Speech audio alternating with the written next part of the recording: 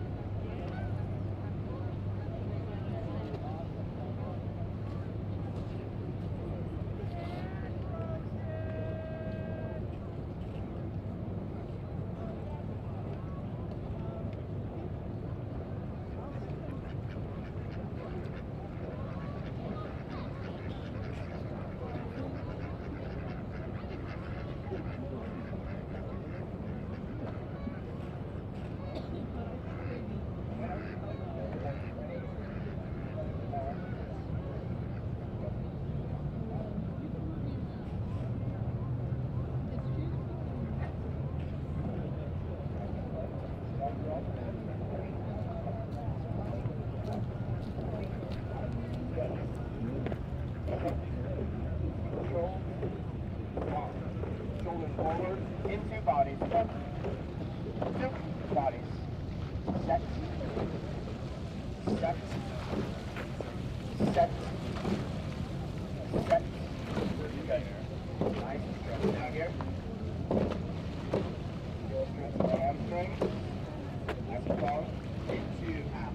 1, 2, out here.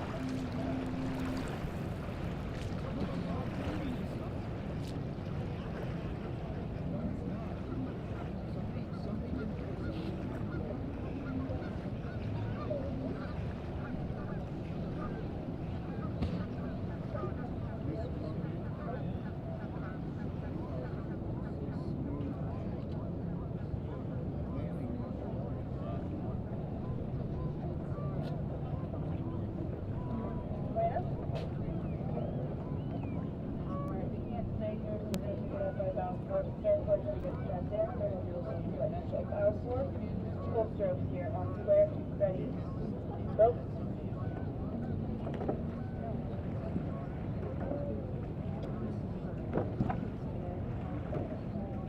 Go starboard to no thrust, please just give me a three. That's 1, 2, even on this one.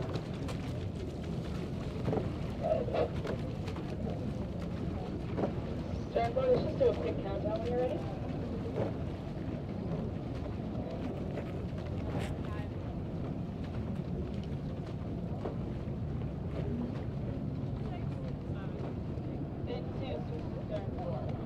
That's 1.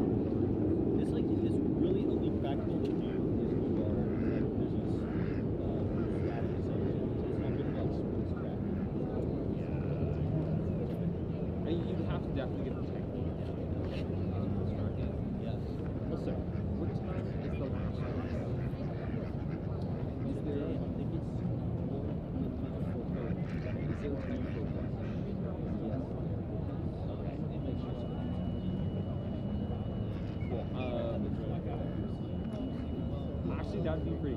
That's so sick.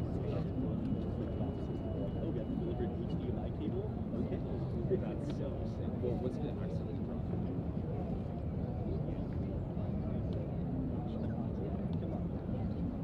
I'm not gonna accidentally drop somewhere.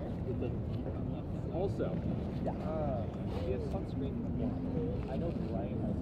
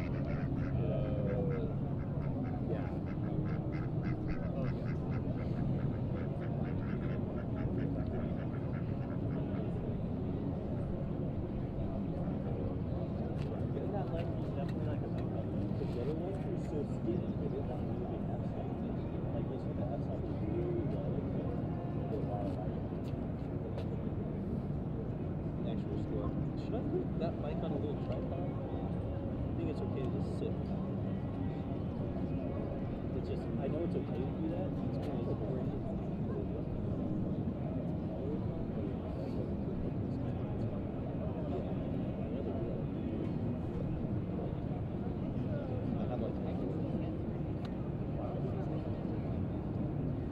Okay, we need to think about what we're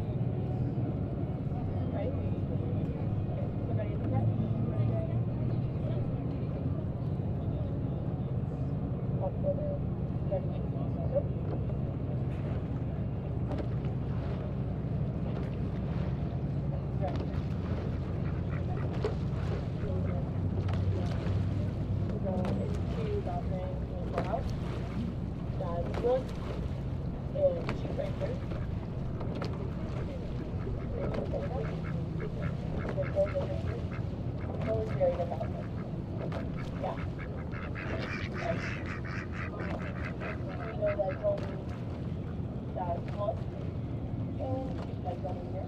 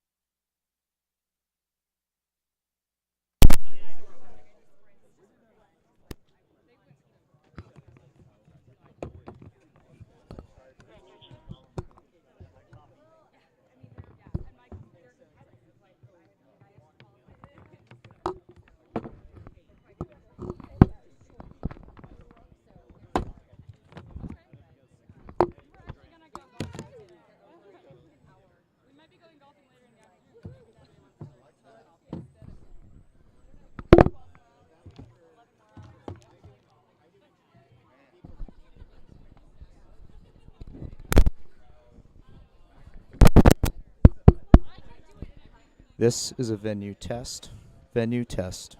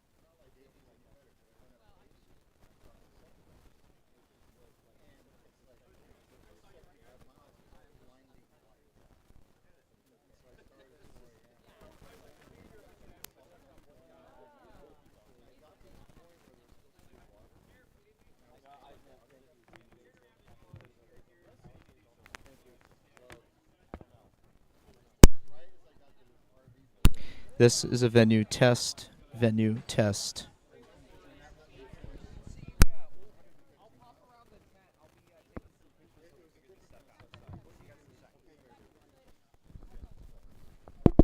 Wants to do a sound check? Oh, you did? If you want to do it again, I'll. Whitney, ladies first. Yeah. Okay. Sound check 1, 2, 3. Check, check. Sound check. 1, 2, 3. Sound check 1, 2, 3.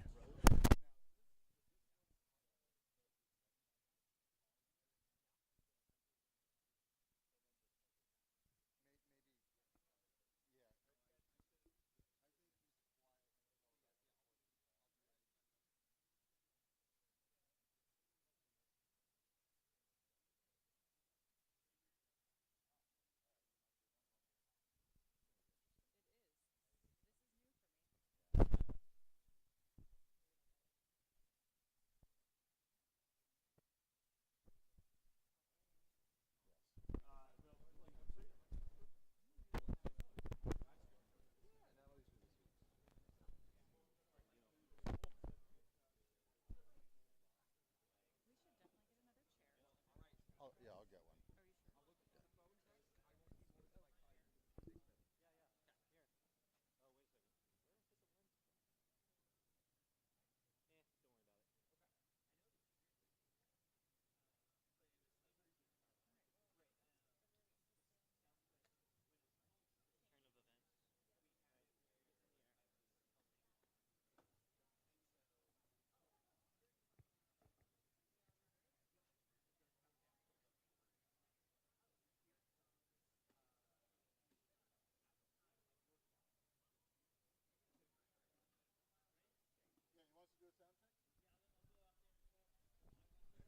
Okay, just say when.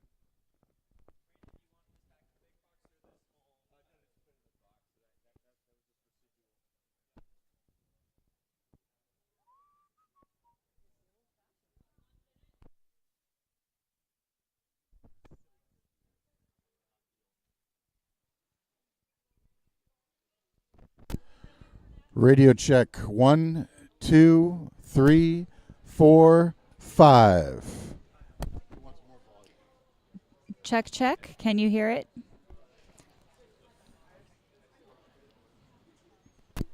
Radio check. How is that? Is that okay? 1, 2, 3, 4, 5.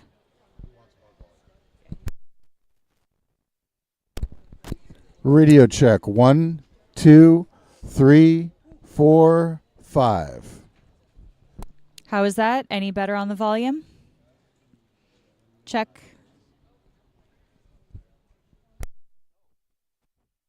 Hold on, Rick. We found the issue. Radio check 1, 2, 3, 4, 5. Down. Check mic number 2. 1, 2, 3.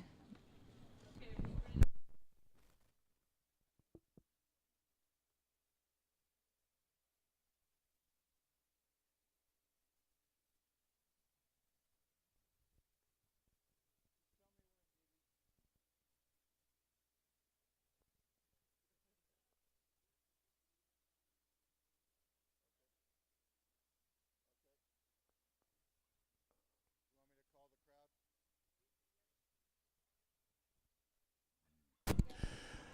Ladies and gentlemen, good morning and welcome. If you would, please rise, and gentlemen, remove your hats for the national anthem beginning today's event.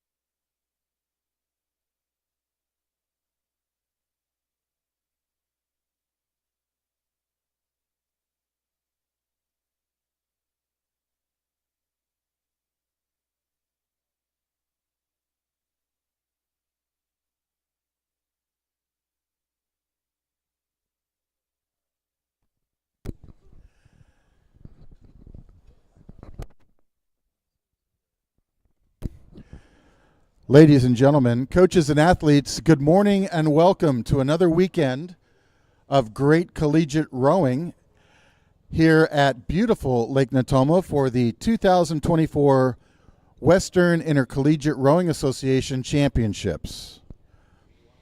Today's event is made possible by many organizations. First and foremost, the Sacramento State Aquatic Center.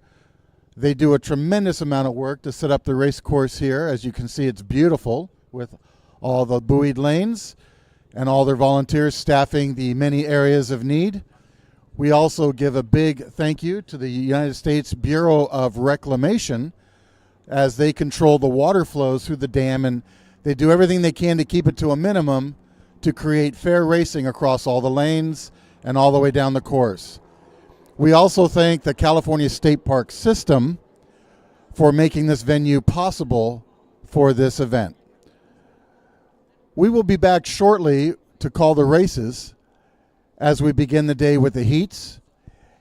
I'm Bob McLean, and I'm here also with Whitney Powell, who will introduce herself here in a second.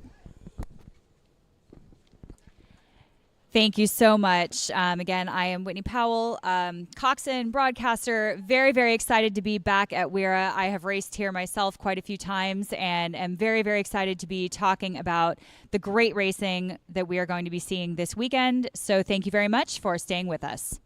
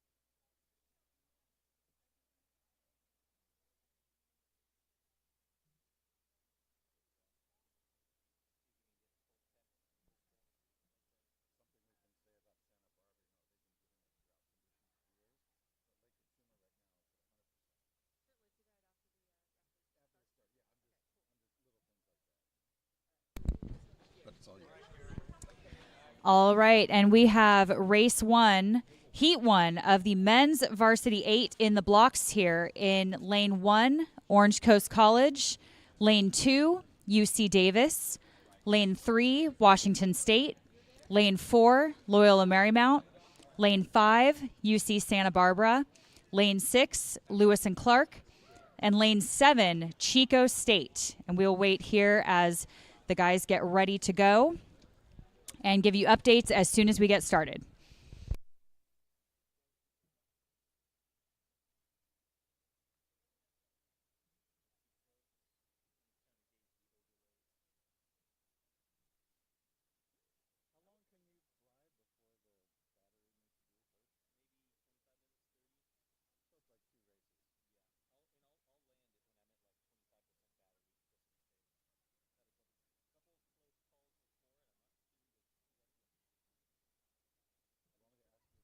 So Whitney, what's going on right now?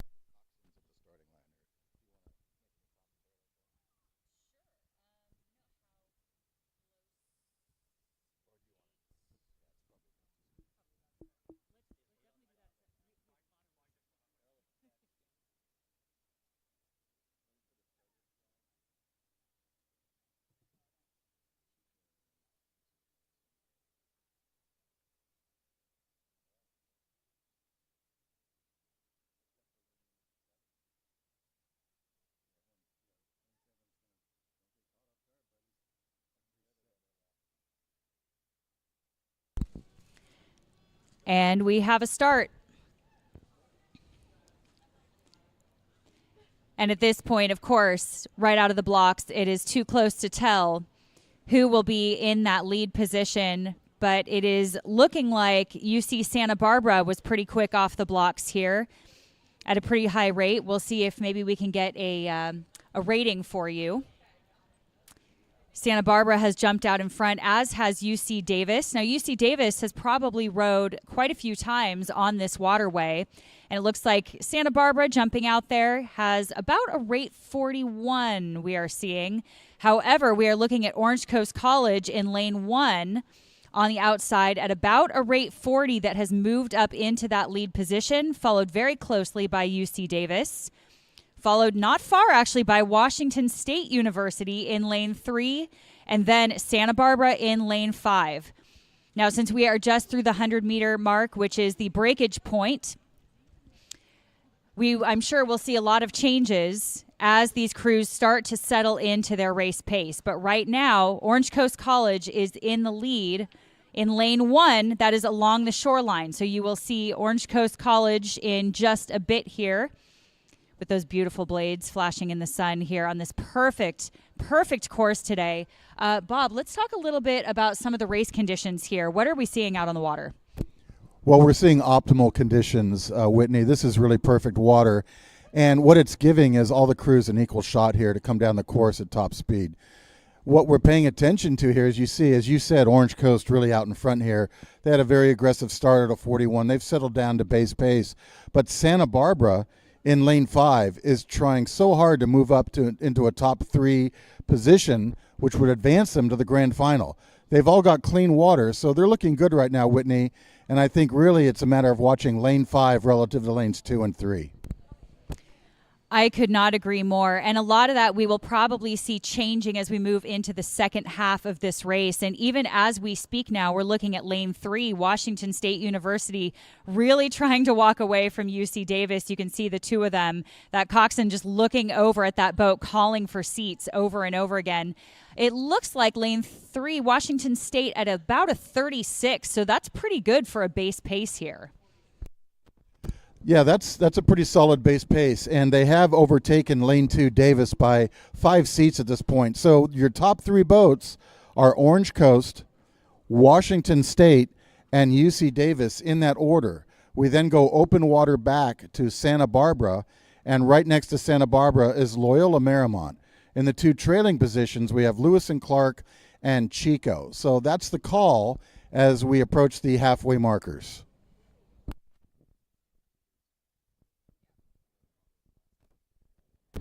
And the top 3 boats now across the halfway markers. Again, 3 boats advancing to the grand final. Orange Coast, Washington State, and Davis are your top three right now. But again, folks, remember, this is just a heat. The goal is to qualify and conserve energy for the grand final. So, Whitney, what would a coxswain be saying to their crew right now, given that? You know, that's a really good point, because you want to be very careful in a heat, because you want to make sure that your crew is qualifying, and it depends on if you're actually fighting for the lane. So sometimes you can actually not, I don't want to say not give 100%, because you always want to give 100%, but you can hold back a little bit sometimes on a sprint here and there if you want to just make sure that your boat is getting into that grand final, so you can actually save your energy for the final. And what about strategy? Do you see any big strategic moves in the heat, or is that mostly saved for the grand final? That's a great question. And a lot of times we will see some strategy. Again, it depends on if you're fighting for a specific lane. If you are merely trying to qualify, you just want to make sure that you are in one of those top three positions. And you really want to make sure that your crew executes a solid race. All right, well, solid racing is coming at you, folks. We're now approaching 1,500. The top three leaders remain the same. It's Orange Coast by open water over lane 3, Washington State. Washington State, side by side, maybe about a 6-seat advantage at this point over UC Davis. So those are your top three boats looking to go on to the grand final with 500 meters left in heat number 1 of the men's varsity eights. Santa Barbara continues in 4th, just ahead of Loyola Marymount, followed by Lewis and Clark, and Chico State.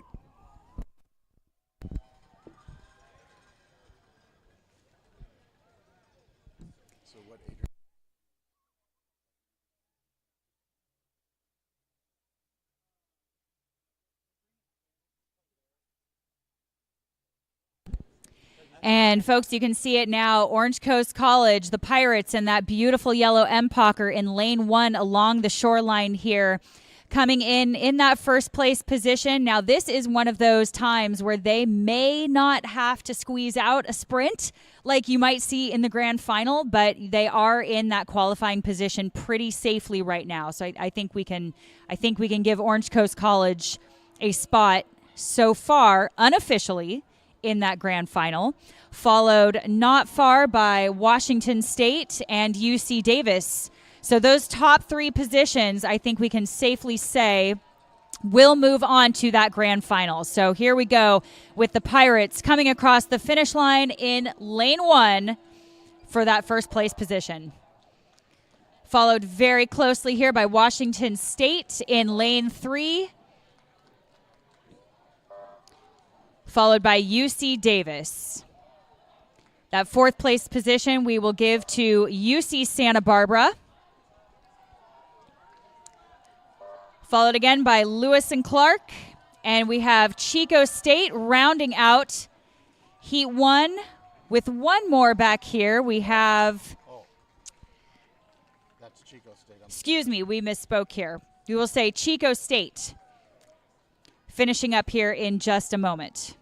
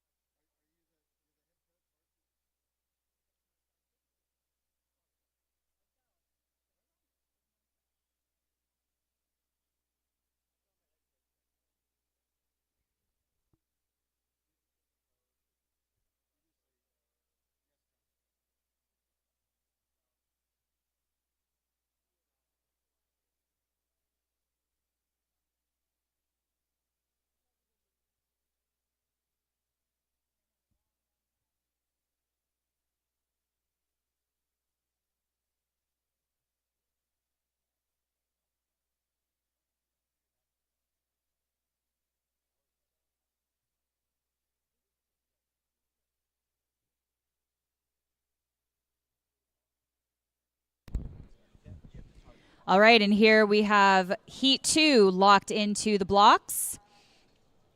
In Lane 1, UCLA. Lane 2, University of San Diego. Lane 3, UC Irvine. Lane 4, USC. Lane 5, Western Washington. Lane 6, Arizona State. And Lane 7, we've had a scratch from Sac State. So you will not see them down in Lane 7. We do have a start here. And as soon as we can see who may have a lead here, we will give you some more information. And it looks like we're getting a little bit of steering correction here in Lane 5 and 6. That is Western Washington and Arizona State. They are kind of trying to find the middle of their lanes again.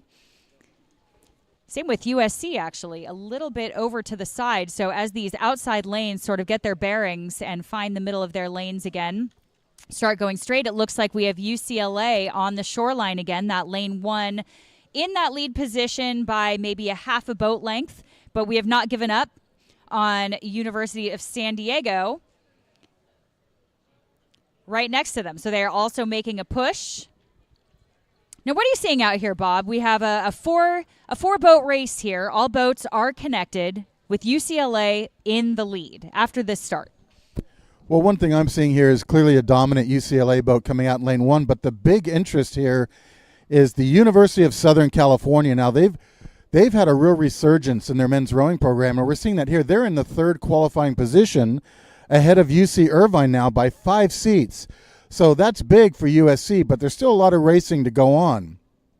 The question is, will the strong start that USC just showed us, can they hold on to that and withstand any challenges from Irvine in Lane 3? So again, the top 3 leaders right now past 500 are UCLA in Lane 1, University of San Diego in Lane 2, and then Lane 4, University of Southern California, with Irvine chasing them. The last 2 positions go back to Western Washington University, up 4 seats over Arizona State.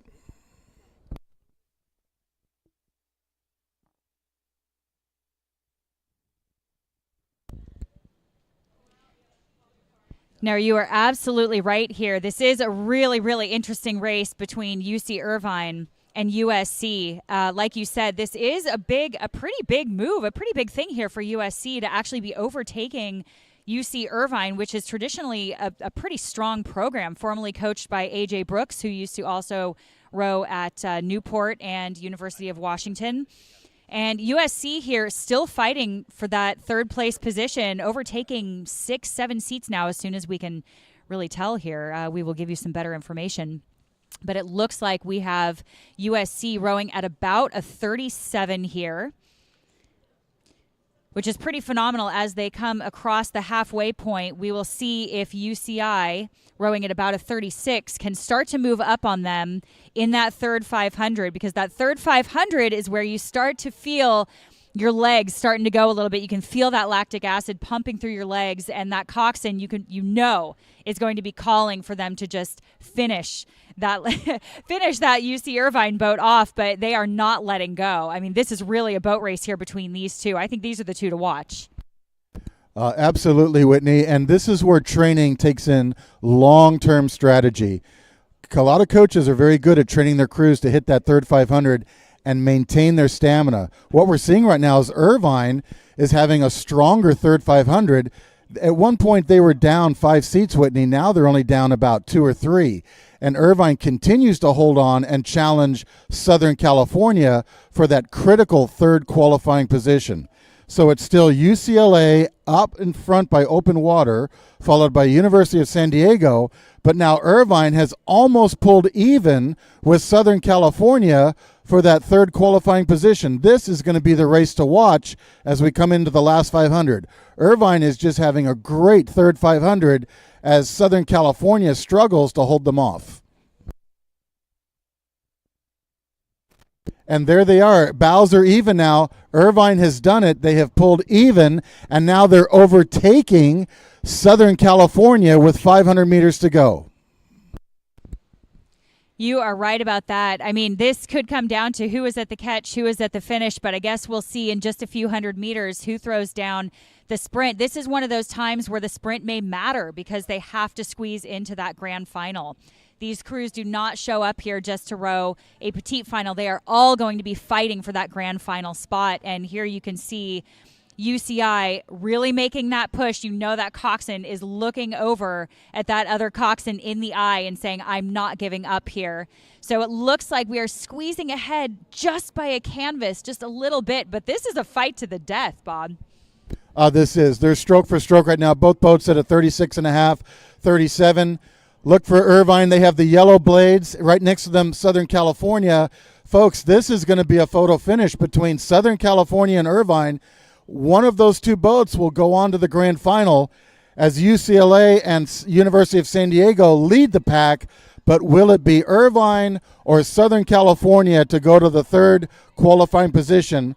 Western Washington and Arizona State continue to trail in the last two positions side by side.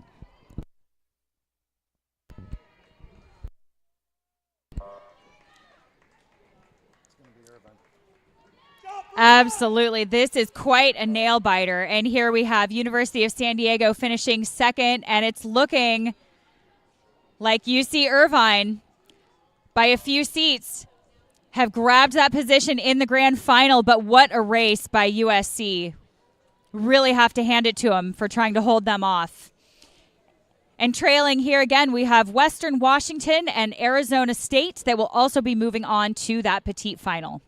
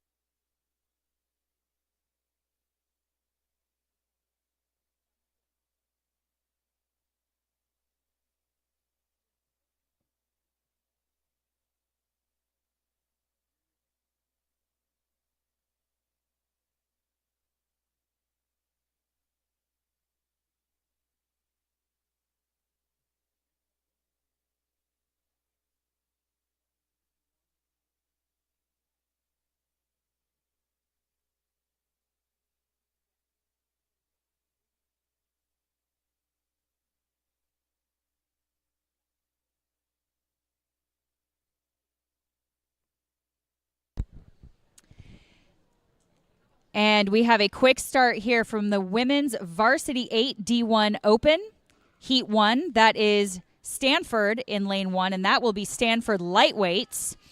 Sac State in lane 2, St. Mary's in lane 3, and Santa Clara in lane 4.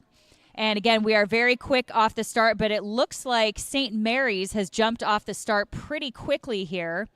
Again, we're just in the first few moments here of the race, so we will see when these crews start to settle down how things churn out a little bit as they start to settle into that race pace. But off the start here, very strong start from St. Mary's, followed very closely by Sac State, followed very closely by Stanford Lightweights. So it is quite a privilege here for Stanford Lightweights, coached by the formidable Lizzie Houston, to actually come out here and race these heavyweights. They've had a very successful season so far, had a wonderful last few races against Wisconsin. They will be racing Princeton coming up here pretty soon in the next week, actually against lightweights, not heavyweights, but they are holding strong against these heavyweight crews. Still looks like St. Mary's in the lead, but not by much because Stanford Lights, those little hummingbirds, are coming up through that first 500. And let's see if we can actually see them. When we get a better shot here, we will try to get a better look, but they are actually moving up ahead now of St. Mary's. These bows are pretty close together. This is going to be a really exciting race here. Stanford Lightweights in lane 1 have actually overtaken St. Mary's and Sac State. Now, what do you think, Bob, about lightweights racing heavyweights? Because look what they are doing now. What are we seeing rate-wise, too? Well, in all my years of coaching, Whitney, I've always loved the lightweights. They're tough, they're scrappy, but most importantly, they have a very high strength-to-weight ratio. They make use of every part of their body to make the boat go fast. They're just super fit athletes. And because of that, you have a lower coefficient of drag because the boat's not sitting so deeply in the water, and so they just take off. And that's what we're seeing. Stanford, the Stanford Lights have always raced like this here, whereas they surprise the heavyweights, and they're doing that right now again. Stroke for stroke, the rates aren't that much different. It's just they know how to get that boat down the course. Now, St. Mary's College, new coaching, doing well there. They're holding their own against Lane 2 Sacramento State. Sac State training right here at Lake Natoma. So these three teams, Stanford Lights, Sac State, and St. Mary's, all in a qualifying position. Santa Clara University on the trailing end, also with new coaching and really trying to rebuild that program. They've had a few struggles, but they're moving in the right direction to build up and recruit more athletes down to Santa Clara. So we're seeing good racing here, but there goes the lightweights from Stanford, Whitney. No surprise. Well, you love to see it. As we come into that 1,000-meter mark, they're actually looking better and better to me. I'm not going to lie. I mean, these blades that are coming in, look at their puddles. They are pushing their puddles past that coxswain, past that stern, and just walking away with it, rowing at about a 37. Followed again closely, very, very closely here by Sac State and St. Mary's, who are still fighting it out. Looks like lane 2, Sac State is at a 36. And slightly overtaking lane 3 now, St. Mary's. But this is going to be a battle for that second place position. But again, all three of these boats right now are in qualifying positions. So again, we don't know what these coxswain strategies are. They may be okay just getting into that qualifying position for the grand final. But I mean, you can see it here. The lightweights are walking off of our screen. Well, they are, Whitney. Stanford lightweight women, always impressive here at this weekend. While this heat comes down the way, and again, top three boats advance, so none of that's really changed. Tell us, Whitney, the differences here between Division I Open and Division II, III, and Club. What are we going to be seeing in some of those differences in the later races? Well, that is a very good question. In the D1 Open 2, as you see, we can have lightweights, we can have heavyweights. So again, this is absolutely open, but D1 schools. When we get into D3 and D2, we just see different schools coming in. So it's a different they are in different categories across the country. But in this open position, this open division, we can have lightweights and heavyweights. And I think a difference in training schedules too. Division 3 is limited by how many weeks they can train. So that's why Division 1 has its own category, because these athletes train very hard, oftentimes 6 days a week, to meet the criteria of their program. So here they come, 500 meters to go. The Division 1 Heat 1 for the women's varsity eights. And again, in the lead, the lightweights from Stanford University, making it look easy, followed by Sacramento State and St. Mary's, with Santa Clara trailing in lane 4.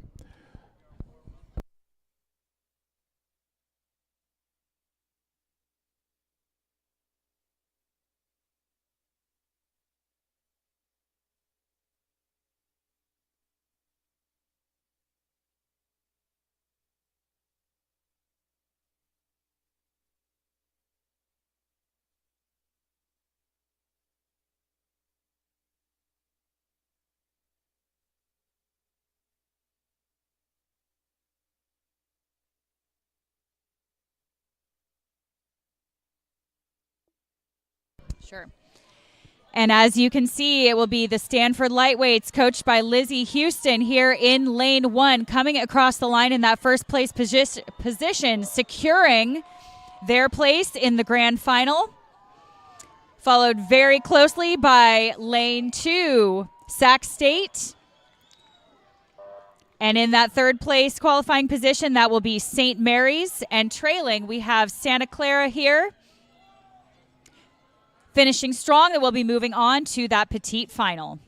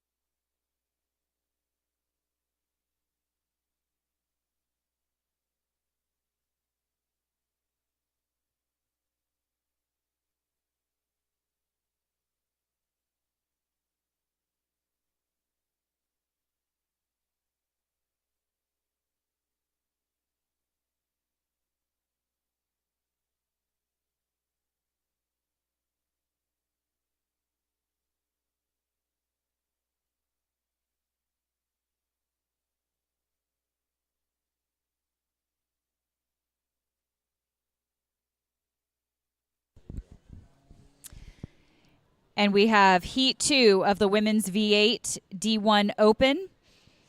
In Lane 1, we have UC San Diego. In Lane 2, University of San Diego. Lane 3, University of Portland. And Lane 4, Seattle University. And they are off to a clean start. It looks like we have bows pretty even here, with Seattle University jumping out a little bit ahead, however, losing a little bit of ground to UC San Diego in Lane 1, followed very closely by University of San Diego, very closely again by University of Portland, and then Seattle University has fallen back just a touch. And again, we may see changes as we start to settle into that base pace for the race. Looks like we have Lane 3, University of Portland, rowing at about a 37, and they look fairly comfortable here. And again, they are in that qualifying position so far, along with University of San Diego and UC San Diego. And we have UC San Diego rowing at about a 38 here, so that's pretty high. We'll see if they settle down a little bit for that base pace, but it looks like they're trying to hang on to that first place position.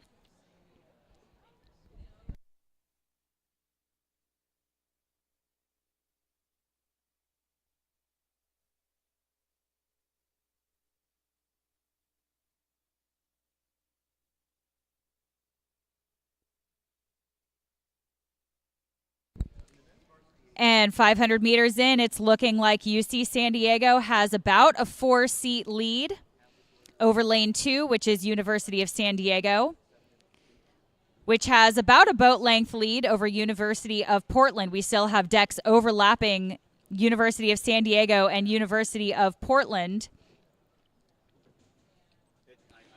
So we do have our top 3 boats in this race here. UC San Diego in Lane 1, followed by Lane 2, University of San Diego, followed by University of Portland at about a 35, again, bow to stern on those 2 lead boats.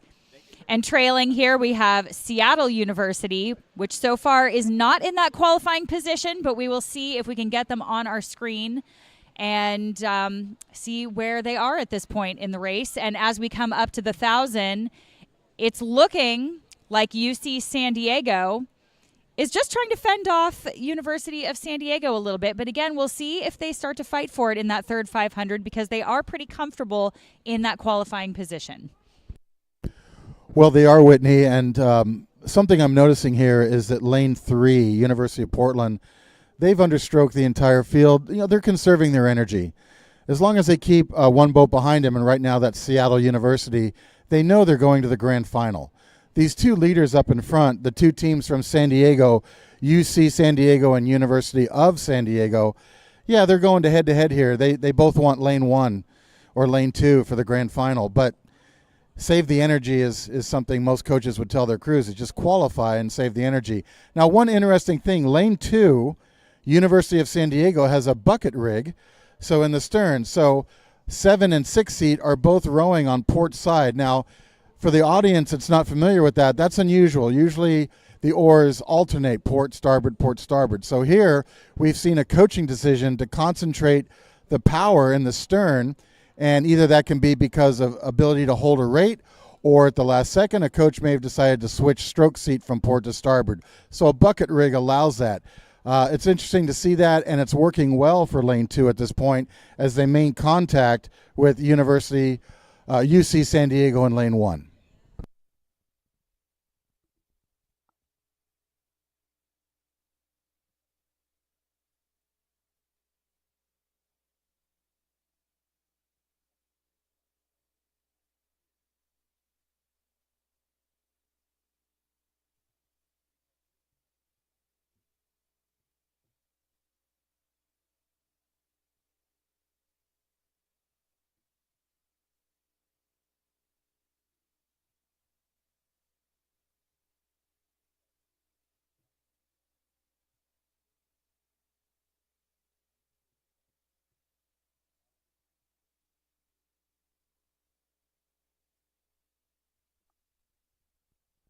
So here we are. We're past the 1,500 meter line, folks, and heat number 2 of the women's varsity 8 D1 open category now coming at you. It's still the same. Lane 1, UC San Diego in the lead. They've really dropped their rate now. They're down to about a 35, 34, a little bit more comfortable as they conserve their energy. Next to them with the bucket rig, University of San Diego, 1 beat higher on the rate. University of San Diego has their bow ball at UCSD's 6th seat. In third place, University of Portland, which, by the way, opened a brand new boathouse just a few years ago. One of the few college campuses in the nation that has their boathouse on campus. Great for the athletes just to walk to the boathouse and do their training. So I know I wish I had had that when I was in college, Whitney.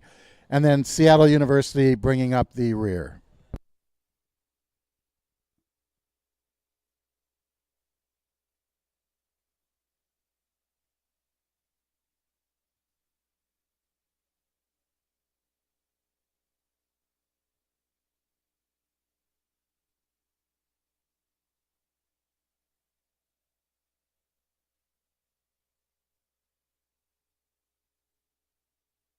Let's get a rig for lane.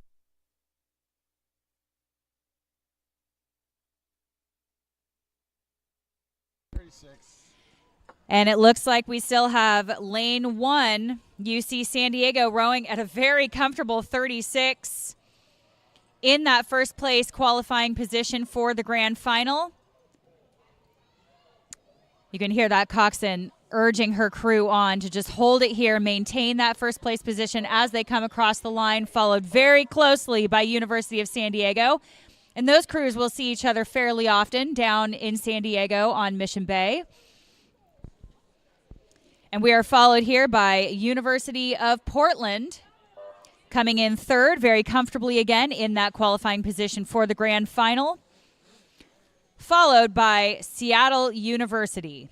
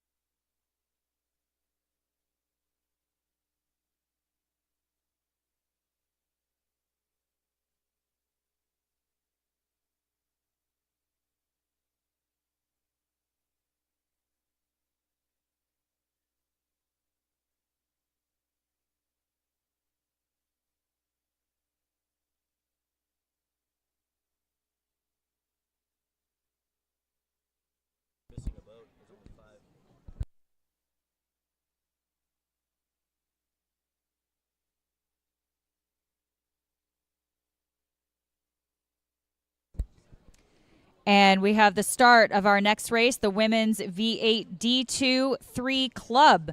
In lane 1, Humboldt. Lane 2, Western Washington.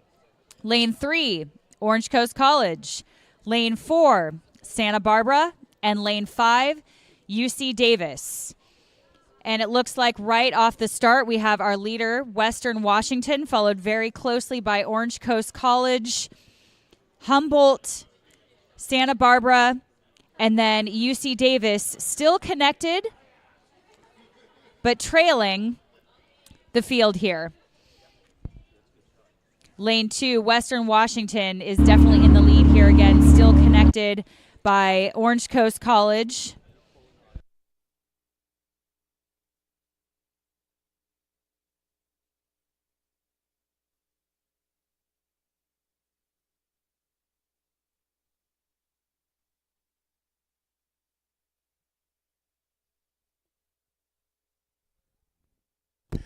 So, Whitney, what we see here, early leader, as you said, Western Washington.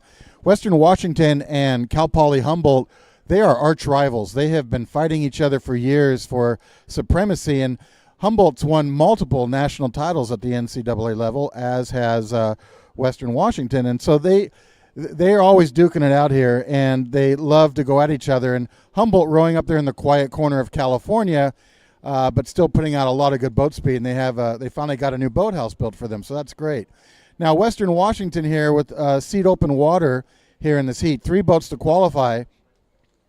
That third qualifying boat right now continues to be Orange Coast, but we're going to keep an eye on Santa Barbara. Santa Barbara had a strong start, but now they're falling back, so we'll see if they come alive in that third 500, Whitney.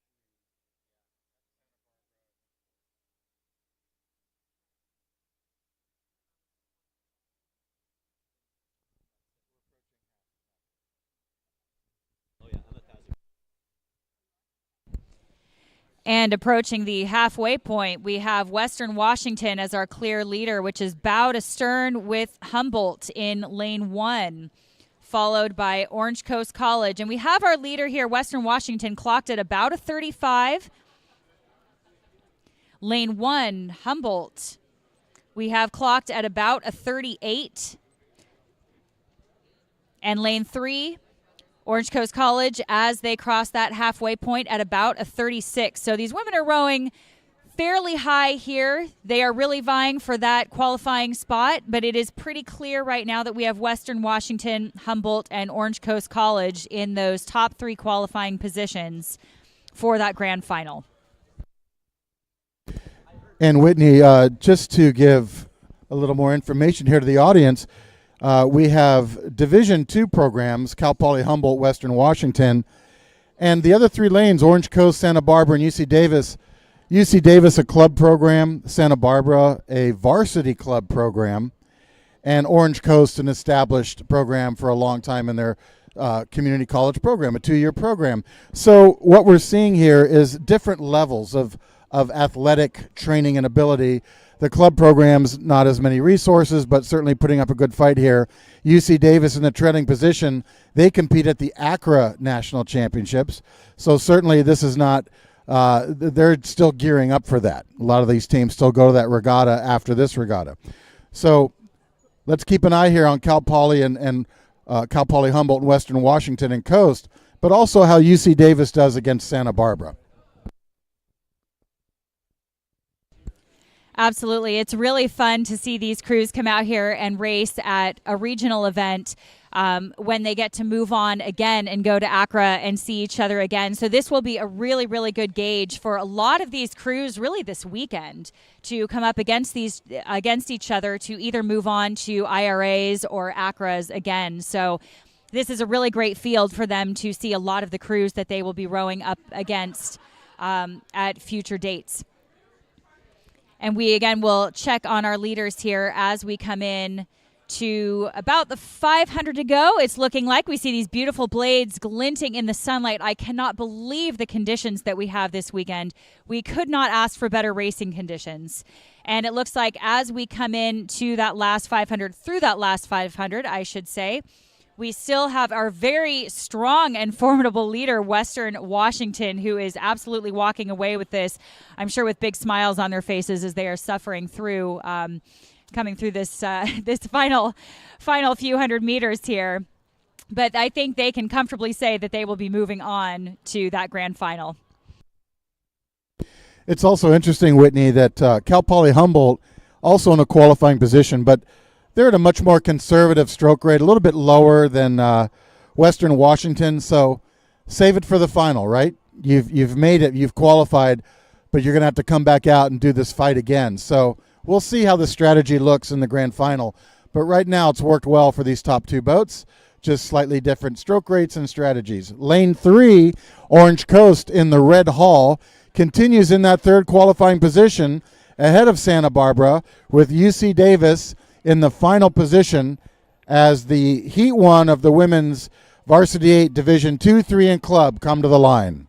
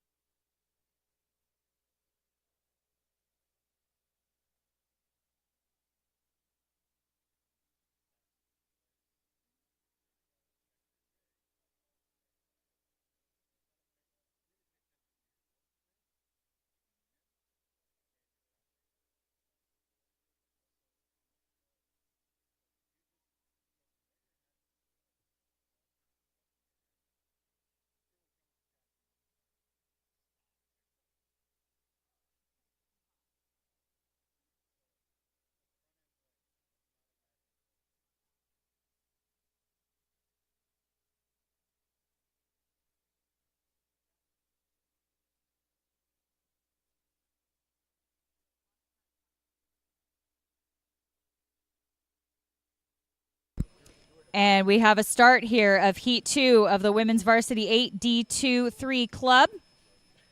In Lane 1, University of Puget Sound. Lane 2, Seattle Pacific University. Lane 3, Lewis and Clark. Lane 4, UC Irvine. Lane 5, Arizona State.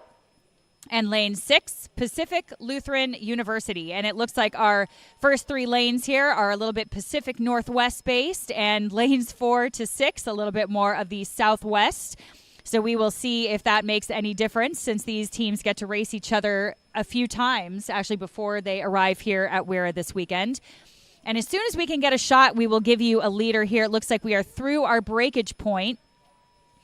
And it looks like our leader might be UCI here in lane 4, but followed very closely and moving up here is Seattle Pacific in lane 2, followed by, I think, Lewis and Clark here. Very hard to tell between lanes 1 and 3. That is Lewis and Clark and Puget Sound on the shoreline here. But we still have UC Irvine and Seattle Pacific University, which absolutely blasted out of the gates and are maintaining that top 1 and 2 position here, followed very closely by Lewis and Clark and Puget Sound. Now, can you tell us a little bit about what breakage means? What is the breakage point once we blast off the starting line here? Well, Whitney, breakage is first 100 meters, and breakage is defined as actual breakage. Something in the boat breaks, oarlock, footboards, or seat, but it has to be actual breakage. So, example, if a rower jumps off their seat off the tracks, that is not breakage. And a good crew learns how to put that seat back on the track quickly if that happens. So breakage means the race is stopped. The referees do an inspection to determine if breakage happened. And if so, they bring the crews back to the start or make a ruling otherwise. So after 100 meters, if all the crews are still rowing, it becomes official and the race is underway. Now, this race is tightening up, folks. We have, as you heard Whitney call, the leader, lane 2, Seattle Pacific, doing a great job here out in front, but it's a 4-boat race for 3 qualifying positions. So in the lead, lane 2, Seattle Pacific. Then lane 4, UC Irvine. Only 2 seats back from Irvine is lane 1, University of Puget Sound. And then that trailing position now by 5 seats, Lewis and Clark. But Lewis and Clark is maintaining speed through the water. It's just a question of strategy. Can they make a move? Can they take a power 10 and jump and grab a few seats back? So this is a 4-boat race for 3 qualifying positions. On the trailing end, Arizona State and Pacific Lutheran are on the back end of this race, not in a qualifying position, but still racing hard and cleanly down the course.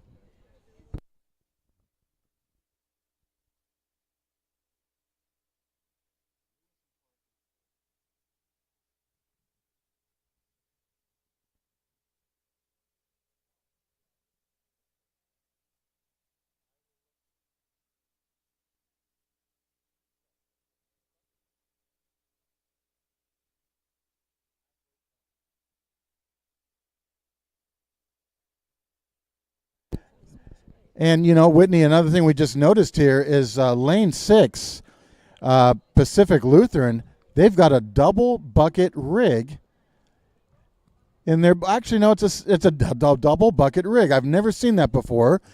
3 lanes, seats 3 and 4, 5 and 6. We have 2 oars on one side, 2 on the other. That's a very, very unusual rig. Interesting to see that here on the course here at Lake Natoma. But I've seen everything, but that's a new one. You know, I can't disagree with you. And as a coxswain, when you're trying to figure out who's on what side, that can get a little bit complicated when you're in the throes of a race. I have to say that is quite an unusual rig. And it looks like we still have lane 2, Seattle Pacific in that lead position, which is looking very strong here. And again, it is still a very strong race here between, what are we seeing here? Lewis and Clark and Puget Sound. No, Irvine and Puget Sound. Excuse me, that will be UC Irvine and Puget Sound here as we get a little bit better view on our screen here. My apologies there to those crews. But this is a very tight race, and all 4 of these crews know that somebody is going to be eliminated from that grand final. So some of these crews are really going to have to fight for that 3rd place position. But this is quite a close race. And you can tell here as they come into about 500 to go, we're almost there, kind of squeezing into that 500 to go, that these coxswains are going to have to make some decisions. Well, yes, and if you're the trailing boat, Whitney, as you know, having been a coxswain yourself, 500 meters to go is do or die. If you're not in a qualifying position, you've got to go. You can't save anything for the grand final because otherwise you'll end up in the petite final. So here we see that here. Now, right now, the leader, Seattle Pacific in lane 2, they have a comfortable margin. No need for them really to sprint hard. Whether or not they do so, that's the coxswain's choice. But then on the outside, Irvine doing a good job holding off University of Puget Sound in lane 1. It's Lewis and Clark that's trailing. They had been more closely associated with these other boats early in the race, but the third 500, it looks like they just couldn't hold on to the speed, and now Lewis and Clark in 4th place.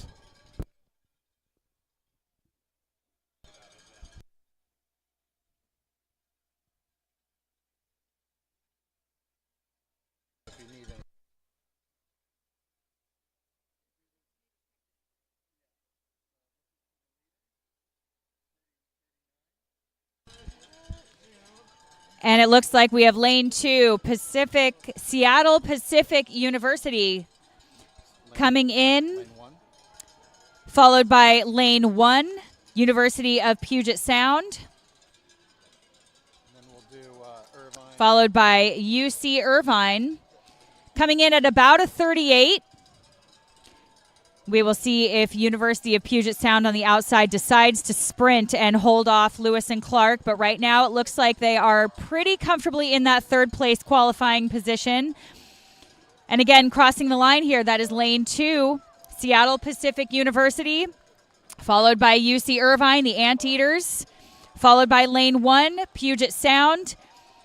Lewis and Clark in that 4th place position, so they will be the first one going to that petite final there. And we are followed here by Arizona State and Pacific Lutheran also moving on to that petite final. And Whitney, a big shout out to Arizona State here. Their program continues to grow. Great to see them out here in 8. I remember when they first started, they were racing in 4s. So really great to see Arizona State here with more athletes coming out of that beautiful state that barely has any water. That's true. They get to row out there on Tempe Town Lake out in beautiful Tempe, Arizona. So it's very nice, I'm sure, for them to come out here before those blistering summers begin.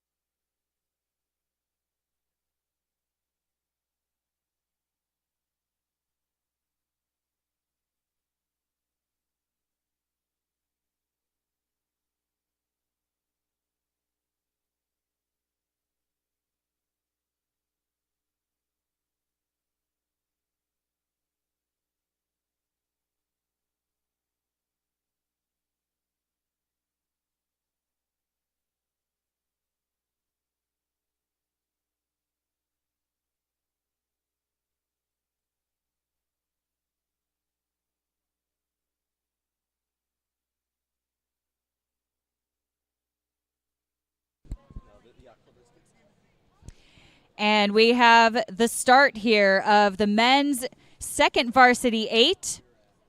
And this will be a race for lanes here. In lane 1, we have UCLA. Lane 2, Orange Coast College. Lane 3, University of San Diego. Lane 4, UC Santa Barbara. Lane 5, UC Davis. Lane 6, Washington State University. And lane 7, UC Irvine. So a lot of these schools down here in California that get to race each other quite a few times, going up against the very formidable Washington State University, who I had the pleasure of speaking with this morning as they were grabbing some coffee getting ready for this race. And they are very, very excited to be here and say that they row on the most beautiful water on the planet, self-proclaimed, but the beautiful Snake River up in Washington. But they are very excited to be racing down here in Natoma against so many of these formidable California schools.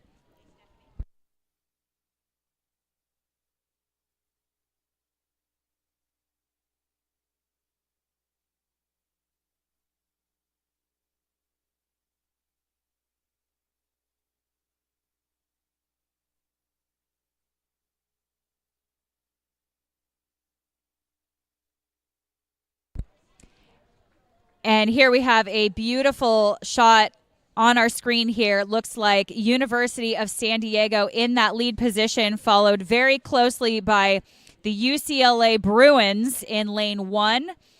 Not far behind are the Pirates of Orange Coast College in lane 2. And if we move all the way on the outside, it looks like UC Irvine and Washington State University are bow ball to bow ball there. And we would be remiss also not to write off UC Santa Barbara, who is hanging on here. So it looks like we have a 2-boat race, University of San Diego and the Bruins of UCLA. That is lanes 1 and 3. And they are our current leaders. Almost bow ball to bow ball. I have to say a very slight edge to UCLA. As they start to walk away with seats, you better believe that this coxswain is going to be fighting for those lanes. The Bruins here on the shore side, they know they have a great lane, and they are going to try to defend it here.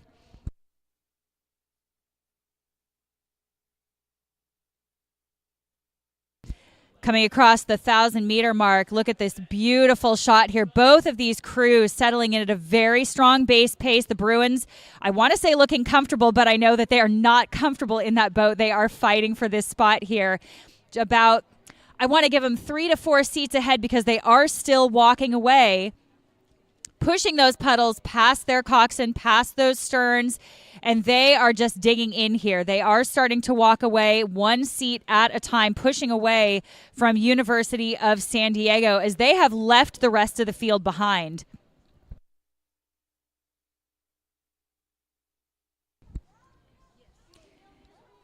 We are followed here by lane 2. Orange Coast College still in that qualifying position. They are in the 3rd place position here. Followed by UC Santa Barbara and Washington State University, and they are bow ball to bow ball, so they have their own race going on. That is lanes 4 and 6. Santa Barbara trying to walk away from Washington. Again, those coxswains I can see eyeing each other from across the lane with UC Davis in the middle, trying to squeeze in between them and keep them on their toes. But it looks like UC Santa Barbara still overlapping decks here with Orange Coast College, who is in that 3rd place position. And Western Washington on the outside in that sneaky position in lane 6, trying to make a move to overtake Santa Barbara here. And so far, it is working. It looks like they have actually brought their rate up just a little bit. This coxswain has decided to make a move because it is now or never as they come into that last 500 meters.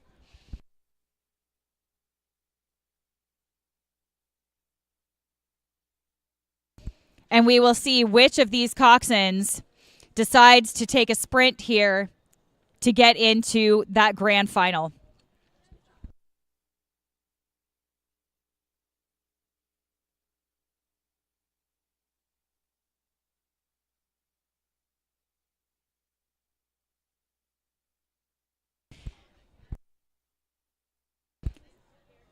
And you see it here, folks, with your own eyes. Lane 1, UCLA Bruins being challenged here by University of San Diego in that second place position by 3 seats at most.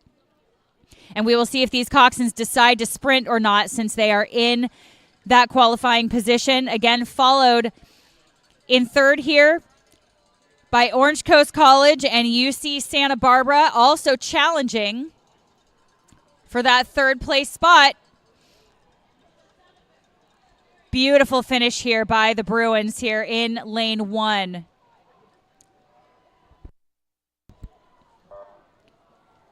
Followed very closely by University of San Diego. Those 2 beautiful MPOCers in positions 1 and 2, followed by another MPOCer here.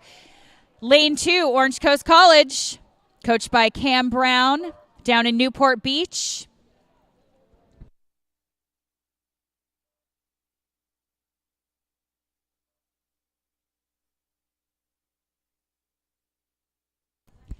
And rounding out our field here will be UC Davis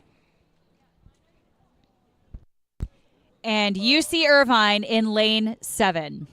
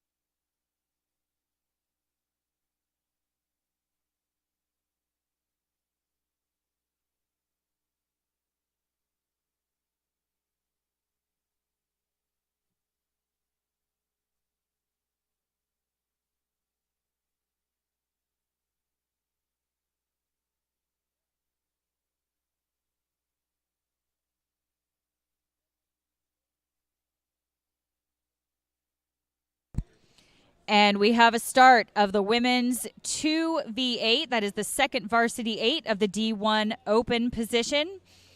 In lane 1, UC San Diego. Lane 2, University of San Diego. Lane 3, Sac State. Lane 4, St. Mary's. Lane 5, University of Portland.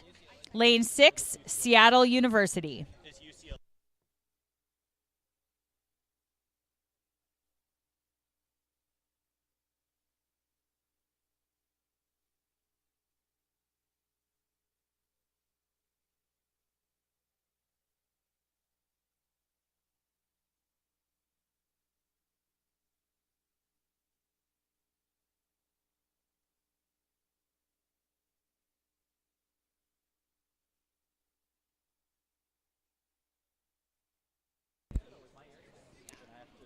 And we are long past the breakage point here, and we have quite a race here in lane 1. It is UC San Diego, followed by Sac State, but only by a bow ball, followed by University of San Diego and St. Mary's.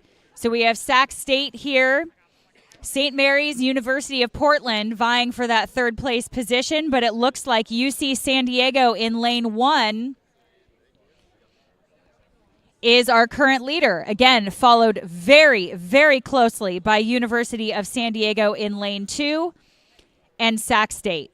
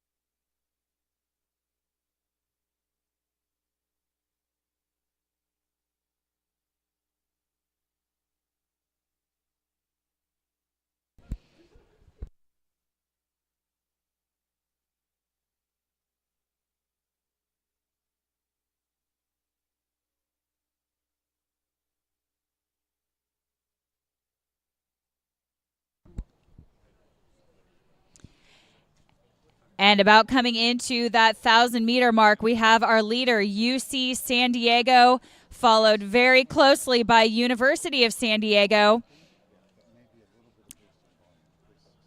And in lane 1 here, with UC San Diego, we see some really nice rowing. These girls are maintaining a very, very long, nice stroke here. They get a lot of water time with their blades. Their coxswain is steering straight down the course, and they have come up with a very, very comfortable position here coming through the 1,000 in that first place position. So if they can maintain this level of rowing through the rest of the race and hold off lane 2, which is University of San Diego, their big rivals down there in Mission Bay, they will be in pretty good shape coming across the line here. But we do have University of San Diego that is trying to hang on to them and at least not let them walk away with it, because they are still in that qualifying position in lane 2. So these two crews, if they can maintain their positions where they are, which is open water away from that third place position, lane 3, Sac State, then they will be in good shape to move forward. And again, that will be coxswain's discretion whether they decide to sprint or just maintain this base pace to cross the line and qualify. But we do have Sac State in that third place position in lane 3, followed by what looks like University of Portland in lane 5. So it's nice to see some Pacific Northwest coming up in that position here. Really challenging Sac State on their home course, followed very closely by St. Mary's. St. Mary's is squeezed in between Sac State and University of Portland and not letting them go that easily. So it looks like University of Portland and Sac State have not been able to shake St. Mary's yet. And we are trailing here by Seattle University out in lane 6.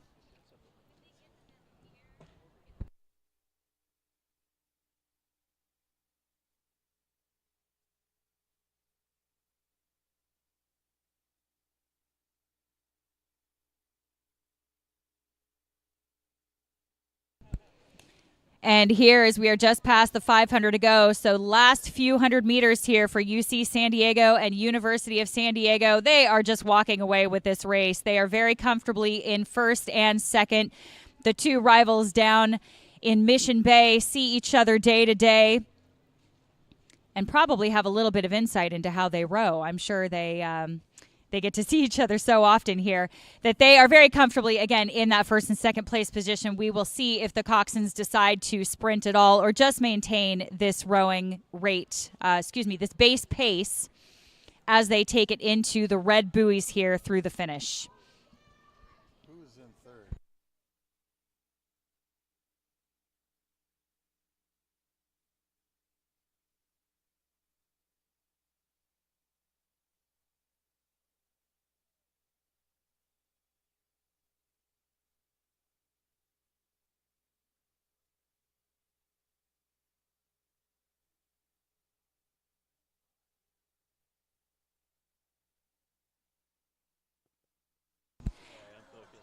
Now here we have UC San Diego and University of San Diego, the two Southern California schools coming across the line in first and second, and it looks like they are going to go for it. These coxswains are asking for sprints. Now it is a battle for pride.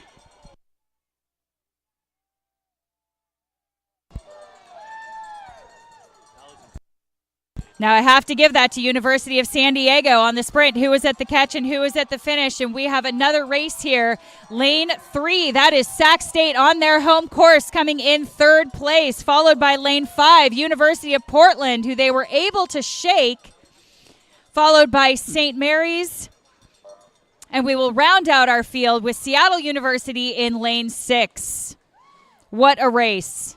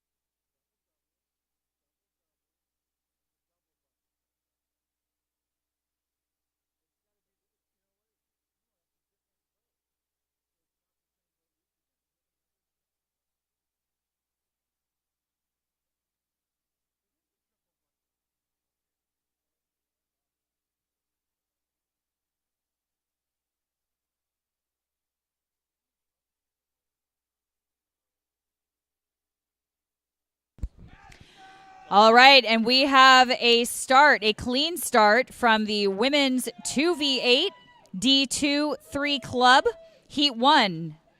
In lane 1, we have Western Washington. Lane 2, UC Irvine. Lane 3, Lewis and Clark. And lane 4, Pacific Lutheran. And I want to talk about what we're seeing here in lane 4, Pacific Lutheran. What are we seeing here with this very unusual setup? Well, Whitney, I thought we saw it earlier with a double bucket rig, but now we see a triple bucket rig. So lane 4, Pacific Lutheran, 7 and 6 seater on port side, 4 and 5 are on starboard, and 2 and 3 are on port. A triple bucket rig. That's almost what Stanford University did years ago with their heavyweight men when they had the battleship rig where every 2 seats were a bucket.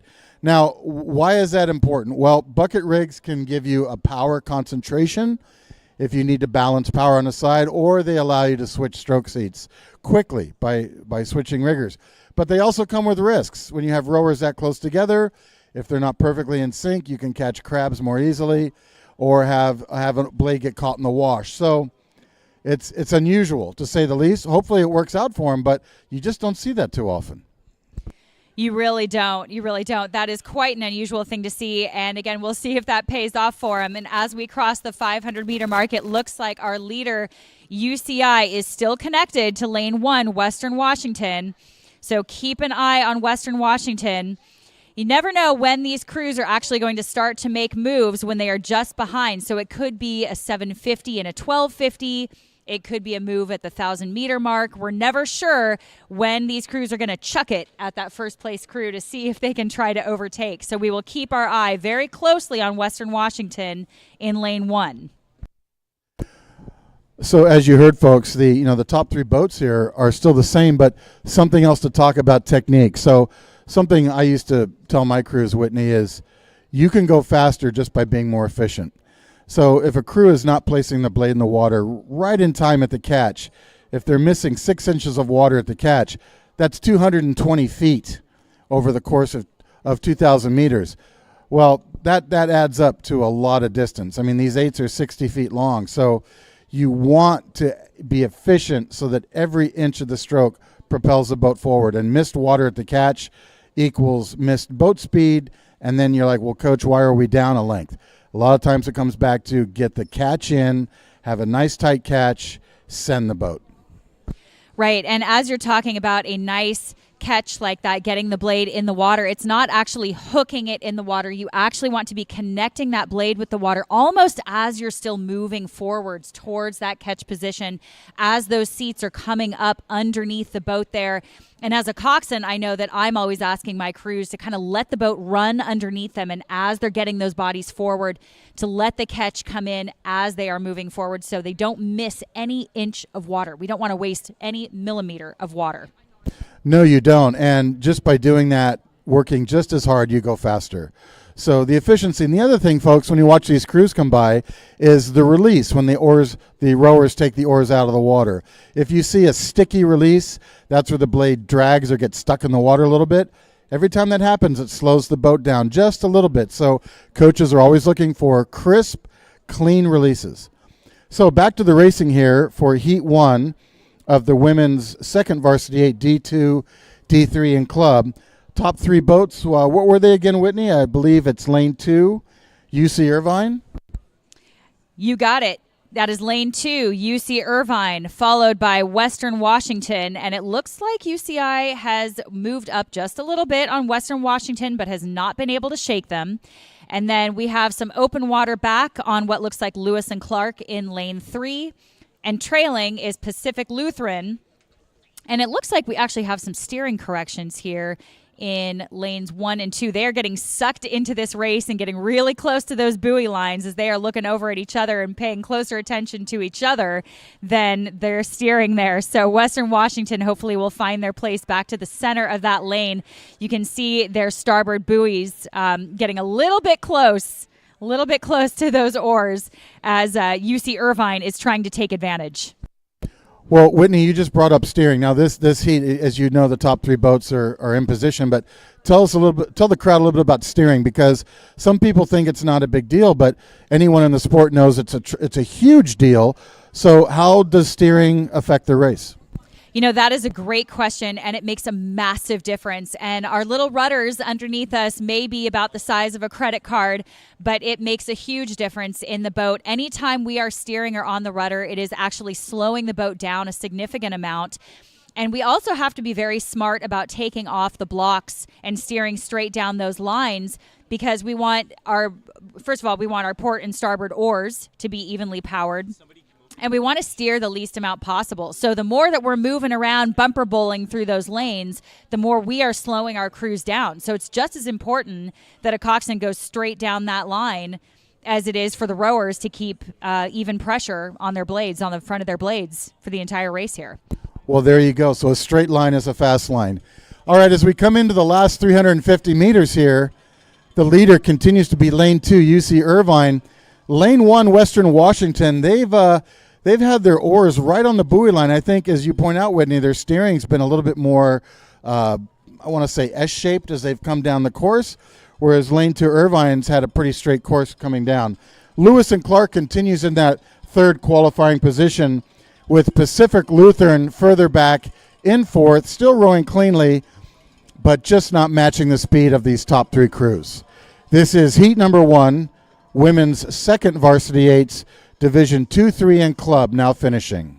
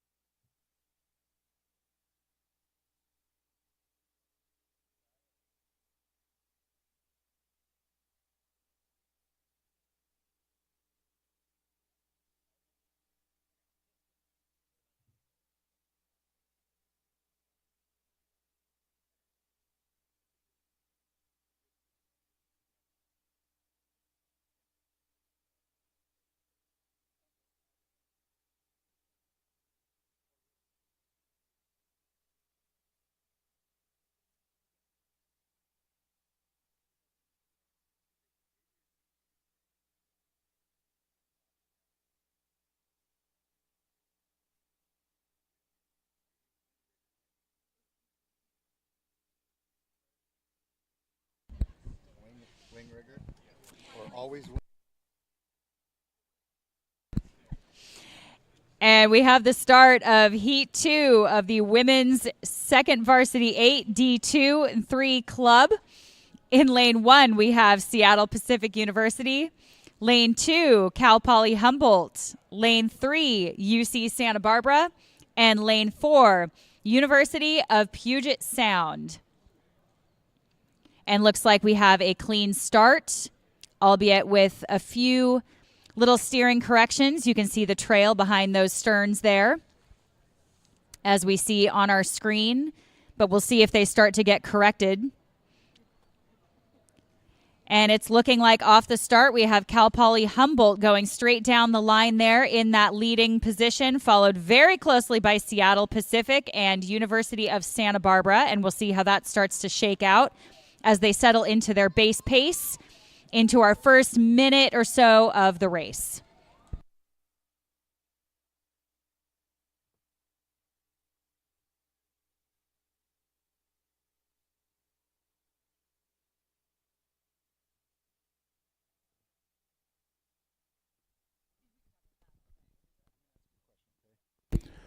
And ladies and gentlemen, as you heard, heat number 2 of the women's second varsity eights, D2, D3, and club coming down the course. Whitney, tell us a little something. Women's second varsity eight, for those who are new to the sport, what does that mean, second varsity eight? Yeah, that's a great question. A second varsity eight is literally the second eight. And oftentimes that will mean that a club is a little bit deeper, so they have at least 16 athletes there. They can field a first eight because you must field a first eight before you can field a second eight. So you must have at least 8 athletes to put a first eight out there. So these teams that have a second varsity eight means that their team is deep enough or large enough to field a second eight, which we always love to see because that usually means growth for the sport. That means more athletes out on the water. That means more boat lineups of all different classes. So you could have fours, pairs, doubles, whatever they get to put out there. So it's really, really great to see second. And then once you get into the bigger programs, even third varsity eights, fourth varsity eights. But for now, we are looking at the second varsity eights. And folks, with this 4-boat race, 3 boats go on to qualify. The real race right now is between lanes 2 and 1. So Cal Poly Humboldt with a slight advantage, 1-seat advantage over Seattle Pacific University in lane 1. But both these boats are in a qualifying position to go on to the grand final. In third place, it continues to be UC Santa Barbara. Now that is a varsity club program rowing down on Lake Natoma, which happens to be at 100% capacity. Now, that's great for Santa Barbara because they've been dealing with drought conditions for years, but now they have a full lake to train on, and here they are in the third qualifying position. As we approach we're past the halfway markers now, and as we come up into the second half of the race, Whitney, we always watch to see how the crews do in the third 500. Now, for those of you wondering, why the third 500? Well, like they say in rowing, anyone can be fast for the first 1,000. But that third 500, that's the gut check. That's where do you have the physiology, the aerobic base to keep going and maintain your pace. So can you pace the race? Can you hold the base as you come into that third 500? And that's really where, as another commentator I know, Adrian McConnell, she'll say, that's where things really shake out. Absolutely. Another thing that makes the third 500 kind of special is a lot of times you will see counter moves from crews trying to make a move at the 1,000-meter mark. So you see a lot of crews will either try to do a move at the 750 and the 1250, or they'll make a move at the 1,000-meter mark, and you'll see the other crews counter again at about the 1250, maybe 300 meters after that. So you see a little bit more dueling, a little bit more back and forth, a little bit more chucking moves at each other, and you see a little bit more action while these athletes are also being tested physiologically. So it is a very strategic as well as a very physically challenging portion of the race. And even here now, it looks like we are seeing Western Washington in lane 1 still with that lead, followed very closely by UC Irvine.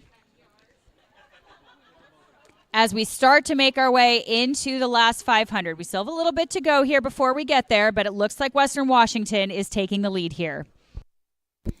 Now, another thing, Whitney, I'll share this with the crowd, especially for all the moms and dads that are new to rowing. You'll see two crews coming by, and they're both moving through the water at the same speed. So you might be wondering, well, if they're both rowing at the same speed, what happened? Well, it's all strategy, as you had. Somebody made a move at a certain point, and once they got up, they went back to base pace to hold on to that advantage and conserve energy. So it shows that all these crews are pretty equally fast. The question is, what strategy are they using, when do they make their move, and how well do they respond to the other team's move. It's a lot like horse racing on a track. So the question is the coxswain making the right call at the right time? And that's where the crew totally trusts the coxswain to keep them informed of what's going on, so when the coxswain asks for a move, the crew responds. You could not be more right. And you hope that crew trusts that coxswain, because that trust is earned over a long period of time. And as you said before, it is all about strategy. And we know as coxswains that we only have a finite amount of times that we can ask for those moves throughout a race. And you have to use them very, very carefully.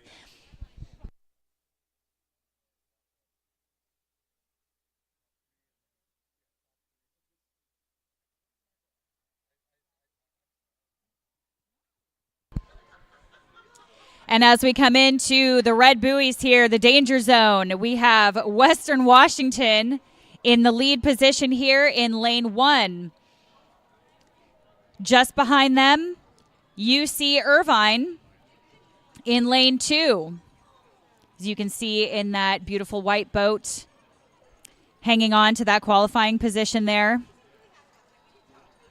It looks like lane 3, Lewis and Clark in that third place position. And coming into those red buoys now is Pacific Lutheran in that trailing position, that fourth place position out in lane 4. So well done here to Western Washington.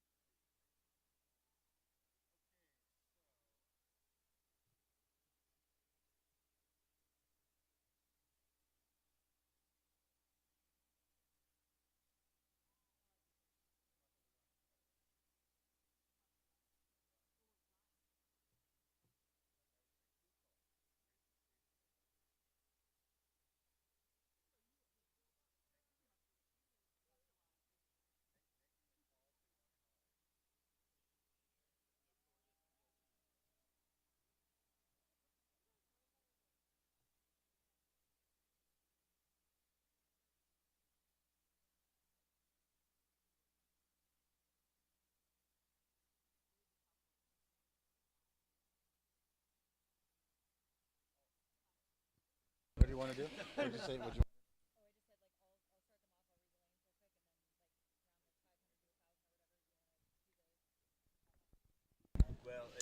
And we have the start of Heat 1 of the men's Novice 8 in Lane 1, Orange Coast College. Lane 2, UC Davis. Lane 3, UC Santa Barbara. And Lane 4, Cal Poly San Luis Obispo.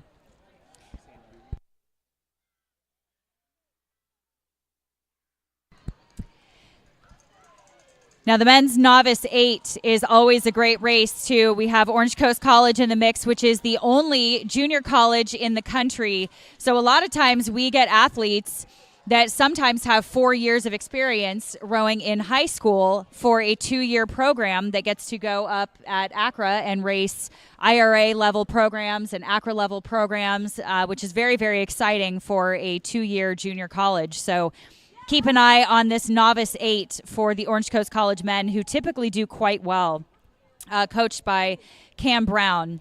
Down in Newport. Also coached by Steve Morris. We would be remiss not to give Steve some credit there for the novices. We have our leader here. It looks like Cal Poly here on the outside in lane 4, with Orange Coast College sneaking up here with 500 meters in on that shore side lane. So we have the Pirates of Orange Coast College in that first place position, followed by Cal Poly. Actually, as we speak here, UC Davis overtaking. So excuse me, I am mistaken here. That is lane 2, UC Davis, following Orange Coast College. And with a little bit of steering correction here, we will see if it is UC Santa Barbara or Cal Poly. But they are going to shake that out for a minute. But right now, it is Orange Coast College in the lead on the shore side. Now, Whitney, this is a big deal. So, folks, this is the first time since 1996 that Cal Poly San Luis Obispo has had a rowing team. So here they are. They're back. They're back racing. And they are in a position here to move on to the grand final. And that is huge. They're racing very established programs, but it is fantastic to see them fielding a men's Novice 8 here at Lake Natoma. Now, they train, we've just been told they train at Santa Margarita Lake down near their campus. And right now, Cal Poly is bow ball to bow ball with Santa Barbara. So an arch rival for them just down the coast. It is too close to call for that third qualifying position, Whitney, between Santa Barbara and the brand new team, Cal Poly San Luis Obispo. So great race. We got to pay attention to that here as Orange Coast, as expected, is out in the lead. They're a very established program. UC Davis, my alma mater, right behind them, and then back to Santa Barbara and Cal Poly. But what a great race. 3 boats to go on to the grand final. We're at the halfway markers, and let's keep an eye on Cal Poly.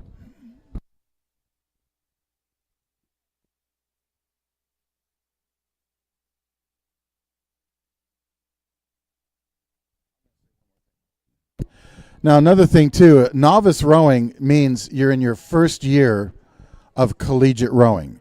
So sometimes that can mean you walked on as an athlete and you've never rowed before. Other times it can mean you rowed in high school, but this is your first year of collegiate rowing. And that differs from a freshman boat, which is all freshmen. But novices can have freshmen, sophomores, juniors, or seniors in the boat. So different category, but still great rowing.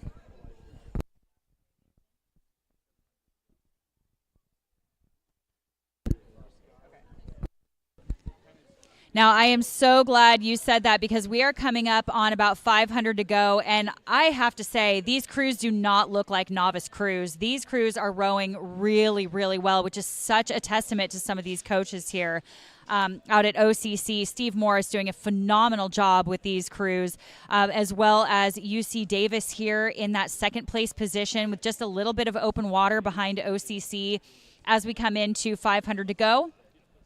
It looks like we have Cal Poly rowing at about a 34, and they are still hanging on at a 34. That is phenomenal rowing here in their Novice 8. I mean, they should be so proud of themselves being in the mix here. We have Santa Barbara rowing at a 37, so Santa Barbara trying to shake Cal Poly, but they have not been able to let them go in this last 500. And here we are still seeing Orange Coast College along the shoreline here in first place, those pirate blades glinting in the sun. UC Davis, those Aggies, coming up in lane 2 from just down the street, followed by Santa Barbara and Cal Poly. Well, Cal Poly, as you said, Whitney, here, they're putting on really a fantastic fight, rowing at a 35 compared to Santa Barbara's 37, and that's going to give Santa Barbara the slight advantage here. But Cal Poly, they've been hanging tough all the way down this course. They are right there, still in contact with Santa Barbara. And it's going to come down to the sprint, Whitney. Will Cal Poly in lane 4, and again, folks, first time they've been here since 96, will Cal Poly be able to hang with Santa Barbara as they come to the line. So Cal Poly all the way across the lanes in lane 4. Santa Barbara in the yellow jerseys.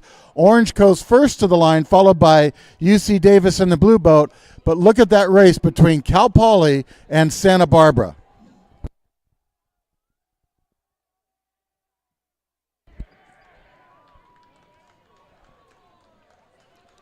And we will give a little go coast to Orange Coast College here, crossing the line in first along the shoreline here, followed very closely by UC Davis in the beautiful blue boat here,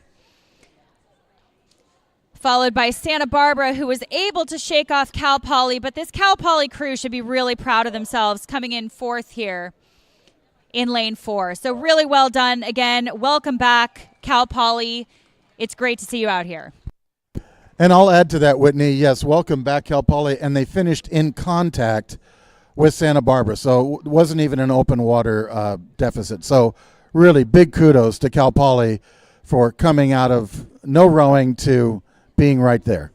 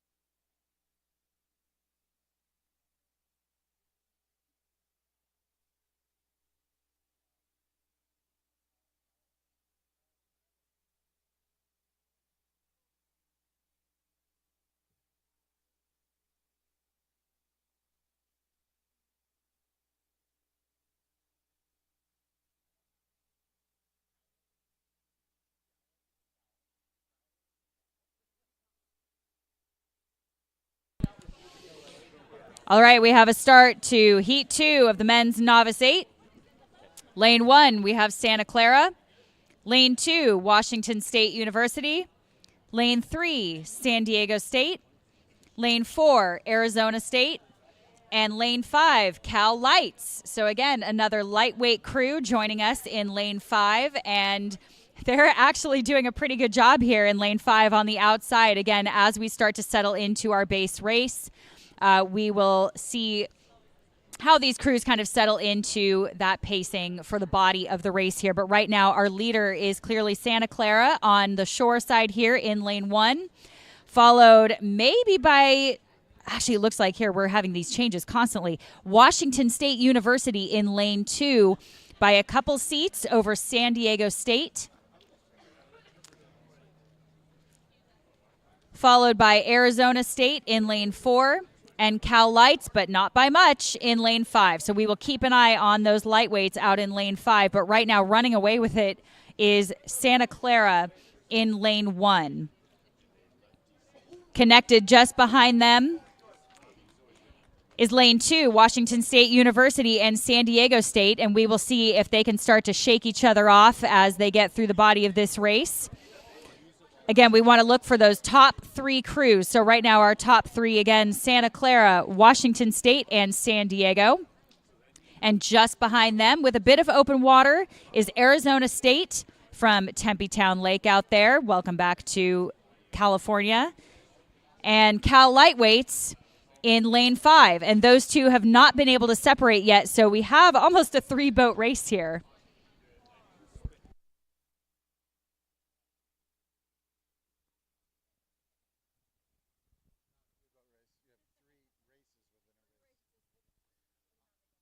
Chime in on something. Well, and something else we're seeing here, Whitney, in this Heat 2 of the Men's Novice 8, Santa Clara University, that's a varsity program. So their men's rowing program is fully funded, and you're seeing the results here. They have an open water advantage. The remaining programs, Washington State, San Diego State, Arizona State, and Cal Lightweights, those are all club programs. So Washington State, a strong club program, as is San Diego State, and Arizona State and Cal Lights a little bit smaller, not as many resources as someone like Santa Clara. So Santa Clara doing a good job here, but they have that great support on campus to really get the program up and going, and we're seeing the results on the water.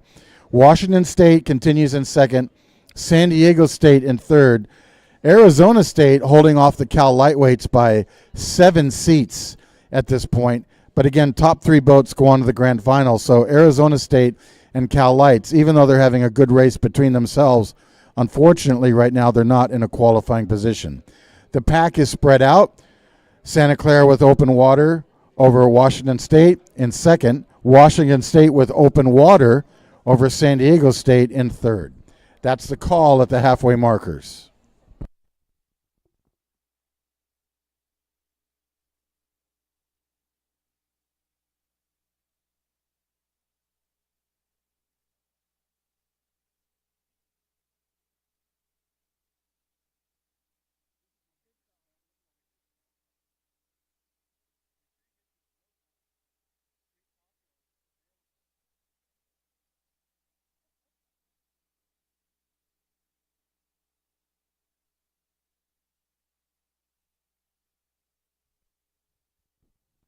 And folks, a correction here. We apologize for the mistake.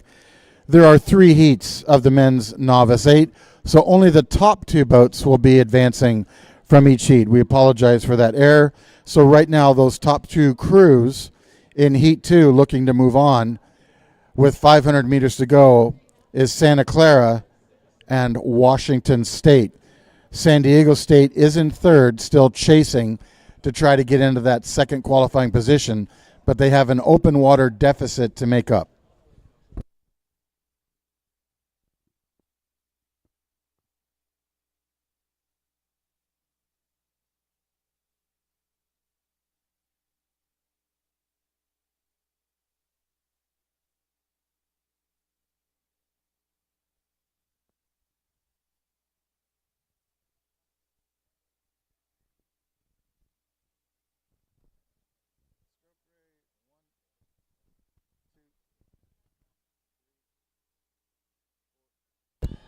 And Santa Clara in the lead, rowing at 35.5 strokes per minute in that top qualifying position. Washington State behind them at a slightly higher rate, 36.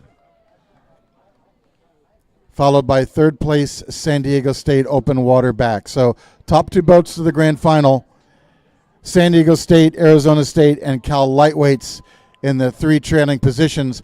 Cal Lights having a good fight between themselves and Arizona State. These are programs that would go on to the Accra National Championships. But now coming to the line, now finishing Heat 2 of the men's novice eights with Santa Clara and Washington State in the top two positions.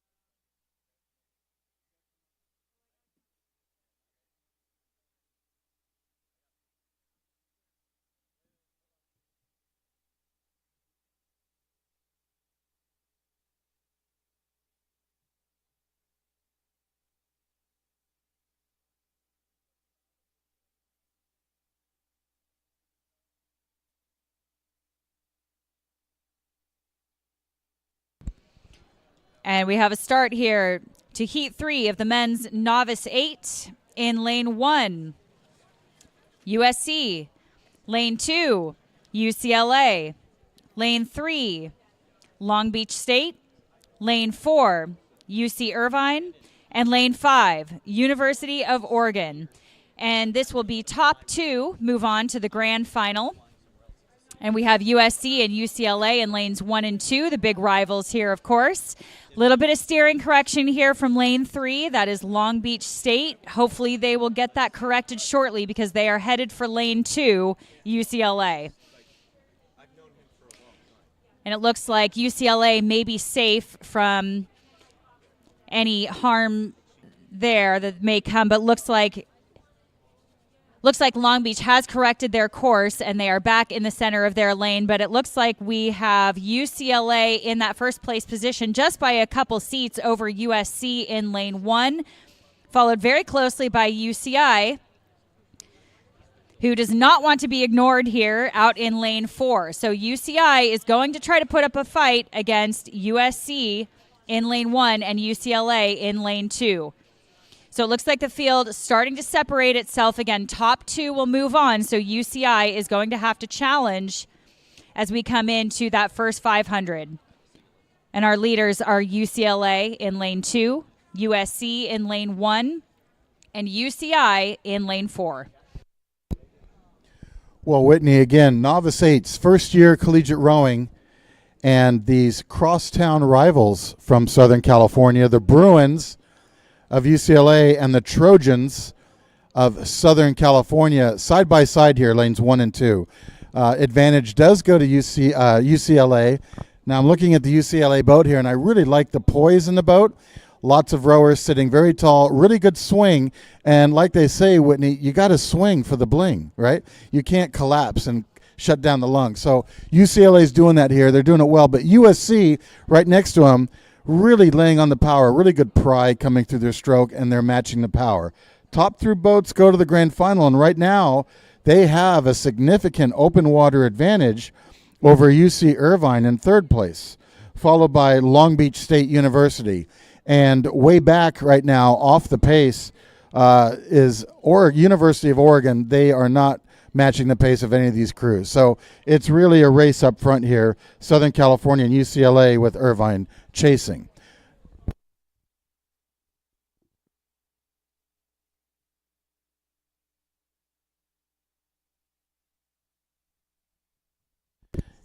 The field continues to spread out even more with Oregon on the back end falling back even further. They're just not able to match the pace here. But up front, USC and UCLA. UCLA now with a 5-seat advantage with 1,000 meters to go. So, again, they're both in a qualifying position. They're going to see each other again in the grand final. I'm sure they're saving some of their energy right now. It's mostly which lane are they going to get in the grand final. Now, what do you think about Irvine's chances here, Whitney? They have an open water deficit. What would you do as a coxswain with 1,000 meters to go with that kind of deficit? Is there anything that can be done? You know, I think you really have to assess what kind of deficit it is, and that's when it is on the coxswain to really know his or her crew and what they can ask of them. So you have to very, very quickly assess, again, like I said, what the deficit is and what needs to happen in order to make up some of that water. So as we've said before in previous races, you have a finite amount of moves that you can really ask of your crew because they're already at 100%, or they should be.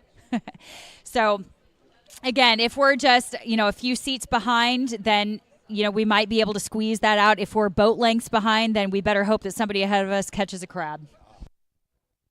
Well, that makes sense. And we've seen crews in the past come from behind, but it really takes a remarkable crew to do that. It takes tremendous power and commitment from the coxswain and the crew to do that. So we'll keep an eye on Irvine here, but UCLA is now up by 6 seats over Southern California, but they still have 500 meters to go.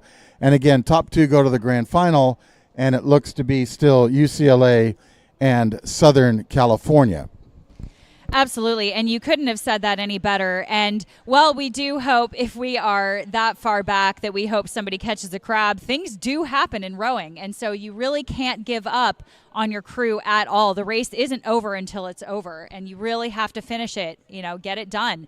So the only thing you can do is keep your crew's heads in the boat, keep them in the race, keep them going, because again, like we said, anything can happen, and we have seen stranger things happen. So it's up to that coxswain to really keep their heads in the boat and on pace and executing their race strategy.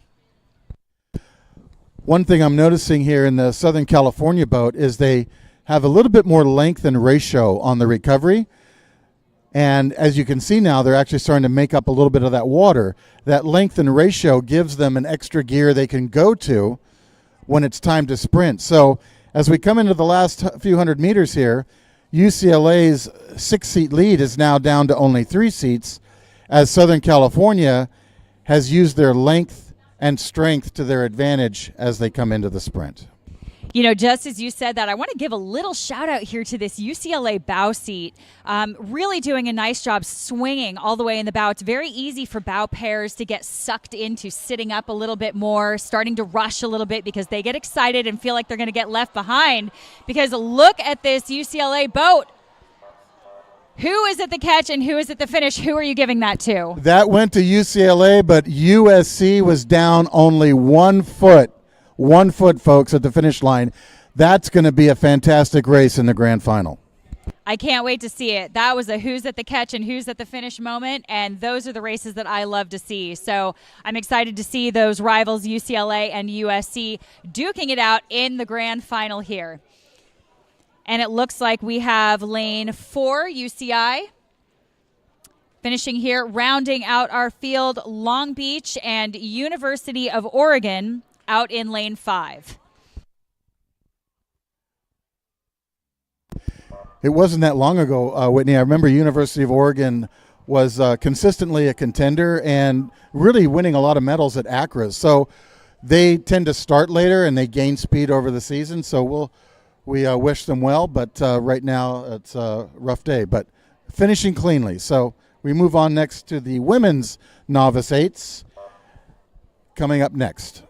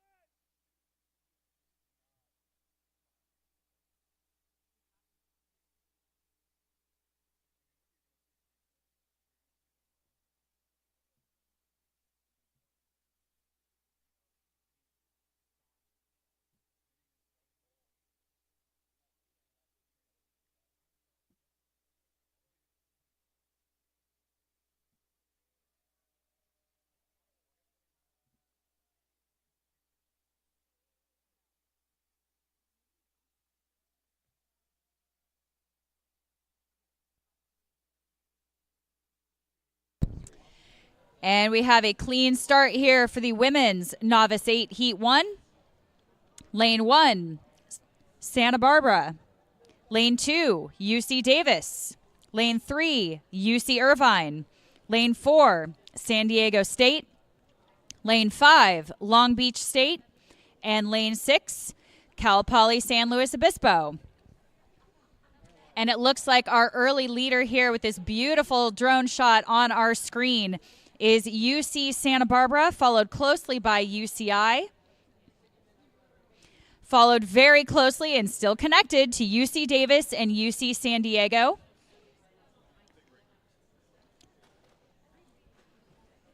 And these 4 crews have not been able to shake Long Beach in that 5th place position. And Cal Poly SLO on the outside. And it looks like Long Beach here in lane 5 is making a slight course correction. They are very close. Buoys to oars on that port side there, but they are straightening out again, and we'll see if they straighten out, if they can start to move up on UC Irvine in, that will be San Diego State in lane 4. So again, our leader here on the outside is UC Santa Barbara, typically a very, very strong program. Followed again by lane 3, UC Irvine.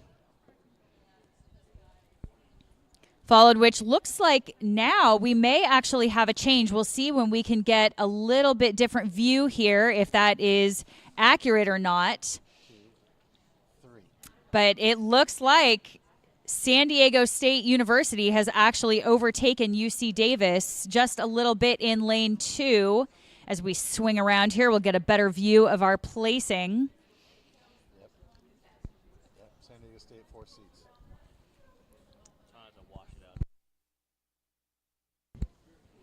Good. We have a beautiful view here. Again, UC Santa Barbara walking away with it in the front there. Again, top 3 go to the grand final.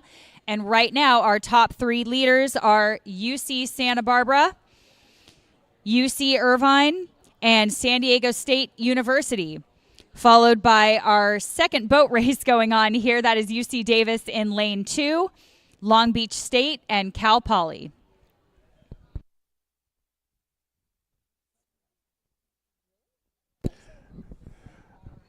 So as this race comes down, folks, as you heard, top 3 boats advance. And we're going to pay close attention to that third qualifying position as the top 2 boats have their positions locked up pretty well at this point.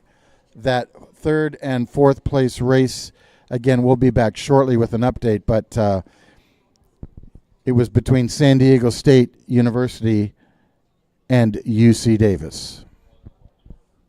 Now, right now, it's looking like we'll come back in just a second with an update, but the field is spreading out. The leader, lane 1, Santa Barbara, is way out in front by lots of open water, followed by lane 3, Irvine. And then we go outside. It's still San Diego State. They've actually now extended to a bow-to-stern advantage over UC Davis. So San Diego State University doing a great job here as they continue to push away from Davis, now almost with a 1-seat open water advantage as they approach the halfway point. So with 3 boats moving on, that's big for San Diego State. Davis is still in a position to make up that deficit, but with 1,000 meters left, they've got to bear down now and really go after it. They cannot let San Diego State get any further away from them. It's a bow-to-stern advantage, maybe a 1-seat open water at this point.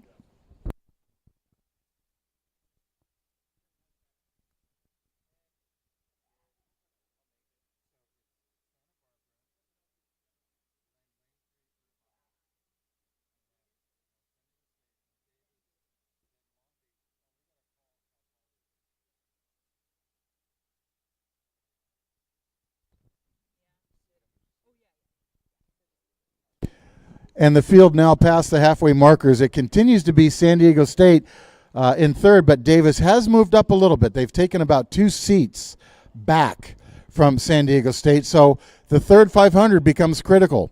Some crews fly and die, meaning for the first 1,000 they're fast and then they just run out of gas. Other crews hit the 3rd 500 and they start attacking and taking down the other crews. But right now, Davis trying to get that water back, but They had about 2 seats, and they're holding on to it, but they haven't gained any more since then. Another big shout-out here to Cal Poly San Luis Obispo out in lane 6. They are entered in this event, and again, it's great to see them back at WIRA's. They haven't been here since 1996, and here they are again racing, and we know that we're going to see more of them even in years to come, bigger teams and faster boats. So big round of applause just to see him here racing against these top programs. All boats now approaching 500 meters, and it continues to be Santa Barbara and UC Irvine as the leaders, with San Diego State in third, Davis chasing, then Long Beach and Cal Poly San Luis Obispo. These are the women's novice 8s, heat number 1.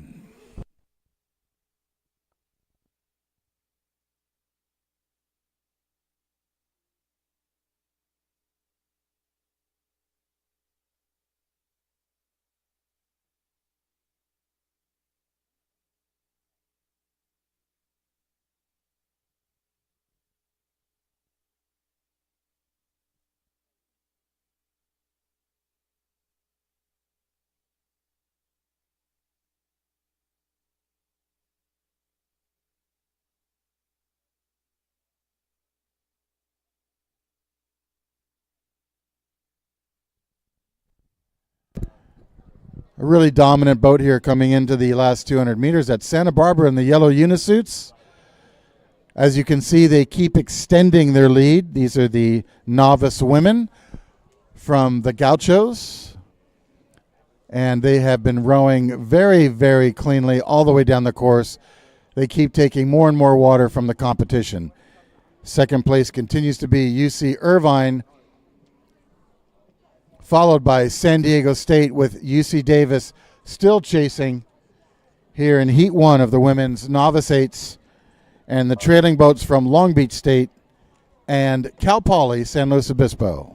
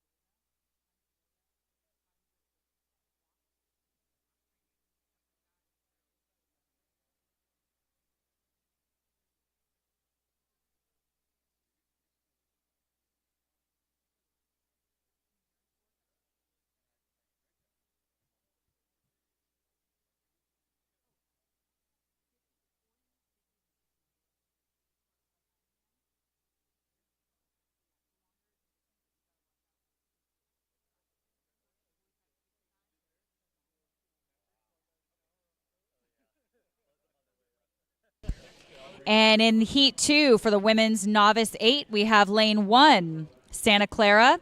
Lane 2, Orange Coast College. Lane 3, UC San Diego. Lane 4, Cal Poly San Luis Obispo.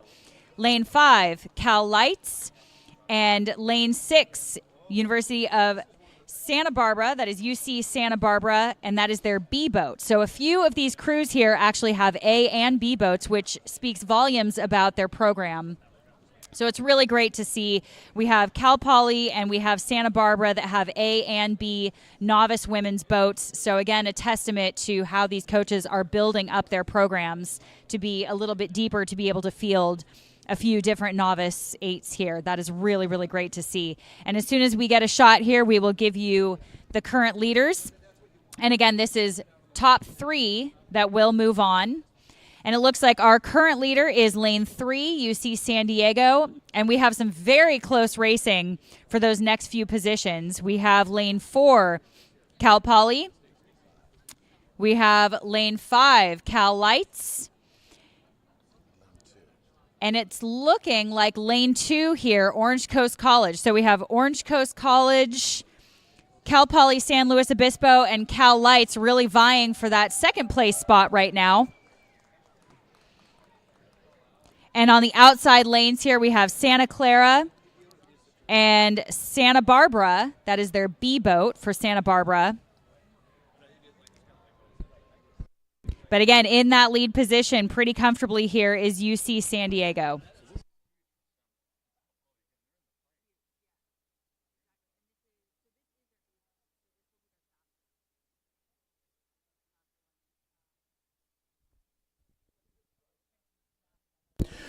So, folks, as this heat comes down the course, remember the top 3 boats go on to the grand final, and the leader, as we heard, was UC San Diego. Now, what we're seeing is a race between lanes 2, 4, and 5. That's Orange Coast, Cal Poly San Luis Obispo's A boat, and the Cal Lightweights. Those 3 boats are duking it out for the final 2 qualifying positions. So that's a big shout out to Cal Poly San Luis Obispo, Whitney, because here they are after being gone since '96, and they're in the hunt to again possibly make the grand final. The Cal Lightweights, a club team, also in the hunt here, and Orange Coast has their hands full at this point with these other programs. They really do, and these Orange Coast women are typically quite strong as well, coached down there in Newport Beach by Laura Bear on beautiful Newport Harbor. And you are absolutely right. They do have their hands full here against Cal Poly and Cal Lights. So it's really, really great to see these smaller clubs growing and showing up here, not just to show up, but to actually race here. And it's really, really great to see them throw down here. And again, as we pull out with our drone here and get a better shot, we will see where our leaders and standings are, but it's looking like UC San Diego is still our dominant leader, followed by lane 2, Orange Coast College, if I'm seeing this correctly, and we will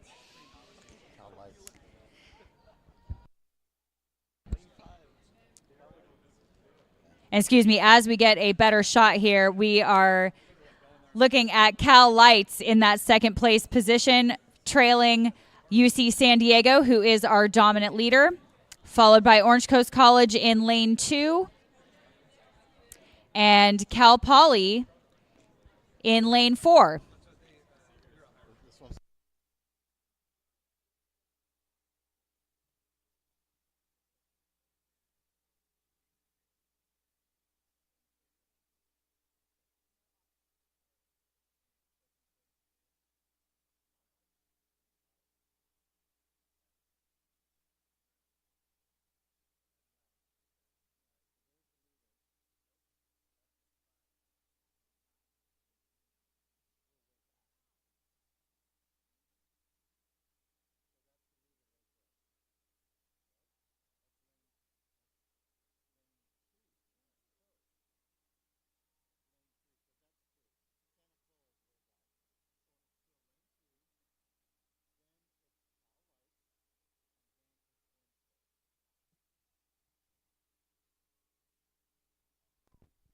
So we have an update for you. This field is very spread out. In the lead for the women's novice 8 heat number 2, it's UC San Diego, followed by the California lightweights in lane 5, and now Orange Coast College has moved ahead of Cal Poly San Luis Obispo and UC Santa Barbara B. Santa Clara is trailing in lane 1.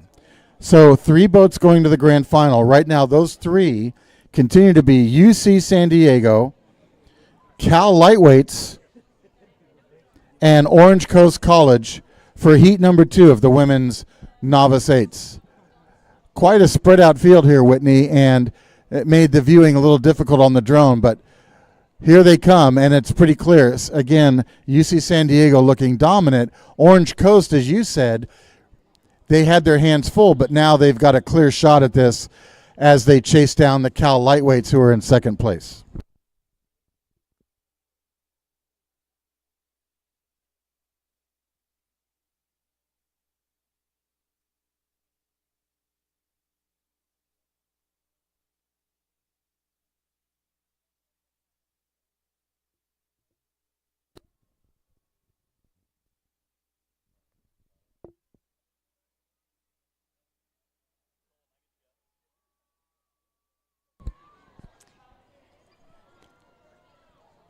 And you can see it here with your own eyes. That is UC San Diego holding off on their sprint as they cross the line first in a very comfortable lead. They will be the first to move on to that grand final. Followed by Cal Lightweights out in lane 5 in that beautiful black boat. Congratulations to the Lightweights for fending off so many of those heavyweight boats. And here we have Orange Coast College in lane 2 in that third place position. Those 3 will be moving on to the grand final. Looks like lane 4, Cal Poly San Luis Obispo coming across the line next, followed by Santa Barbara. That would be their B boat on the outside, and Santa Clara making a push for that final place. And Whitney, just a big shout out again for Cal Poly San Luis Obispo. They came in 4th, as you said, against established teams, and here they are coming back, absent since 1996, so they're doing a super job down there. Great congratulations to the athletes and the coaches at Cal Poly San Luis Obispo. We know they'll be back and even faster next year, so great showing by them. Absolutely. I don't know what their recruiting technique was, but it sure worked, and we hope to see them back again, so congratulations again to Cal Poly San Luis Obispo.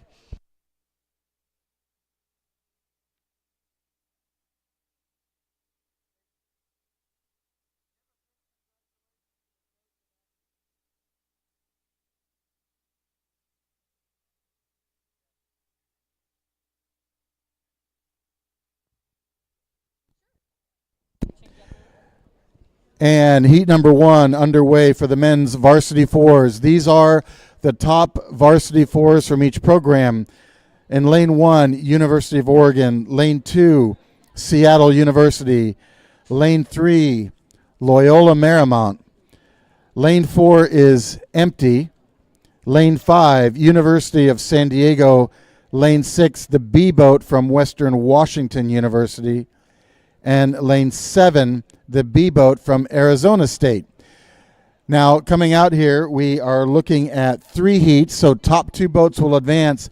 And right now, the early leader is going to be the University of San Diego in lane 5. They have an open water advantage over the entire field, almost a boat length advantage over the entire field at this point.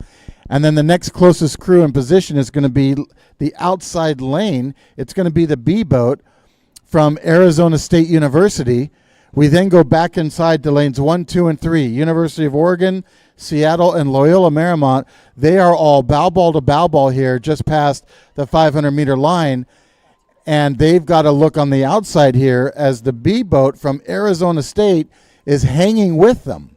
So you've got 4 boats racing for only 1 more qualifying position. The leader, University of San Diego, has just exploded out of the starting blocks, and they've got a very comfortable open water advantage at this point. It's still the B boat in lane 7 from Arizona State, and then we go back inside to lane 3, Loyola Marymount, in that third qualifying position. But it's too close to call right now, Whitney, between these four teams as they desperately race to lock up the second qualifying spot.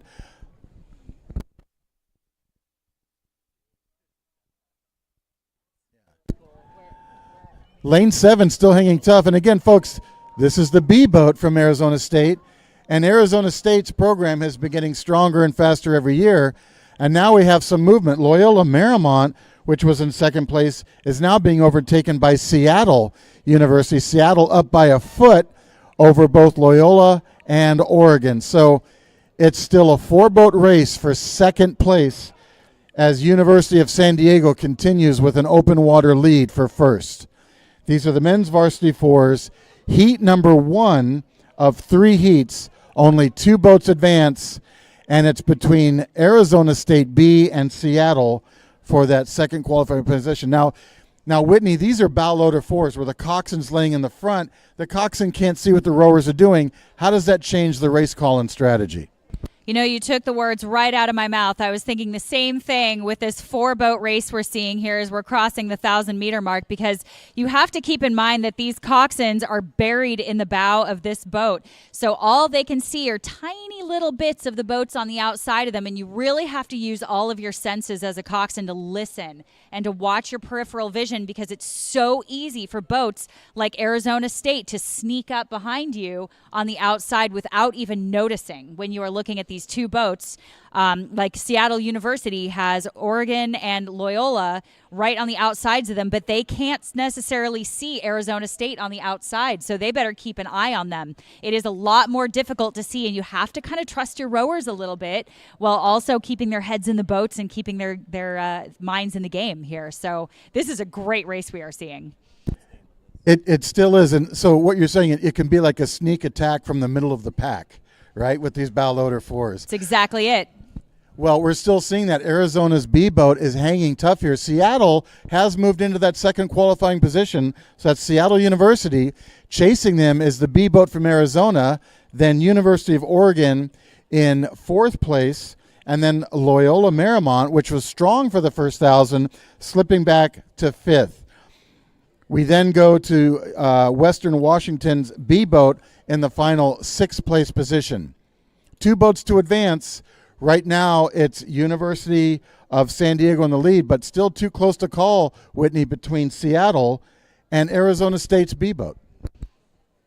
You absolutely nailed it. And as we come in 500 to go, you can see Seattle University making a push there. And again, this is where that coxswain loses sight of those other boats behind them and really has to trust that their rowers are going to keep pushing because, again, they can't see. So it's going to be up to the rowers now to see these 2 trailing boats chasing them. And it looks like we have Arizona State on the outside here at about a 38. So they are kind of starting to bring it up a little bit. They do not want to be left on the outside.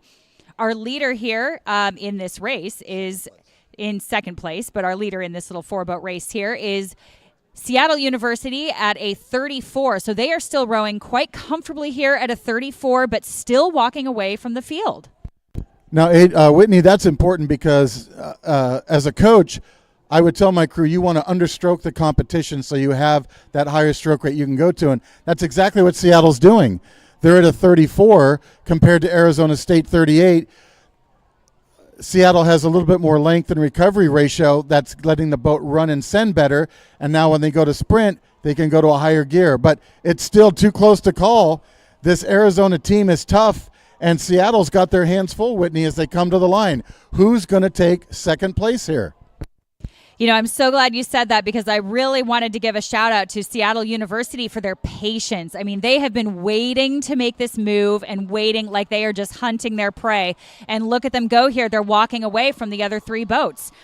So it looks like here we have got University of San Diego in that 1st place position, followed by Seattle University in lane 2.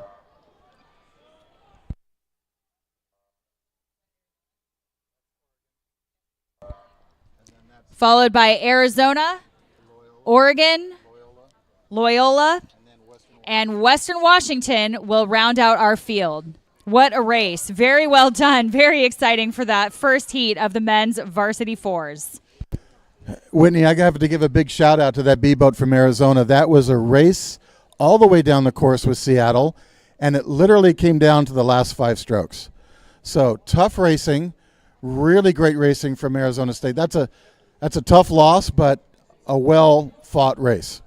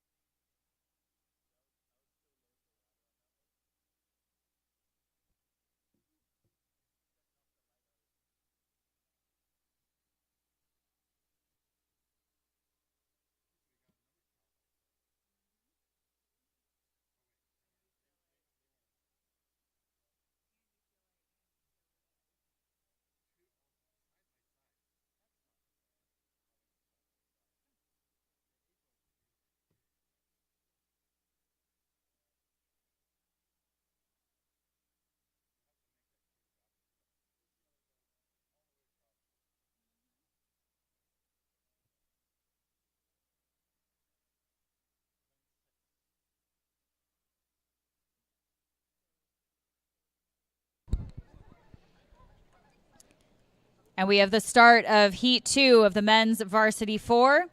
In Lane 1, Long Beach. Lane 2, Cal Lights. Lane 3, Cal Poly Humboldt. Lane 4, San Diego State. Lane 5, Lewis and Clark. Lane 6, UCLA A. And Lane 7, UCLA B. And again, with a full field, we will keep a very close eye on how this shakes out. One thing, too, I wanted to bring up about fours is you never really know which team is actually prioritizing their 4 versus their 8. And I'm hoping that at some point you'll be able to speak to this as a coach. But it's very neat to see some of the smaller programs maybe prioritize their 4 over the 8. And you don't always see that. So you don't really know whose 4 is actually their top 4 athletes versus their 8 as well. Can you speak to that as a coach?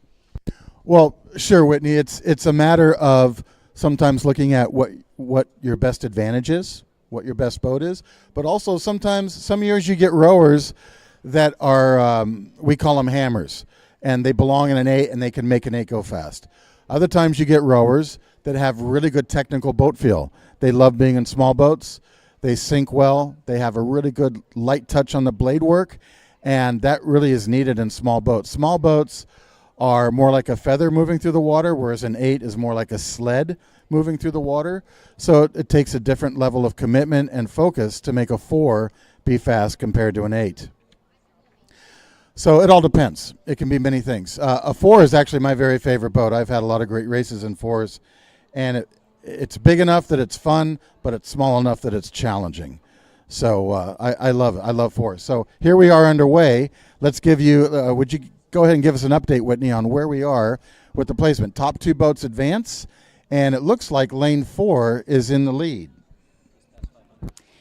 Yeah, you are right about that, and we have quite a spread here. So as we can give you some updates here, again, lane 4 looks like San Diego State is our current leader, followed very closely by lane 3, that is Humboldt, and lane 5, Lewis and Clark, but also not far behind is Long Beach State in lane 1, still connected. So we want to keep an eye here as the boats start to separate more and more on our leader, lane 4, and then the 3 trailing boats. We have UCLA A in lane 6, Humboldt in lane 3, and Long Beach in lane 1. And again, because we have 7 boats in this heat, we will keep an eye on things as they start to shake out as we get through the body of this race. Yeah, so that leader out in front now by a full-length advantage. That's lane 4, as you said, San Diego State. But now UCLA, that has 2 boats here in the outside lanes. UCLA A in lane 6, challenging for a second-place position. But they have their hands full with lanes 1, Long Beach State, and lane 3, Cal Poly Humboldt. So Cal Poly Humboldt, they're chasing San Diego State University in lane number 4, and this is going to be another close race just like the first one. We have 4 boats racing for a second qualifying position. Now past the halfway markers, as we pan back out, it appears to be lane number 3, Cal Poly Humboldt, hanging tough with San Diego State for that second qualifying position, with UCLA A chasing hard right behind Humboldt, down only 2 seats. So UCLA Bruins could take this away from Humboldt and go to the grand final. Now, you are right about that, and I don't want to make any judgment calls quite yet, but it looks like UCLA is actually understroking Humboldt just a little bit. We'll see if we can get some numbers on that. But sometimes that is a strategy to row the race a little bit higher and a little bit harder and kind of go for it. So it looks like we have UCLA at about a 32, so a little bit low for a race of this caliber here. But however, they are very strong and they are hanging on, because it looks like we have a 34 clocked for Humboldt. So they are a few pips higher here, and we'll see if that pays off for them. Well, so far, Humboldt's doing a good job at 34.5. UCLA at 32.5. I agree with you. That's a bit low for a varsity 4 race here, but UCLA has their bow ball at the stroke seat of Humboldt. So with about 750 meters to go, anything could happen here. Lane 1, Long Beach State, they have slipped back a little bit, and they're even with UCLA A. But again, everyone's chasing Humboldt. So Humboldt men, they've been a smaller program in recent years, so this is a big showing for them right now to be in second place and go on to the grand final right behind San Diego State. Let's keep an eye on that UCLA boat, Whitney, here as they move closer and closer with 500 meters to go with the Lumberjacks from Humboldt State.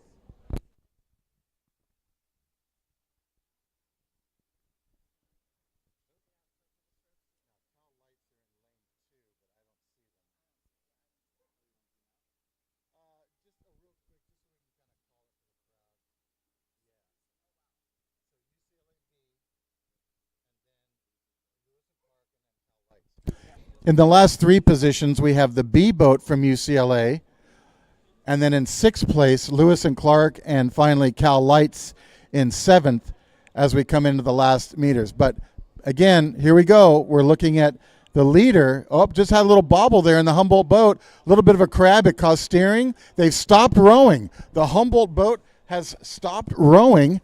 Oh my gosh, they were in a position to qualify. They're having major steering issues. Now they're being passed by lane 1, Long Beach State. And then on the outside, it's still the leaders. We have San Diego State and UCLA A. What an unfortunate turn of events, Whitney. And remember how the last race we were talking about how literally anything could happen. Boats could catch crabs. This is exactly what we're talking about. It looks like they have had some sort of steering issue. It's really, really hard to say because they're trying to pick it back up again, but unfortunately it might be too much too late. Oh, that's heartbreaking. It might have been a jump slide. It might have been a crab in the water, and then they had a steering issue, and Humboldt was doing so well. So it's going to be San Diego State, followed by UCLA A, and now in third across the line it'll be Long Beach State. And here comes Humboldt. They were doing so well, and they're going to finish ahead of UCLA's B boat, but that is just heartbreaking for Humboldt And then we go back to Lewis and Clark and the Cal lightweights. That is a tough break, Whitney. You know, it really is, and it's hard as a coxswain, too, to get your crew back in the game after something like that happens. And, again, this is why we always say it isn't over until it's over, because here you just saw it with your own eyes. So it's really unfortunate. They were making such a statement there. So well done to them for getting back in the game, and congratulations to the other two moving on to the grand final.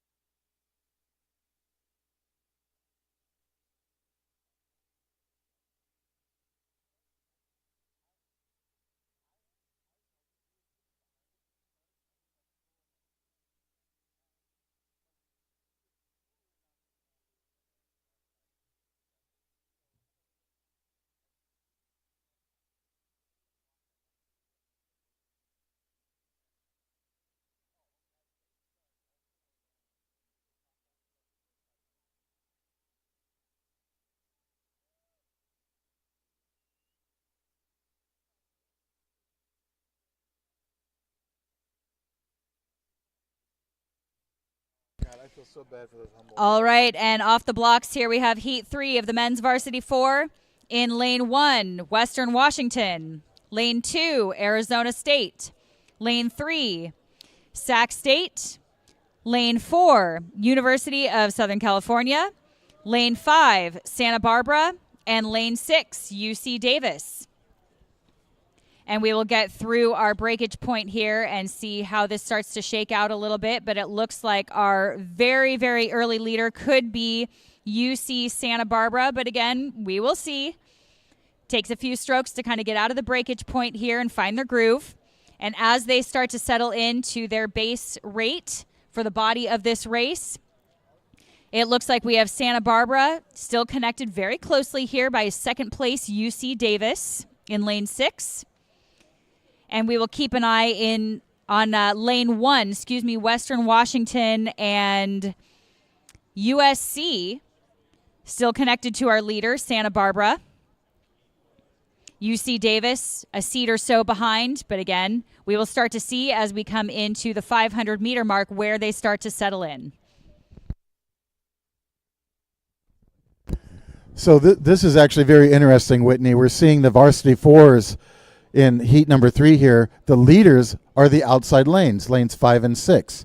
So some people always wonder, well, is there an advantage to any lane? Well, no. Here we're seeing that. We're seeing the outside lanes have the fastest boats here, and they're continuing to take water from the rest of the field. So it's really a good race here between lanes 5 and 6, UC Santa Barbara and the Aggies from UC Davis, my alma mater. They row out of the port of West Sacramento, and these two boats are side by side, and they've established a full bow to stern advantage over the next closest boat, which is going to be lane 1, Western Washington. Western Washington, we then go inside to University of Southern California in 4th place, then back to Arizona State A, 2 seats ahead of the trailing boat, Sacramento State University from Lake Natoma. So good racing here in the outside lanes. already almost a full boat length of open water as we approach the halfway markers between Davis and Santa Barbara. Now, Whitney, with these bow loader 4s, another question for you. Why put the coxswain in the bow of the boat? They used to be in the stern of the boat. What's the advantage to that? That is a great question. As we see this beautiful shot here of UC Davis and Santa Barbara here, you can see those coxswain heads peeking out over the front of the bow there with their cox boxes right in front of them. Now, these boats are actually a little bit lighter than stern loaders. So back in the day, we did used to actually sit in the stern. I've coxed a few of those boats myself, and now you get in one, it feels like a tank. So when you get to slide into the front of the bow there, you have a full view. You kind of have your own cockpit there. You're a little bit more aerodynamic, and these boats are significantly lighter than what the stern loaders used to be. So there are a few advantages to that. Well, and maybe Stroke Seat likes looking over an open deck too, and has That's a clear true. view of the race course as they come down. But here, yeah, we're seeing now Santa Barbara starting to move away from UC Davis. But don't worry, if you're from the Davis tent, you're still in that qualifying position to go on to the grand final. And the Davis boat now still has a bow to stern advantage over Lane 1 Western Washington, the men from Western Washington University. Now, the coxswain in that boat in Lane 6, UC Davis, does have to pay attention. If the coxswain just keeps staring straight ahead and doesn't pay attention to Lane 1, well, Lane 1 can sneak up on that Davis boat, couldn't they, Whitney? Absolutely. As we've said before, it's happened and it could happen again at any time. So you have to keep your head on a swivel as a coxswain here, especially when you're stuck down in the bow of that boat. It is very, very easy for an outside lane or a far lane to take a sneak move and start to catch you. So you've got to be paying attention. So you could say, don't just stare, be aware of everything going on around you. Is that correct? You know, you could. I'd like that on a T-shirt. Adrian's going to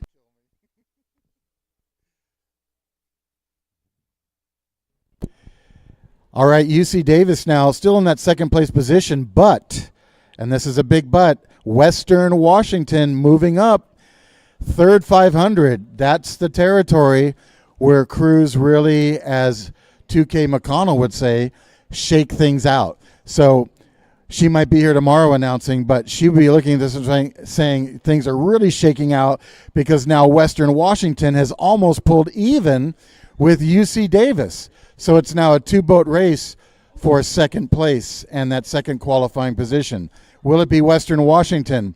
Will it be UC Davis?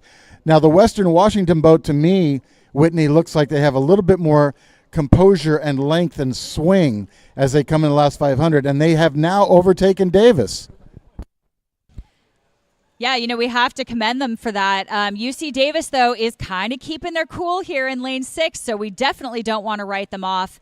These two outside lanes are going to have to be looking all the way across the course here to keep an eye on each other. And we still have Santa Barbara in that lead position. Both crews will be chasing them down. It looks like we have UC Davis here on the outside at about a 34. And in lane 1, Western Washington, we have at a 37. So they are rowing significantly higher and really going for it. So, you know, this could really be anybody's race, but Western Washington is not going to give this to the Aggies easily. No, they're not. It's going to come down to the sprint here, and it's really going to come down to the coxswain making the right call at the right time here. It's Western Washington along the shore. Everyone, though, chasing the leader from UC Santa Barbara. Santa Barbara with the yellow blades in the yellow unisuits. And, folks, keep an eye on lane 1 Western Washington and lane 6 UC Davis. Only one of them will move on with Santa Barbara to the grand final. And now Davis taking off on their sprint. Whitney, this is going to be a photo finish. They're going to come to the line here, bow ball to bow ball. You know, we're seeing it here. Santa Barbara actually may have gotten a little bit nervous here because look at Davis and Western Washington. You heard the beeps here. That was a close race. And Davis took it. Davis is going to the grand final. That's unofficial, but looks like Davis had a great sprint and overtook that Western Washington boat. Absolutely. Something over there in the port of West Sacramento there, something in the water, giving the Aggies a little bit of a push for a great finish here. And it looks like Arizona State will be rounding out our field in lane 2.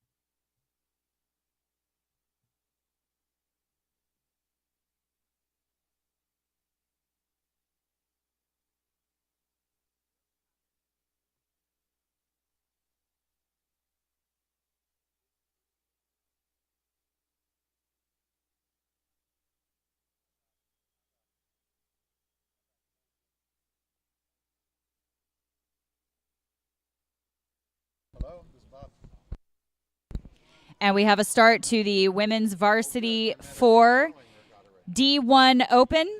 Lane 1, Stanford. Lane 2, UC San Diego A. Lane 3, University of Portland. Lane 4, UC San Diego. And lane 5, St. Mary's. And as we get through the breakage here, we will give you some updates. It looks like we have UC San Diego in our lead, but just barely, with UC San Diego A and Stanford in lane 1. We have University of Portland in that 4th place position, followed by St. Mary's. And as you can see here on our screen from the drone, it looks like we have Stanford trying to make a push, vying for that 1st place position. Again, top 3 crews will move on to the grand final. And right now, that is lane 1, Stanford. Lane 2, UC San Diego A. And lane 4, UC San Diego B.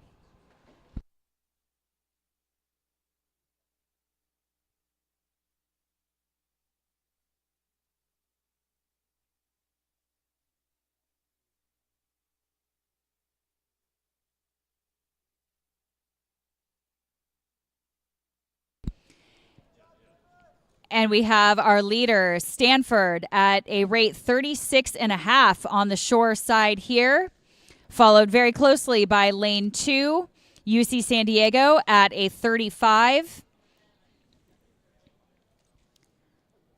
followed closely by UC San Diego B at a 37. So much higher stroke rating here from lane 4, that is UC San Diego B, undoubtedly trying to push themselves up into secure that 3rd place qualifying position.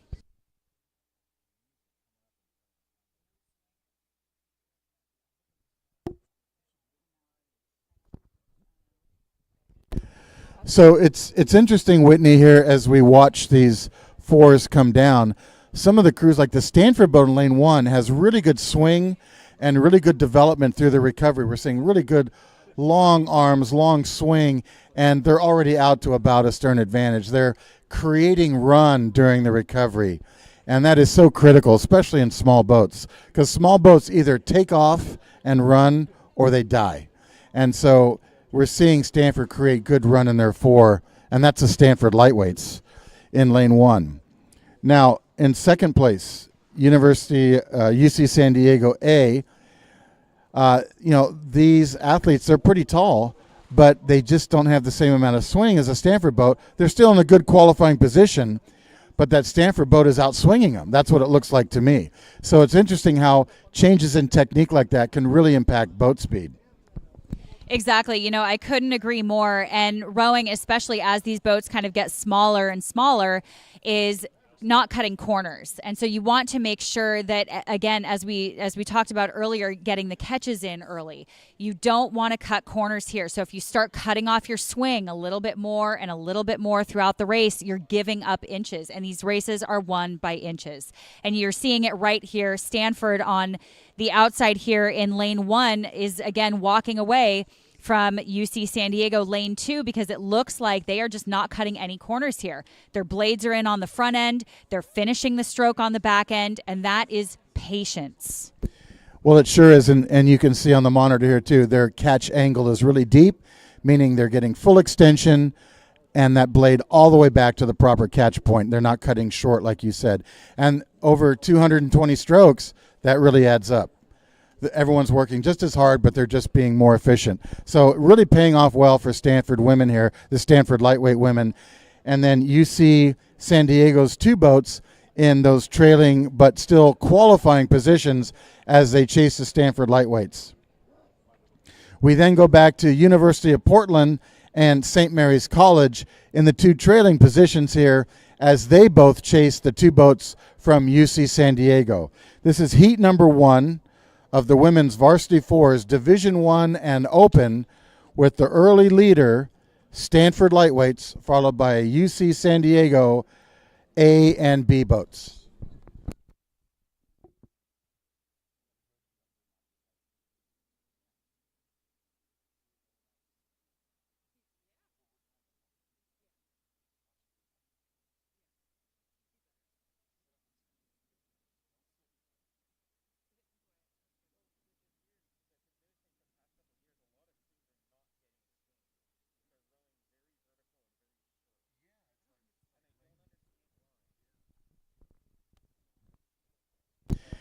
And folks, the pack is really spread out now. By that we mean there's lots of open water between all the boats.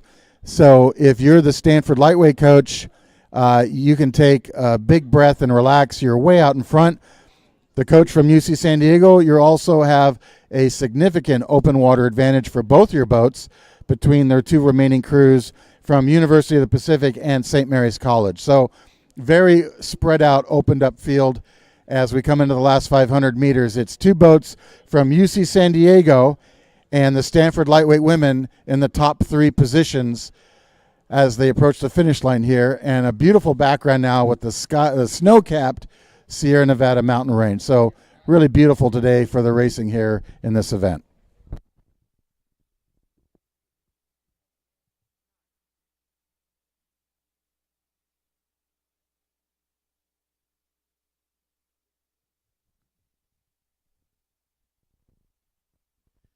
So we saw this earlier, Whitney, the Stanford lightweight women, not only they're rowing really efficiently and well, but the high strength to weight ratio.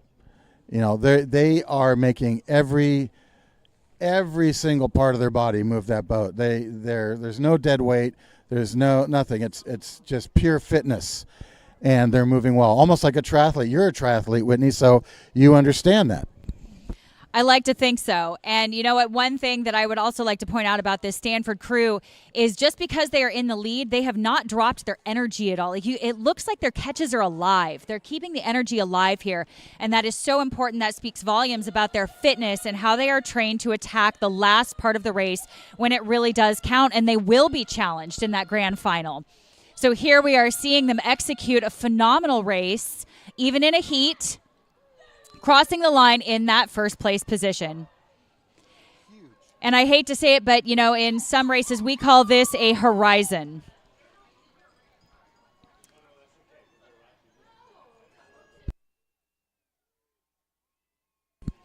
Here we have what looks like lane 2, UC San Diego, followed by UC San Diego B. And this will be University of Portland. And in lane 5, in just a moment, you will see St. Mary's crossing the line.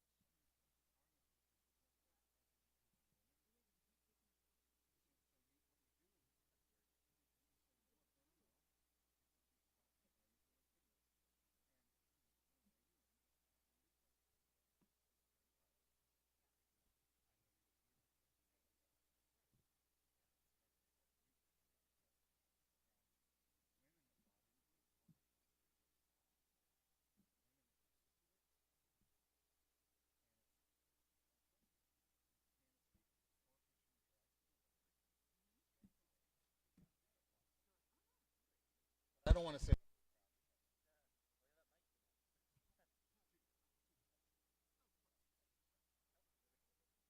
And some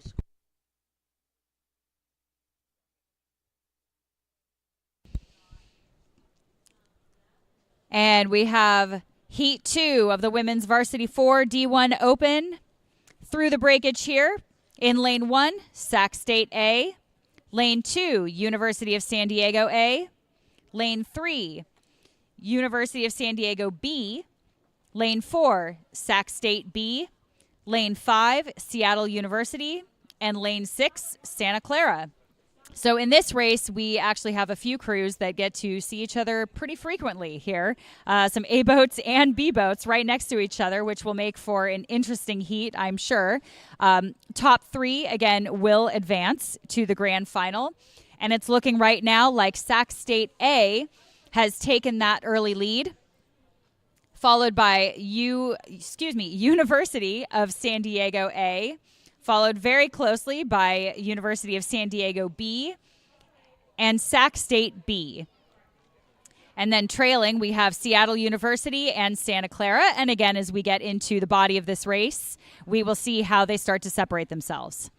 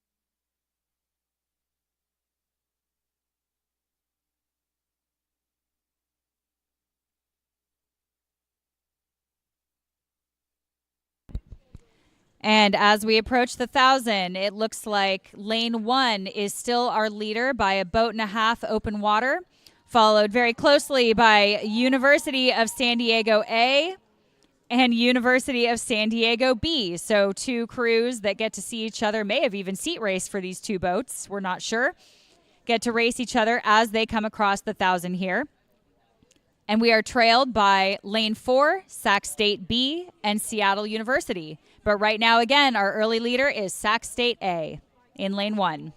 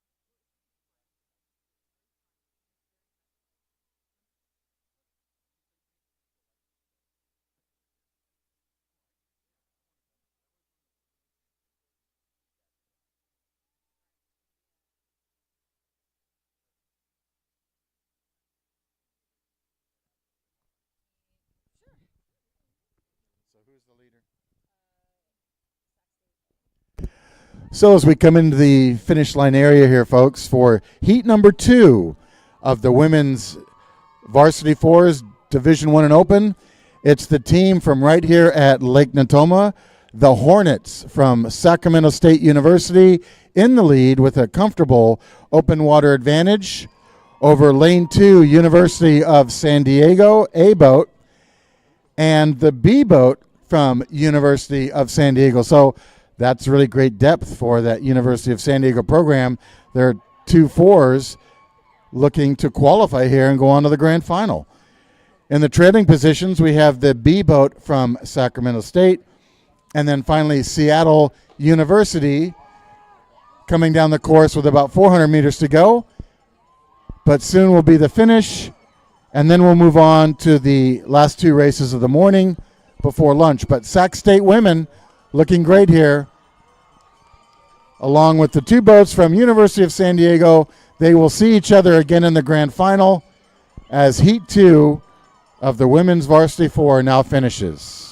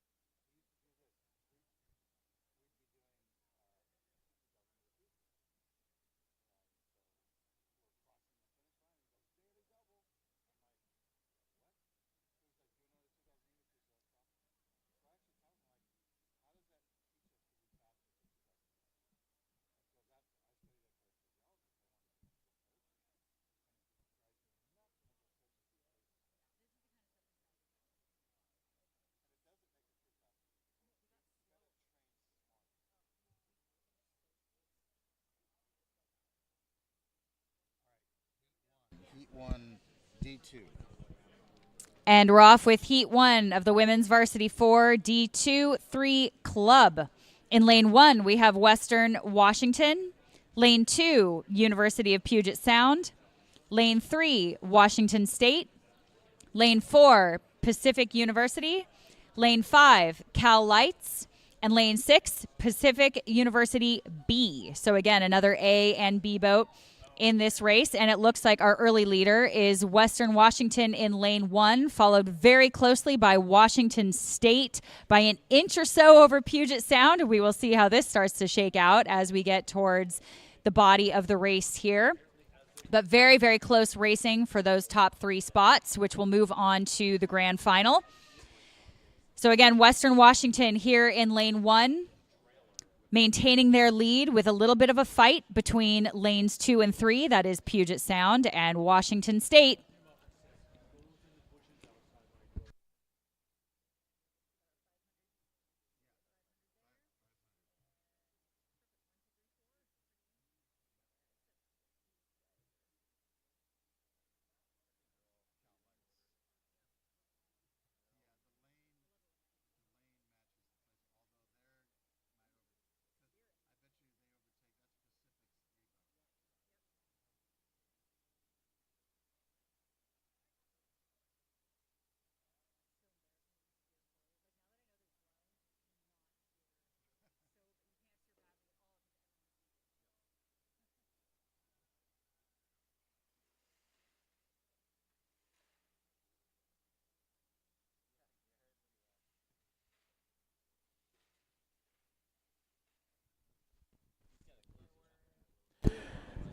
So Heat 1 of the Women's Varsity 4 Division 2, 3, and Club.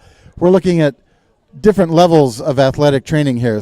Division 3 is more limited in how many weeks they can train every year compared to Division 2. Club teams can train as often as they want, but often don't have the resources that the D2, D3 teams have in terms of funding to buy equipment and pay for coaches. So this is a very mixed bag race, so to speak, in terms of it's not all Division 1 or all Division 2 or 3. It's all 3 types of programs racing here. And as we saw, Whitney, it was Lane 1, Western Washington, really moving out in front, followed by University of Puget Sound and Washington State. In fact, as we saw from the drone view, whatever lane your crew is in, that's the place they're in. So if you're in Lane 1, you're in first place. Lane 2, they're in second place. The race to watch right now is Lane 5 and 4. Pacific University's A boat has been in fourth place, but the Cal Lightweights are attempting to overtake them and move into fourth. And right now, the Cal Lights have done that. They have moved ahead of Pacific University's A boat and moved into fourth place. So the Cal Lights still trying to catch one of the boats in lanes 1, 2, or 3, the closest one being Washington State University. They're still down about 2 seats open water from them, but if they can catch them, they will go on to the grand final. Now, Whitney, in a race like this, we've talked about strategy. We've also talked about training. Is there any other advantage you can think that a lightweight crew has over these open weight programs?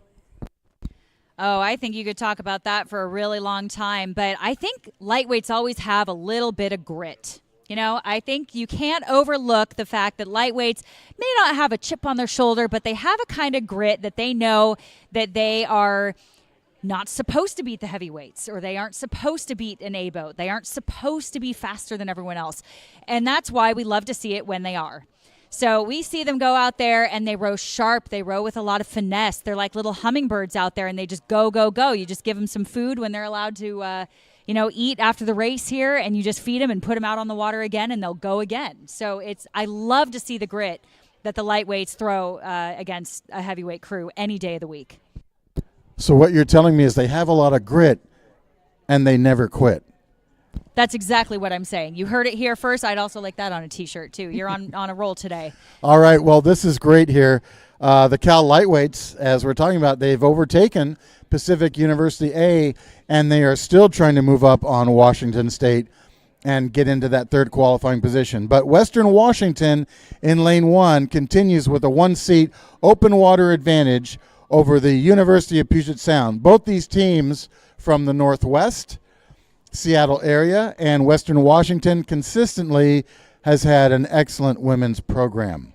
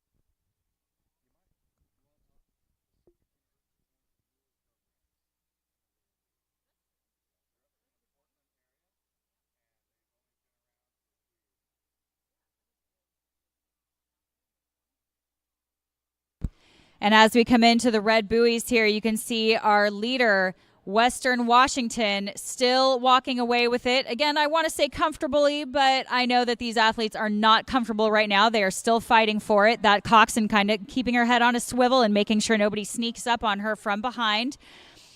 Because we see very closely here University of Puget Sound in lane 2, followed by Washington State University. And then we have Pacific University up in Oregon, just a few years old. So again, some of these programs that are either finding a resurgence or coming back, that are very young programs coming out here to race these programs that have been around for a long time or have very, very deep fields. So really great race here, seeing Cal Lights in lane 5. It looks like lane 1 here. Western Washington hit the goose and still maintains their lead to cross the line first, followed by lane 2. Followed by lane 3 here, Washington State University. It seems the goose has escaped unharmed, has moved into another lane. Hopefully will not be hit again by Cal Lights, who is coming into the finish line. And the goose escapes again from Cal Lights. Crossing the line first over lane 4, Pacific University of Oregon. Well done to those crews.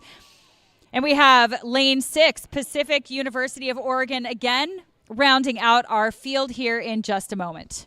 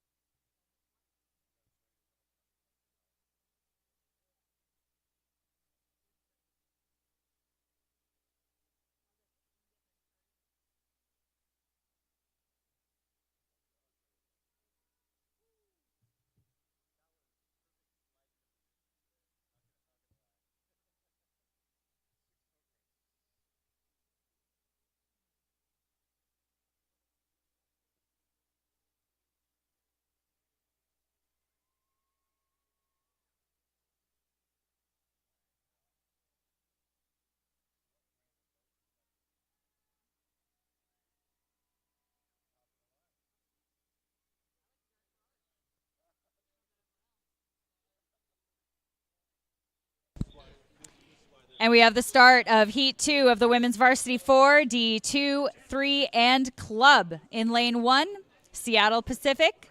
Lane 2, Cal Poly Humboldt. Lane 3, UC Irvine. Lane 4, UC Santa Barbara. Lane 5, UC Davis.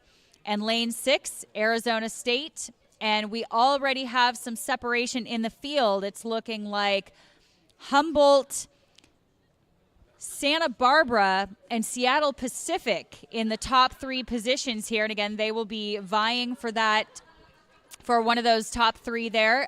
They are bow ball to bow ball here. I might give the edge to Humboldt here at this point. And then trailing here, we have UC Irvine, UC Davis, and Arizona State. So we have 2 races going on here. And I think right now we're going to give our current lead to UC Santa Barbara out in lane 4, followed by Humboldt in lane 2, followed by Seattle Pacific in lane 1. And our current leader, Santa Barbara here, we have rowing at about a 34. We'll see if they can maintain that and maintain their lead through the body of this race, because you better believe that these other crews, Humboldt and Seattle Pacific, are going to challenge them. Same rate. Humboldt here, again, same rate, 34. So we are seeing them bow ball to bow ball here. Actually, as we start to swing around, we may see the lead change. Let's see. So we pull that up on our screen. It looks like our leader has changed. Absolutely. So we are now Humboldt, with Humboldt in the lead here in lane 2. I might give the edge to Seattle Pacific in lane 1, and then Santa Barbara in lane 4. So with boats this close to each other in lanes 1, 2, and 4, we could see multiple leaders here throughout the body of the race before we actually hit the finish line. And we have Humboldt here in lane 2 rowing at a 37. So it looks like that coxswain has made the decision to bring the rate up a little bit to try to edge out those other few crews to maintain their lead. But again, these boats, bow ball to bow ball, just overlapping decks back and forth. We could see anything happen in the next 1,000 meters or so.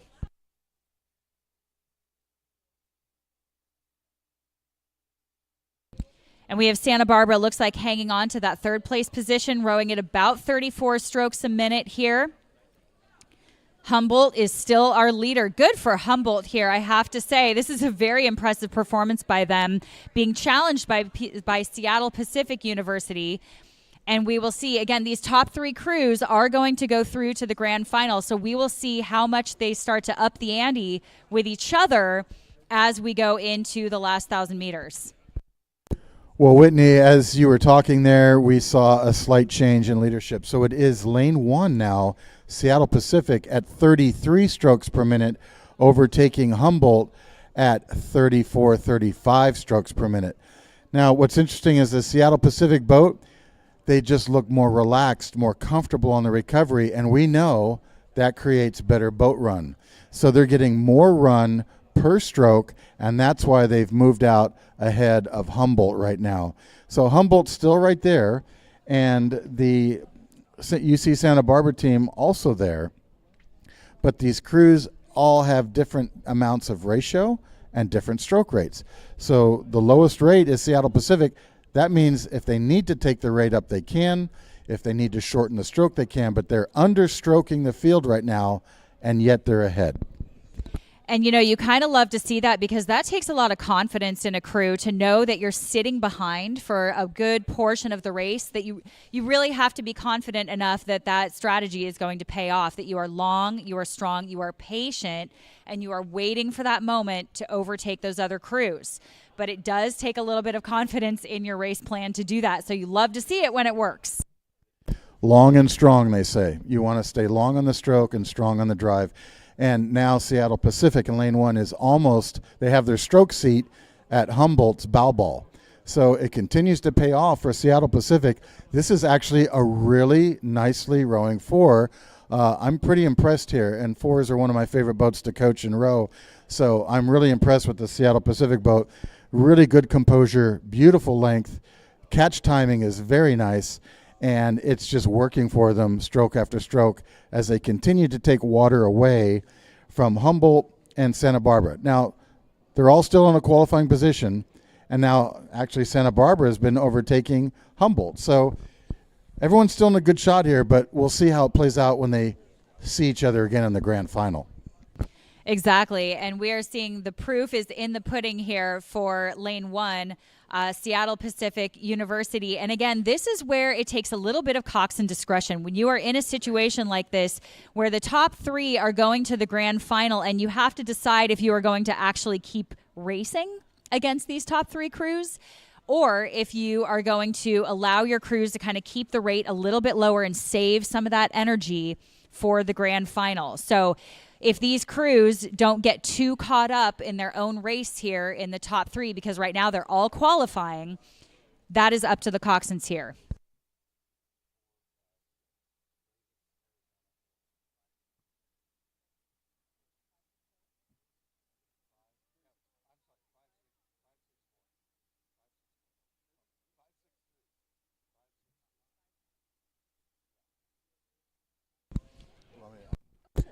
In the trailing three positions here for the final heat of the morning, we have UC Davis, Arizona State, and UC Irvine in the three trailing positions. Now, UC Davis has a lot of open water between themselves and Arizona State and Irvine, but they're not close enough to catch the three leaders up front. They're down by pretty significant open water. This is a very separated field. It's really 2 3-boat races, in effect, coming down the course. Now, as we come into the last 200 meters here, Seattle Pacific in lane 1, they've been rowing a beautiful race here. Tremendous composure, really long stroke, lots of ratio on the recovery, and they are just staying ahead of the competition from Humboldt State, which is a national championship program at the NCAA level, as well as UC Santa Barbara. So big kudos here in this heat, Whitney, to Seattle Pacific for a good-looking boat here at the finish line. You know, I couldn't agree more, and it looks like they have decided to make their sprint all the way to the line just to secure that place that they have held for so much of this race in that first place position. So well done to Seattle Pacific.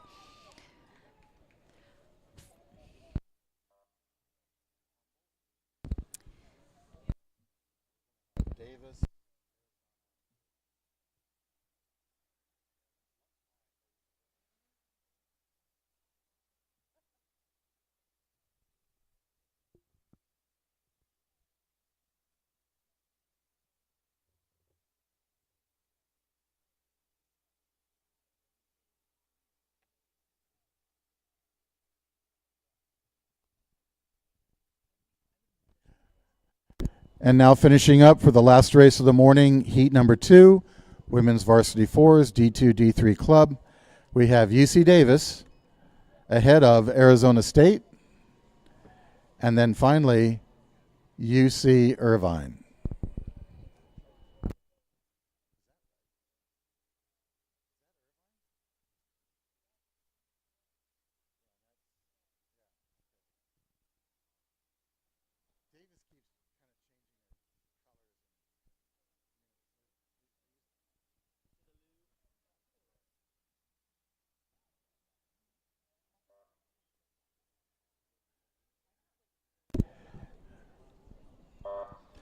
And with that, ladies and gentlemen, we conclude our morning of heats. We now take a 1-hour break for lunch. We will be back later on with more heats for events such as the men and women's pairs, the doubles, the novice fours, etc. So enjoy your lunch, and we'll be back with more racing and heats for other boat categories starting at 12:30. Thank you.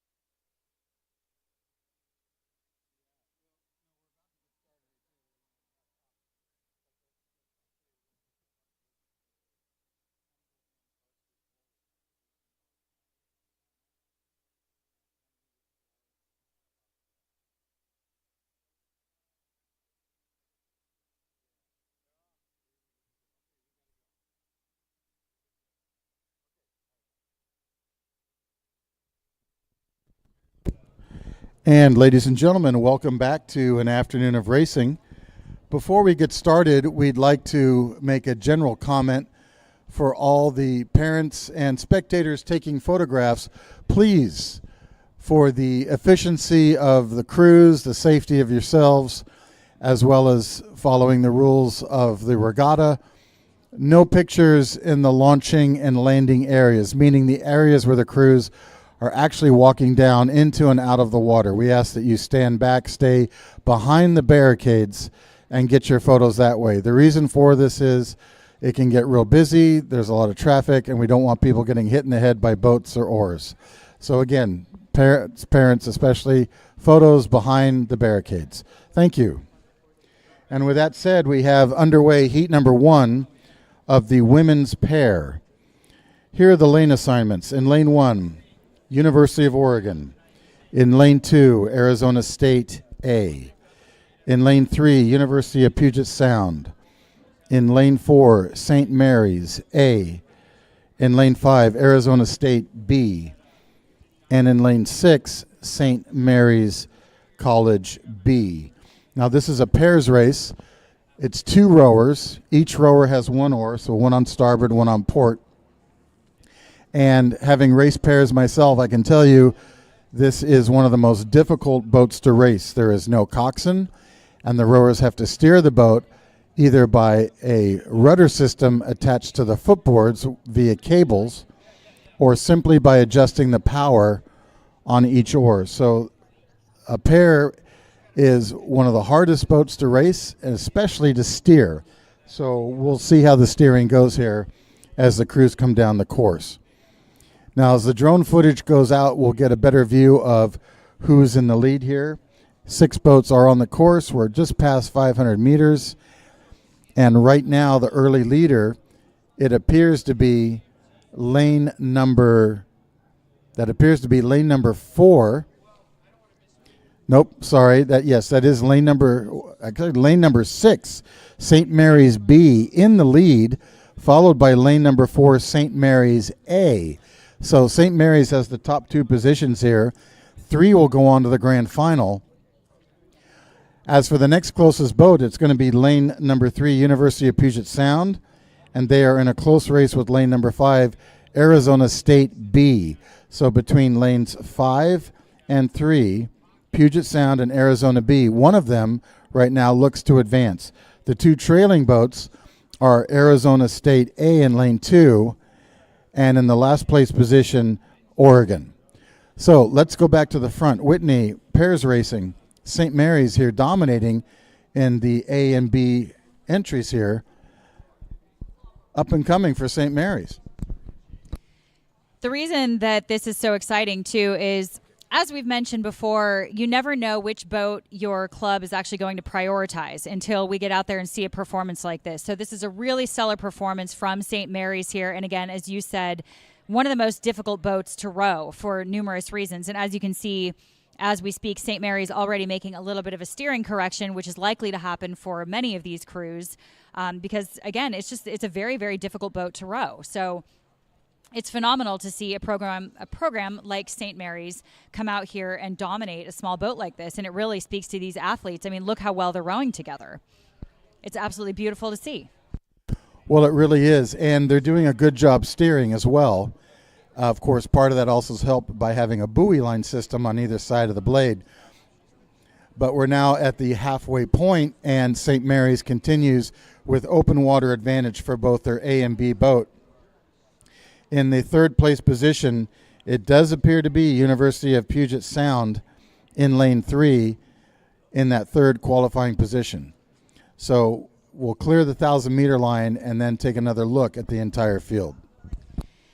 So we are, again, seeing a little bit of a steering correction here. You can see they're running over the buoys on the starboard side. But one thing these women are doing really well together is separating each part of the stroke. And we can see this on our screen here. It's harder to see on the shore, obviously. But these women are doing a phenomenal job getting their legs down first, then their body, then their arms. And with rowing being a leverage sport, again, you cannot cut off any part of that stroke. It is a race that is won by inches. And here we see it. They're taking the time to finish all the way in. Although, maybe you can tell me as a coach, look at this bow seat here. We see her finishing with her outside shoulder kind of tucked underneath, her elbow going all the way back there. A little bit of a chicken wing there, some might say, in the bow seat. Well, certainly, there's a lot that goes on steering a pair in bow seat. Sometimes you have to cut short a little bit on a stroke if you want to affect the direction of the steering. That might be the case going on here as they correct it off the buoy line. Other times it might be because of a crosswind. And bow seat has more advantage than stroke seat. So using that knowledge, you want to either lengthen or shorten the stroke to help steer the boat. So that's probably what we're seeing is an adjustment in that regard. Exactly. And that shows the intelligence, too, that these athletes are using while trying to, again, exert all the effort that it takes to maintain their lead going through a 2K, which obviously is very difficult. So, again, hats off to St. Mary's here doing a phenomenal job. All right, so the A and B boat continue to do well here for heat number 1 of the women's pairs. Again, this is a 2-person boat. Each rower has 1 blade. And there is no coxswain. So the bow seat of the boat calls the steering and handles that task. The 3rd place position, we really go back. St. Mary's is really way out in front here with their 2 boats. But that 3rd place position continues to be University of Puget Sound. University of Puget Sound understroking now. They've dropped their rate because they're in a good position. And they're way ahead of lanes 1, 2, and 3.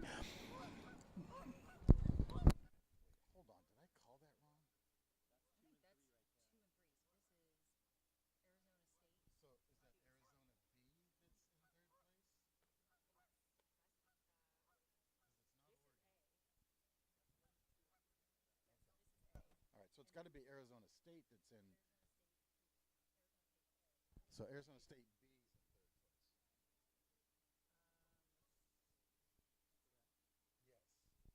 B. So folks, I'm sorry, correction. We have a bigger view now on the drone. It's Arizona State B. Arizona State B in that 3rd qualifying position. Lanes 1, 2, and 3, Arizona State A and Puget Sound and Oregon are in the trailing positions. My apologies. But it is the B boat from Arizona State doing well off the back end of the 2 St. Mary's boats. They're now coming into the finish line area, as you can see, and Arizona State B is in lane 5 across the lake.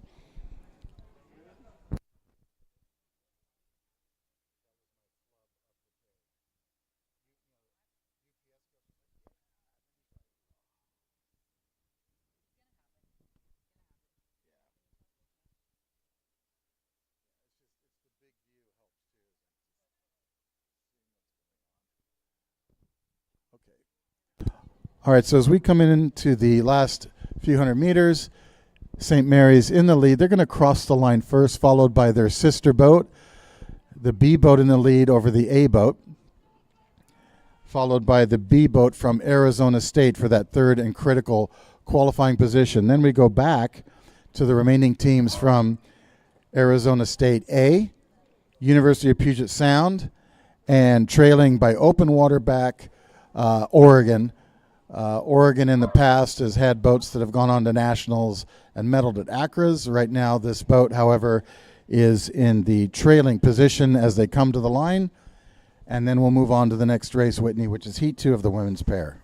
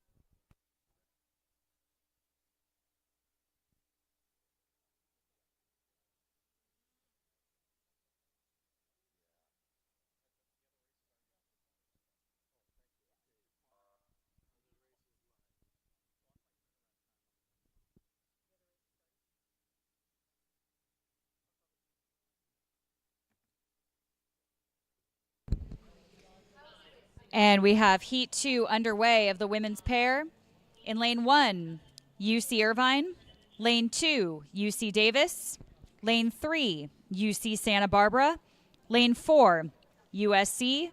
Lane 5, UCI B. And Lane 6, UC Davis B. Now, I do just want to make a little note here that we have picked up a touch of wind here. It doesn't look too bad yet, just a little bit of a headwind starting to pick up just a touch. Don't know if that will affect the athletes too much yet. It is still quite beautiful for this time of day up at this venue, which can actually get quite windy. But so far, we are looking pretty good still. So just a little bit of headwind again, nothing that I'm sure these athletes can't handle. And as soon as we can get a view here of the leaders as we get through the breakage in the first 500, then we will give you some places.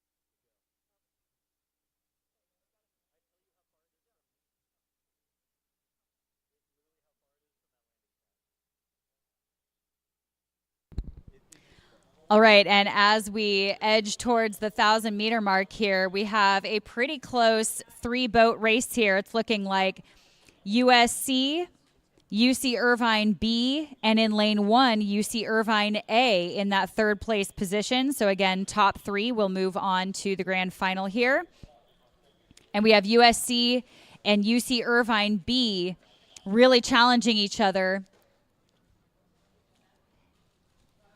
for that first place spot. And again, we will see, again, maybe a little bit of change as we come into that third 500. We will see if they start to chuck some moves at each other or if they try to maintain and just make sure that they secure that spot in the final, whether or not they get first, second, or third. As long as they are in those top three, that is the most important thing here. And again, we have seen a few different steering issues kind of coming back into lanes, moving in and out of lanes. Very, very difficult to steer these boats. So overall, it is phenomenal that these athletes have done a great job staying in their lanes in between these buoys here. That does take a lot of practice and knowing your pair partner very, very well. Now, as a coach, I was wondering if you could talk a little bit about that and how you decide what pairs to kind of put together. Like, how do you narrow down such a big team into two athletes in a pair? Huge question. Oh, that is a great question. I've had men's and women's pairs medal at nationals as well as regionals, and it's tricky. You want to get pairs typically tend to be the biggest, strongest rowers, but really good pairs, Whitney, tend to be strong rowers that have excellent boat feel and excellent technique, because there's only two people, one port, one starboard, and you have to balance the boat. It's also been said in pairs that either you become the best of friends or the worst of enemies, because there's just two of you, and either you love rowing together or you get sick and tired of each other. So the best pairs tend to gel well, and they tend to really sync together well, they mentally, emotionally, physically. So it's a tough boat in many regards, but the best boats typically are strong but have just really, really good technique and boat feel. Some coaches tend to put big, heavy rowers in the pair and let them just hammer down the course. But because it's such a tricky boat to row, it's got to be the boat that has good steering, good balance, and that alone will give you distance on the course ahead of the competition that has steering problems or balance problems. So we're seeing that here. Here are the two boats that are in the lead, followed by lane 1 followed by third place Irvine A, and they're all just kind of pacing each other now, just rowing a clean course, and that's working for them. As I said, it's giving them a big advantage over the trailing boats from Davis, UC Irvine B, and UC Davis B, and Southern California. Yeah, that's true. That is very well said. They do spend a lot of intimate time together in that small boat, taking a lot of strokes together. And the other thing that's really interesting, I think, about pairs too, is more clubs can have better pairs, because smaller clubs can still field phenomenal pairs. You know, even if they only have 4 to 8 athletes, they could put a phenomenal pair together, and that could go up against a top crew that has maybe 4 8s. So it kind of levels the playing field a little bit in these smaller boats. Well, it really does, and there's even a lot of programs that use pairs racing to determine their varsity 8 or varsity 4s. Even though they're very different boats and they have a different feel associated with them, it lets the coach really see who can move a boat and who has the blade work and technique needed. So, but you're right, it can level out between programs. Teams like Washington and Cal, these giant programs out there, they can put out tons of pairs. But if you have a really good pair from a smaller school, they can still win it all. So, all right, so 350 meters to go.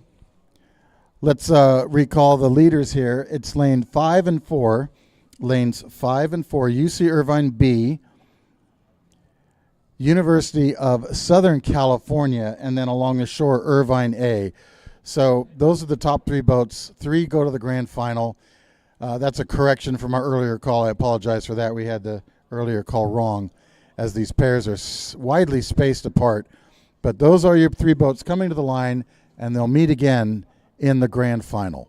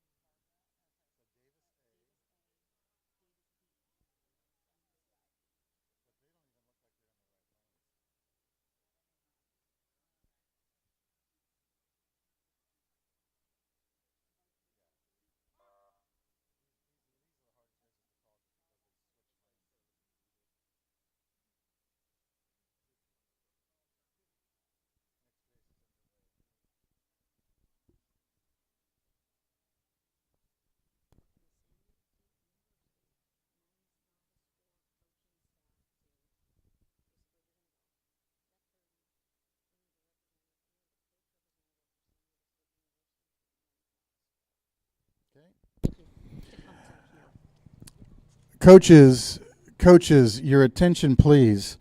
We need a representative for Event 30 from San Diego State University, Men's Novice 4, to come to the finish line tent immediately. And again, that is a coach, not an athlete. So San Diego State University, Men's Novice 4 coach, please come to the finish line tent immediately. Thank you.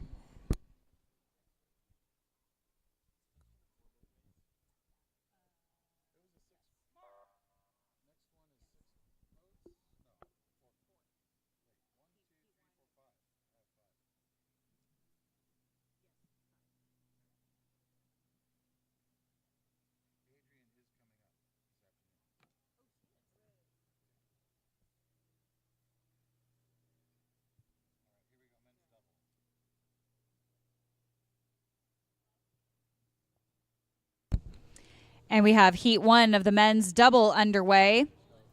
In lane 1, Humboldt. Lane 2, Seattle University. Lane 3, UCLA. Lane 4, University of Oregon. Lane 5, University of Puget Sound.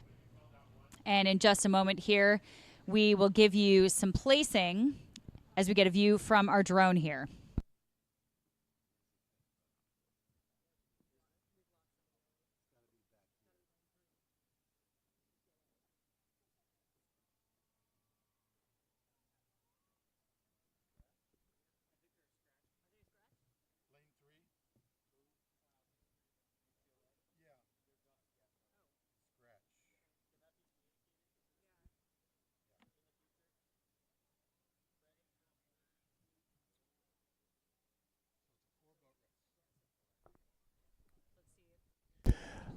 So, ladies and gentlemen, heat number 1 of the men's double now underway. Please note it is, even though 5 boats were on the schedule, there is 1 scratch. So it's only 4 boats on the course, lanes 1 and 2 and lanes 4 and 5.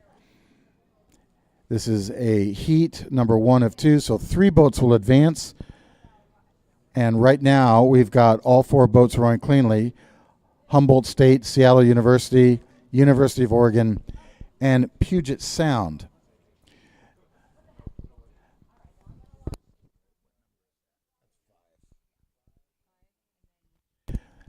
So the early leader is lane 5, University of Puget Sound.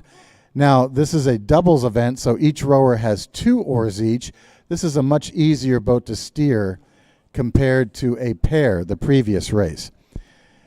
In second place, we go to lane number 1, Humboldt State, followed by lane 2, Seattle. So those are your top 3 boats, Puget Sound, Humboldt, and Seattle, as we approach the halfway markers.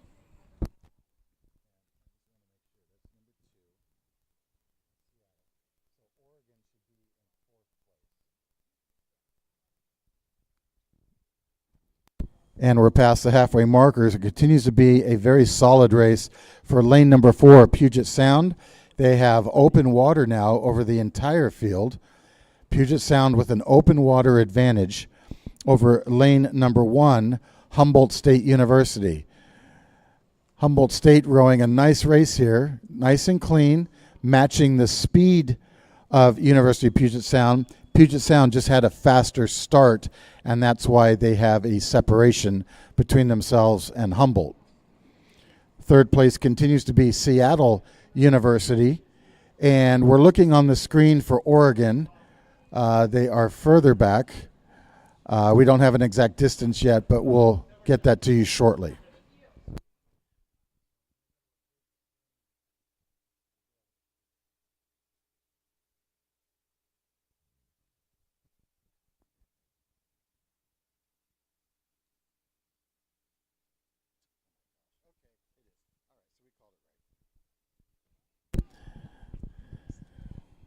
So, Whitney, this is a pretty spread out field. No coxswain in this boat either, correct, Whitney? So we're just looking at doubles coming down the course. You've been a coxswain, and from the coxswain seat, you see a lot of technique. Anything you see here that really looks nice to you standing out? Yeah, that's a really good point. And it is nice, I'm sure, for these rowers to have coxless boats every once in a while where they can just focus on the sound of the water and the bubbles running underneath the shell and the sound of the click, click, click of the oarlocks as they kind of clip down the course here. And we are coming up to the 1,500 to go, and we can see our leaders here actually rowing pretty confidently and cleanly. And again, the same thing that I mentioned before, the thing that I'm liking here is they're taking the time to do each part of the stroke. They're placing the blade, they're shooting with their hips, they're getting their legs down, then opening up the body, then finishing in with the arms. And I know that sounds very rudimentary for us rowers, but it's very easy to start cutting off those little parts of the stroke a little bit more and a little bit more as you get more and more tired and move towards those red buoys to the finish line. But you can see here, these guys are just getting their blades in together. They're really, really long through the water. They're pushing those puddles past their stern, and they're being really patient with this stroke. And I have to say, though, this bow seat in lane 5 is actually laying back a touch more than maybe his pair partner, the stroke here, which is kind of interesting, but somehow they're matching up really, really well. So that's always kind of interesting to see these little idiosyncrasies where they can kind of get away with these little things, but at the same time, their blades are in together and they're out together. And that you just can't beat that. All right, so that's the University of Puget Sound. They've been in the lead all the way down the race course. And, of course, beautiful water here at Lake Natoma. So they're coming into the last few hundred meters along the shore. Humboldt State earlier in the day had that really unfortunate finish for the men's varsity 4. So it's really wonderful to see Humboldt State here doing a great job matching the speed of Puget Sound and be in a qualifying position for a grand final. Behind them, Seattle University also matching speed, just not quite as quick in the first 1,000, but they'll get another shot at this as they go on to the grand final. And then how far back is that, Whitney? We're going back about 100 meters there. Is that University of Oregon? So they are in the rear of the field trying to come down the course and finish cleanly. But these top 3 crews are now across the line looking good. Next up will be heat number 2 of the men's doubles after Oregon finishes the race. Then we'll move on.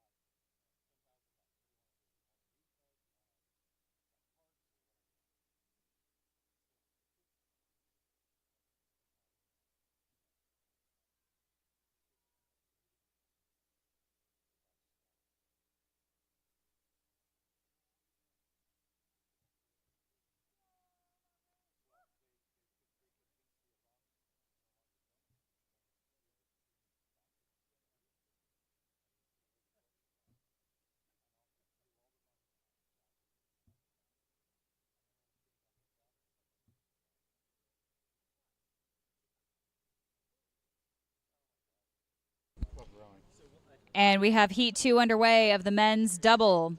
In lane 1, Chico State. Lane 2, Sac State. Lane 3, UC Davis. Lane 4, UC Santa Barbara.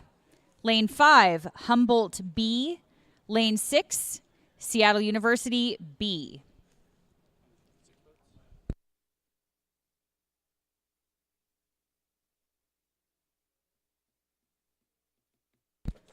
And it's looking like our early leaders here are lanes 2 and 4. That is Sac State and Santa Barbara, if I am looking correctly at our beautiful shot from the drone here. And UC Davis is flanked by those two right there in the middle, competing for the outside with Seattle University.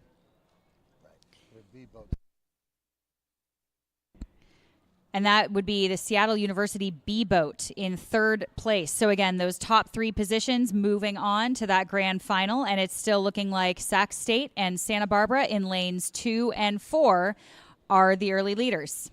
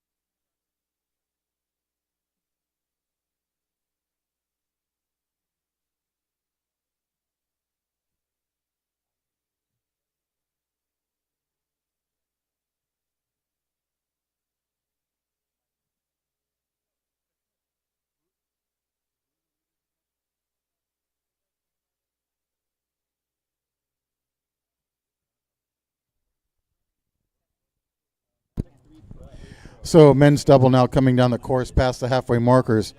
Santa Barbara and Sacramento State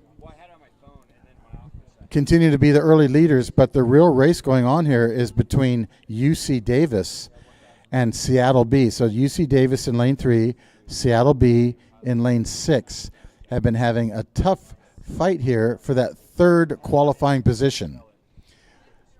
For 500 meters to go, the leaders continue to be Santa Barbara and Sacramento State. So those two boats have plenty of open water between themselves and the remaining field. But the race to watch is lane 6 versus lane 3, Seattle University's B boat and UC Davis.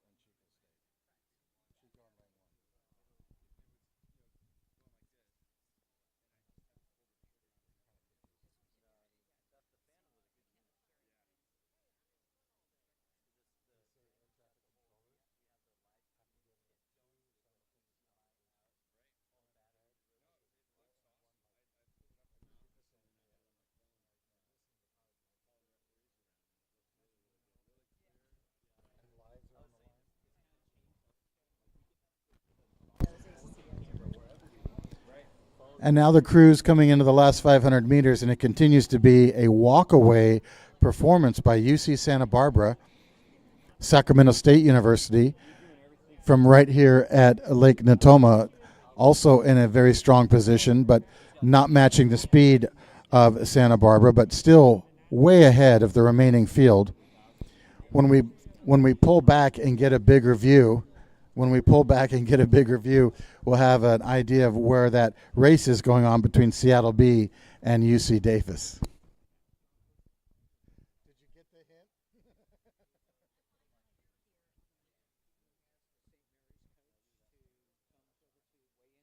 Weigh-ins. Men or women?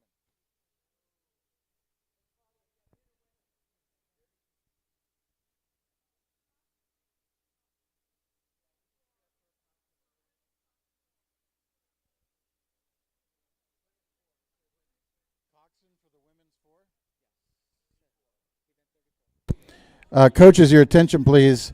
We need the coxswain from St. Mary's College for event 34.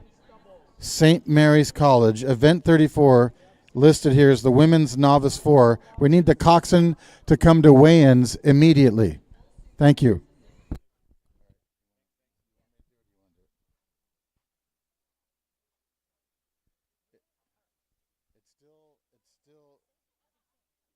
It's still Santa Barbara, then Sac State, and then the race is between Davis and Seattle, but looks like Davis has pulled ahead into third. And coming into the red buoys here, we still have UC Santa Barbara in the lead, followed by Sac State in lane 2.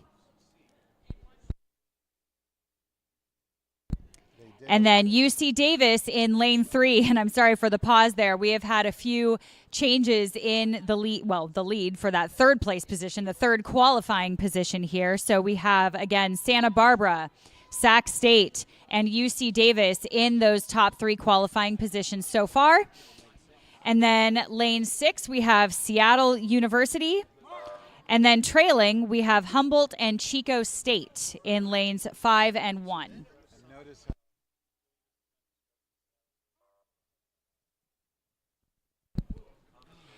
And again, this is a very interesting third place position here that we have because UC Davis is vastly understroking, and you can see they are not sprinting. They are comfortable just qualifying for that grand final, understroking Seattle University, who will be coming in 4th and unfortunately just missing out on that grand final, but a great row nonetheless.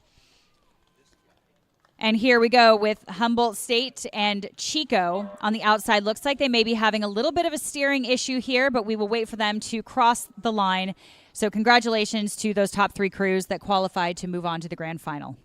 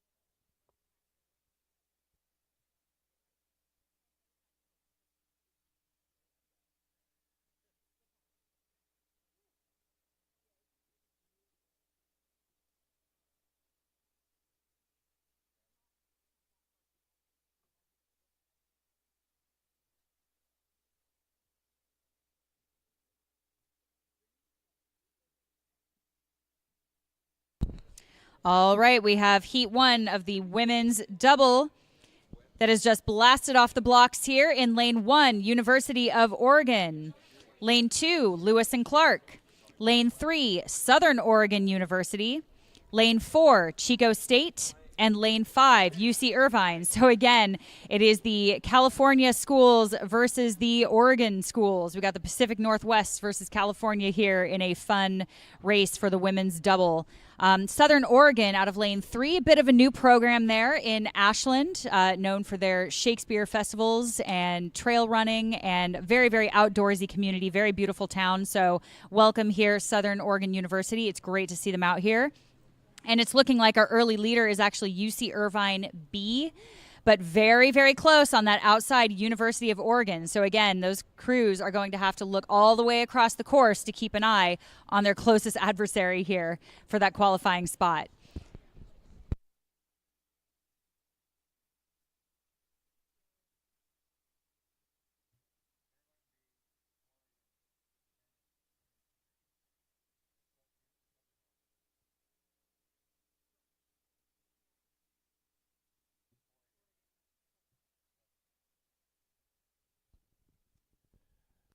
Well, Whitney, we had a little bit more of a separation now here in heat number 1 of the women's doubles.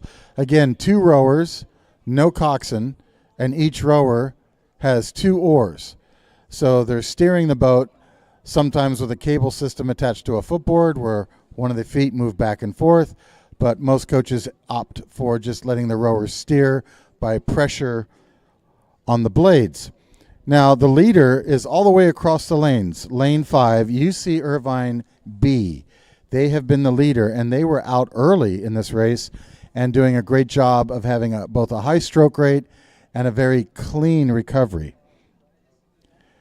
In second place, with the top 3 advancing, was lane 1, University of Oregon. And in third place, one of the smaller programs here, but doing a great job right now, lane 3, Southern Oregon University. So those are your leaders right now as we approach the halfway markers. Lewis and Clark and Chico State are in the trailing positions, and all these boats are now separated by open water. So let's pay attention to Southern Oregon being there in third place to see if Lewis and Clark or Chico State can catch them.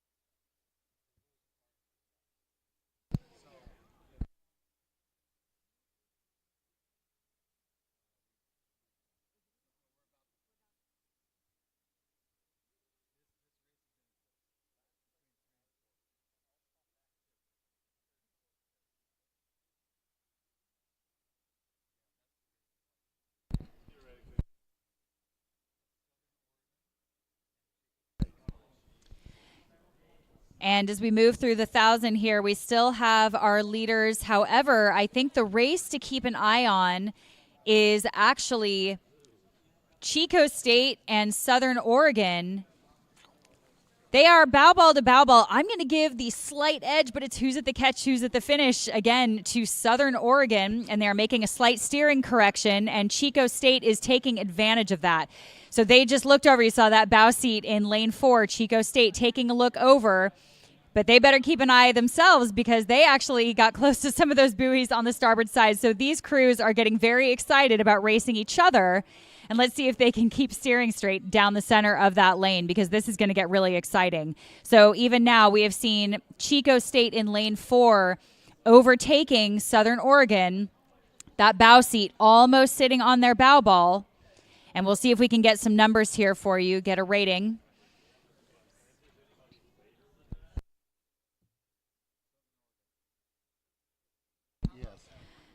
And we have Southern Oregon here rowing at a 27. Again, with a little bit of a clash, they are starting to move into Chico's lane here. We are getting very, very close. Hopefully we don't have an oar clash here. Southern Oregon has moved into Chico State's lane and is trying to correct and go back into lane 3 where they belong. Chico State trying to hold strong on their course here, and they are starting to make a move. It looks like pick the rate up maybe just a little bit so they can get away from Southern Oregon. So we have Chico State rowing at a 33 now. They are starting to push, and you can see them eyeing Southern Oregon over there, saying, let's get out of here. Lane 3, Southern Oregon trying to pick it right back up, getting back in the center of their lane, and getting back in the race here. And Chico State still has not overtaken them. They have not actually stopped them from overtaking, but again, these crews are getting a little bit close together. Those port and starboard oars in those lanes getting really close together. Little too close for comfort, I would say. As Southern Oregon is kind of starting to move over a little bit, Chico State starting to separate again. And these two crews just trying to get away from each other and grab onto that lead. But it's still Chico State in lane 4. They have not been able to absolutely shut them down yet. The decks are still overlapped. And hopefully we'll be able to see this soon as we come up to the last 500 to go. Well, Whitney, the interesting thing that's going on here between Chico State and Southern Oregon is that Chico State is stronger, but Southern Oregon is rowing cleaner, and that's why they're side by side right now. It's really a battle of power versus technique. And so the Southern Oregon boat, if they just push a little bit harder, they could overtake Chico and be in that third qualifying position. But Chico is being stronger. They've certainly been stronger in the middle 1,000. The question is, when they come into the last 350 meters, who will prevail if a sprint happens? So right now, the power of Chico State versus the technique of Southern Oregon, and we'll see which one wins out to go on to that third qualifying position. In the lead, though, the lead remains the same. Top two boats was University of California, Irvine and University of Oregon. The real race here is between Chico State and Southern Oregon for third place, with the trailing boat from Lewis and Clark.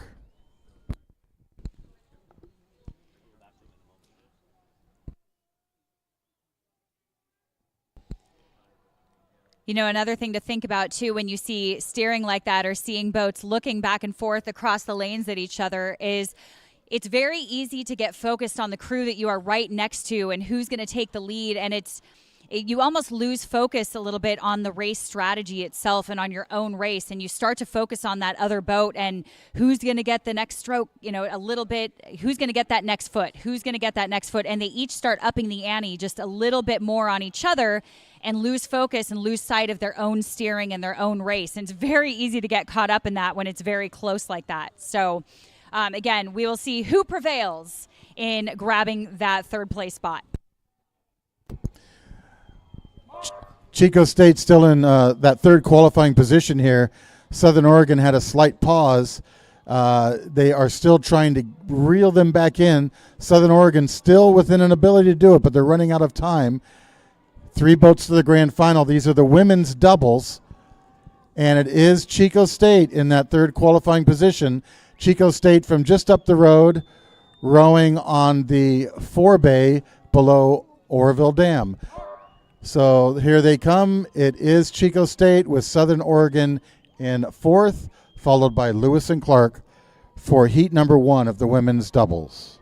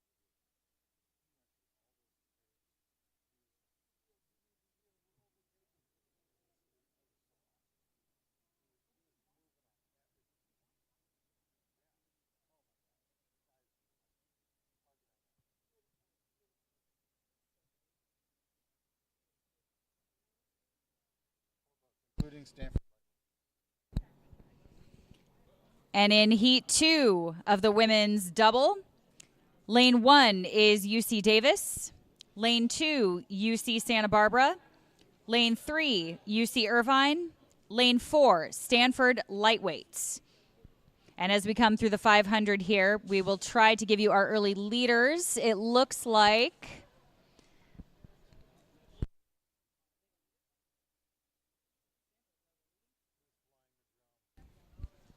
my apologies. We are trying to get a better view of the entire field here to see for you. It looks like Stanford Lightweights here in lane 4 looking really, really strong. Again, as they have all day, blades going in together, out together. And look at these knees. You can see really, really closely up on our screen. Obviously, you will not be able to see it from the shore yet, but you certainly will as they start coming down the course, because as we've pulled away here, they are the clear leaders here of the field. That is Stanford Lightweights, again, just walking away with this race.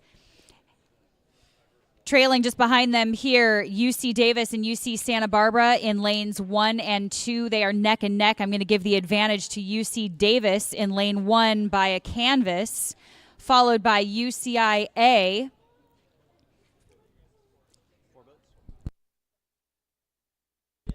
But our clear leader, again, the women of Stanford Lightweights, really looking strong today. Again, a testament to Coach Lizzie Houston out there in Stanford, doing a phenomenal job with her lightweight women, who again had a great weekend against the Wisconsin women last weekend. Very strong race there. Wisconsin, a notoriously quick program, so they have proven themselves time and time again, and here showed up at WIRA again to play with the heavyweights. And you know what? They're doing a great job doing it. So let's check back again. Looks like lane 1, UC Davis, and lane 2, UC Santa Barbara behind Stanford. And then UC Irvine in lane 3. And again, we will keep an eye on that as we come through the 1,000-meter mark. Well, Whitney, the Stanford lightweight women are already past the 1,000-meter mark. That's how fast they are. And you mentioned something, Whitney, and I'm looking at it here.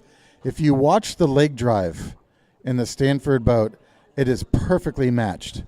And in the other doubles, it's not quite perfectly matched. You're seeing 2 pulses of power in the boat. But in the Stanford boat, it is 1 leg drive, and the timing is really, really good for these lightweight women. And you're just seeing that. When you have 2 pulses of power, as you know, Whitney, the boat feels heavy. It doesn't send. It doesn't pick up and send. But these Stanford lightweight women they're like a rocket coming down this race course. There's nobody near them, folks. They're all by themselves, way out in front. I might even go on to predict, I bet you they could win this thing in the grand final, looking at how they row. You know, I wouldn't hesitate to put some money on that either, because look at the bow of this boat, too. The way that they are keeping the momentum up is phenomenal here. I mean, this is beautiful. The bow is not slowing down. They are getting their blades in as they're moving forward. You see just a hint of backsplash, not enough to slow them down, but they're just keeping the momentum up as if it were a bicycle wheel, just clipping along, keeping the momentum up here. And these women are not slowing this boat down at all, anywhere in this stroke. And that is what is keeping them in the lead by a formidable amount. So I'm with you. I'm going to keep my eye on them for a grand final. So going back to the other 2 boats, we had lanes 2 and 1, UC Santa Barbara and UC Davis, with the trailing boat from UC Irvine. So that continues to be the same result there. Lanes 1 and 2 pacing one another, both boats still in contact, and they both have a significant amount of open water between themselves and the 2 ladies from Irvine. So Irvine in 4th place here. Irvine rowing cleanly, just not matching the speed of these boats in front of them. The 3 crews in front are slowly taking water away from Irvine as they move towards the line. Now, Santa Barbara and Davis, again, this is a heat. Top 3 go to the final. I'm looking, Whitney, at Davis and Santa Barbara here, and I'm saying they're in a good position, but they're not putting it all on the line yet, because they're going to see each other again in the grand final. So nice race from the 2 of them. but that Stanford boat looked like it was rowing in a grand final. And you can see him coming into view here in the spectator area. Look at that, folks. Out there in front, as they say in rowing, everyone else is on the horizon. That's how far out in front we are. You know, that is so true. In lanes 1 and 2, UC Davis and UC Santa Barbara don't necessarily have to show all of their cards today. So they can save a little bit for that final. And maybe we'll see a tighter race tomorrow when we actually see 6 lanes across. And we can see who is really hungry for it. So we may be seeing a show now, but again, when crews are pushed a little bit differently in a grand final, you know, they know they've qualified today. We are not going to see all the aces up their sleeve as of yet. And again, you guys just keep an eye on the shore here on these Stanford women as they cruise through the red buoys here. Absolutely. Lane 4 just cruising through the line here, making this look easy, and we know that rowing is anything but.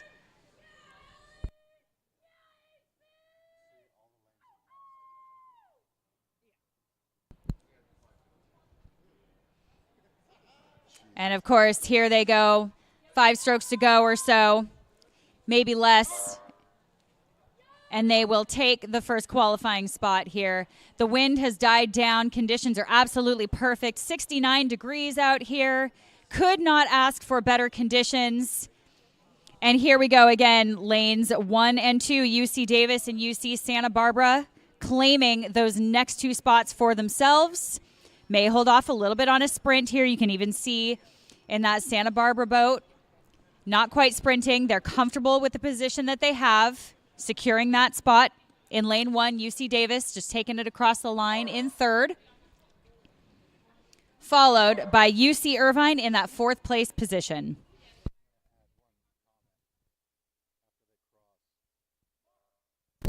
And Whitney, before we move on to the next race, I'd like to just really compliment all the coaches in the WIRA for including sculling. Too often we see rowing in America being very sweep-centric. And so to see more sculling events, whether it be a single, double, or a quad, is great. It helps in many ways. It helps the athlete, helps with boat feel, helps create more events, and certainly it helps on the national level if rowers want to move up and possibly represent the U.S. at Worlds or even the Olympics, to get that sculling experience, which the European nations have so much of. So kudos to WIRA for including the sculling event, and maybe someday we'll even see a quad event or a single.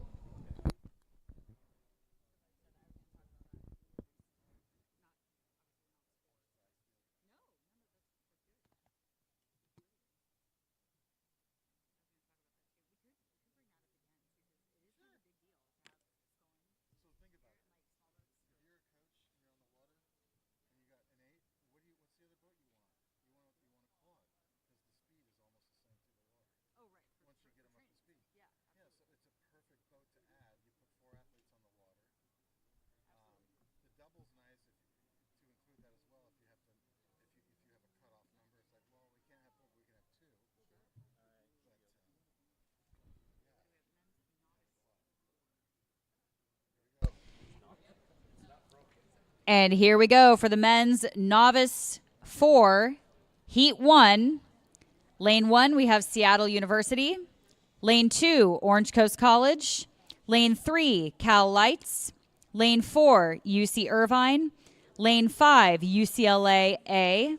Lane 6, Long Beach State. And it's looking like Cal Lights in lane 3 have absolutely blasted off the blocks here, followed by UCI. Those are our very early leaders as we get through the breakage point here, followed by UCLA A. Long Beach State on the outside in lane 6, Orange Coast College, and then Seattle University in lane 1.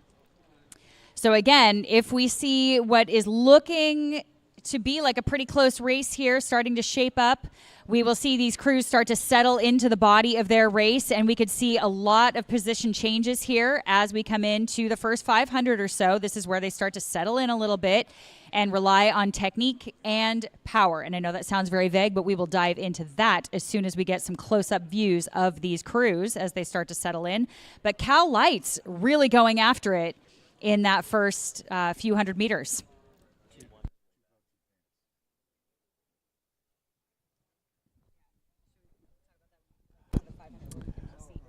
So this is getting to be a very tight race, Whitney, and there are 3 heats for the men's novice 4, so only 2 boats will advance. Well, the Cal Lights were hot off the line, but now they are finding themselves side by side with Irvine, UCLA A, and Long Beach State, all in the outside lanes. That's lanes 4, 5, and 6.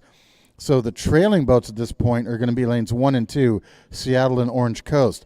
But from Cal Lights, lane 3 over, it's a 4-boat race for 2 qualifying positions. Now the Cal Lights are hanging tough. They're down only 1 seat from both UC Irvine and UCLA A. Long Beach State is in 4th place right now, but all 4 of these crews are in contact with each other as they try to sort out who's going to go on to the grand final. It could be anybody's race at this point, Whitney. The question is stroke rate and that magical phrase, third 500. Who's going to be strong in the third 500?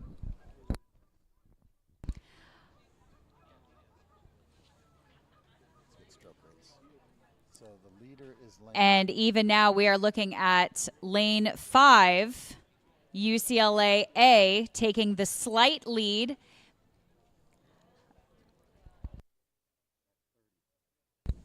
And they are rowing at 30 strokes a minute here. So UCLA at a 30. Decently low for the body of the race, but look how much swing they're getting. So this looks really nice. They are right next to UCI here, who is not going to let them go that easy at a 34. So a few pips above them. And we'll see, can it be the strength of the Bruins or can it be the rate of the Anteaters? We will see who takes the edge on that one, but give it a little time.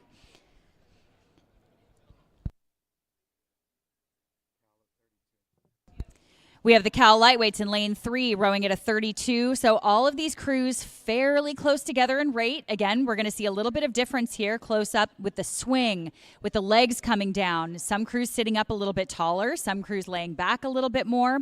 And these are novice crews, keep in mind. So they are really going to have to remember to maintain their stroke rates here, maintain their composure as they come into that third 500 again, because that's when the cards start to show. The wheels either fall off or they bring it back together to finish strong for that last 500. And right now it looks like it is still lane 5, UCLA A in the lead, about 2 seats over UC Irvine, but they are not going to sit here. Is that what you're seeing here on the screen?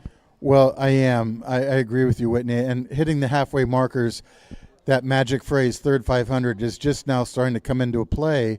And UCLA has been the conservative boat here. They've been rowing at a 30 to a 31, which most novice coaches would be pulling their hair out saying, oh, my gosh, but it's working well for them because they're getting a lot of composure on the recovery. And they're now up 4 seats over Irvine. So it's UCLA, Irvine, and then outside to Long Beach State in third. The Cal Lights, who were in first for the first 1,000, have fallen back to fourth.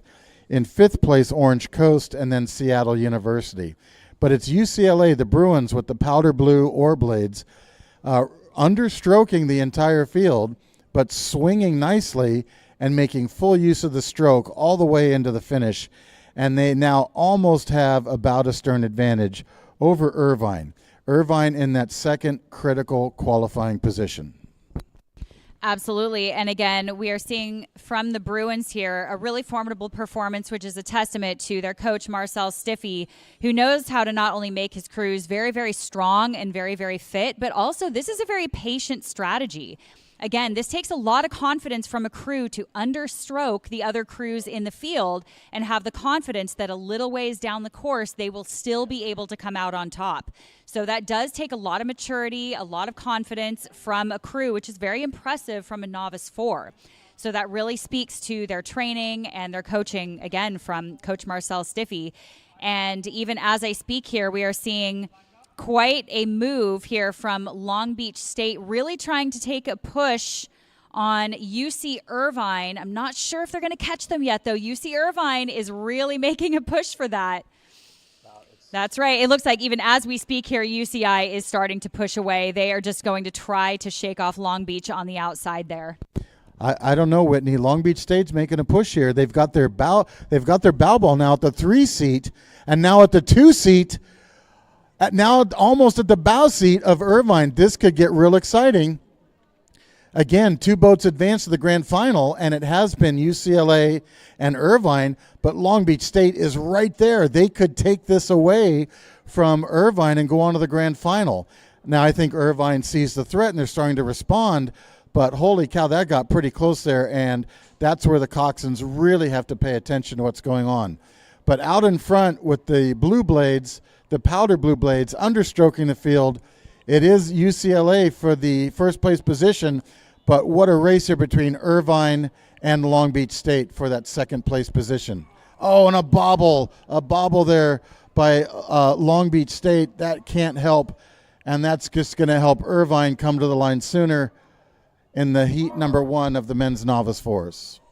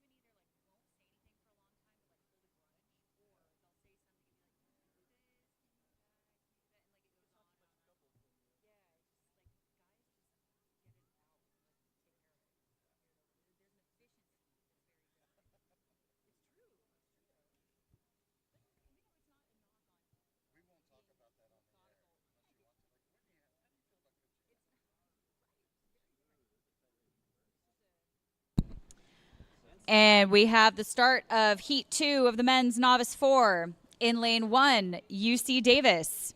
Lane 2, San Diego State. Lane 3, UC Santa Barbara. Lane 4, USC. Lane 5, Western Washington, and Lane 6, UCLA B. And again, as we cross the 500 here, this is top 2 boats go to the grand final, which is pretty exciting because we have 3 boats that are tied for first or very close to it here. And we are going to see if we can get you some places here. It looks like Lane 6, Long Beach State, has the edge for now, but we will see because we have 3 boats very, very close together. My mistake, I misspoke there. That would be UCLA B. UCLA B on the outside.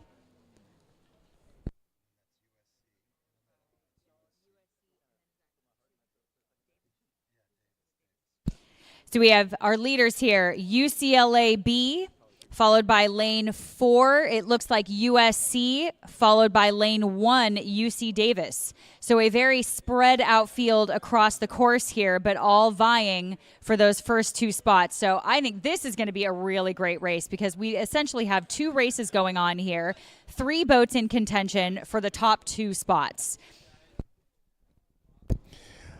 I couldn't agree more, Whitney. And again, in the first heat, we saw UCLA win that, and here comes their B boat, also in a position to win their heat. So we could end up seeing both UCLA boats in the grand final. Now, hot on the heels of UCLA is the University of Southern California.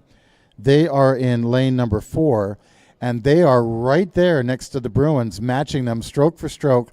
The Bruins, at this point, they had about a 2-seat advantage. It's slipping back to about only 1 seat at this point. And UC Davis in lane 1 is down 2 seats from both USC and UCLA.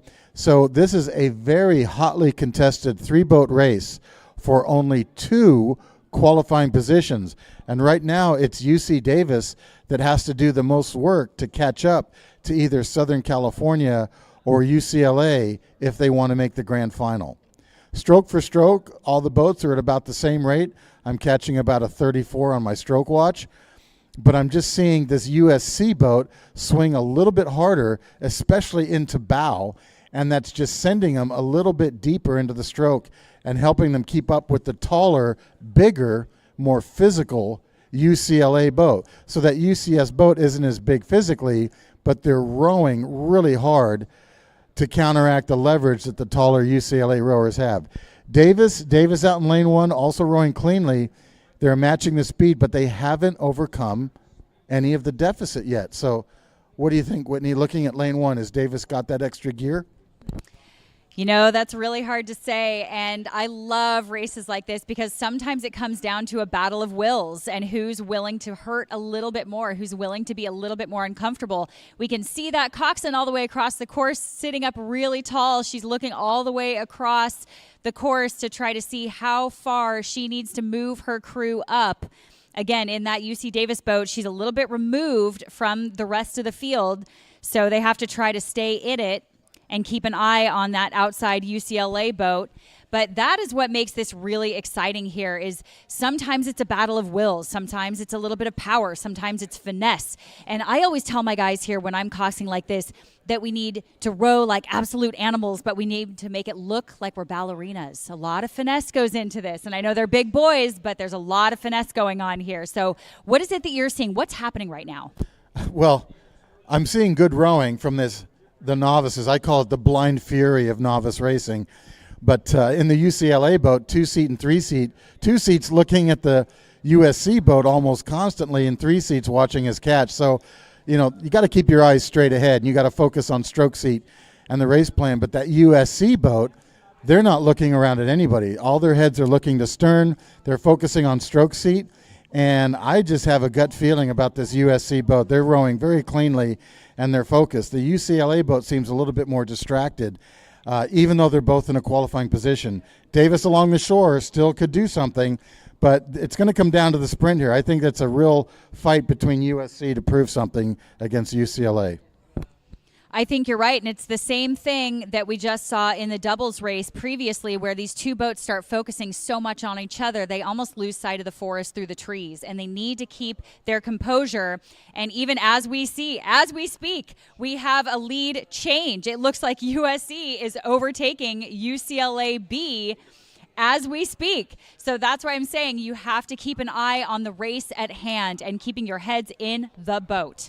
And UC Davis now about to possibly overtake UCLA. And again, I was saying that UCLA boat looked distracted, and USC has moved ahead of them. And now UC Davis along the shore might overtake UCLA and go on to the grand final. It's going to be a photo finish here at the line. It is USC. I put my money on them. Well, just kidding, but look at that. They take the race, and it's Davis. UC Davis. UC Davis takes second place over UCLA.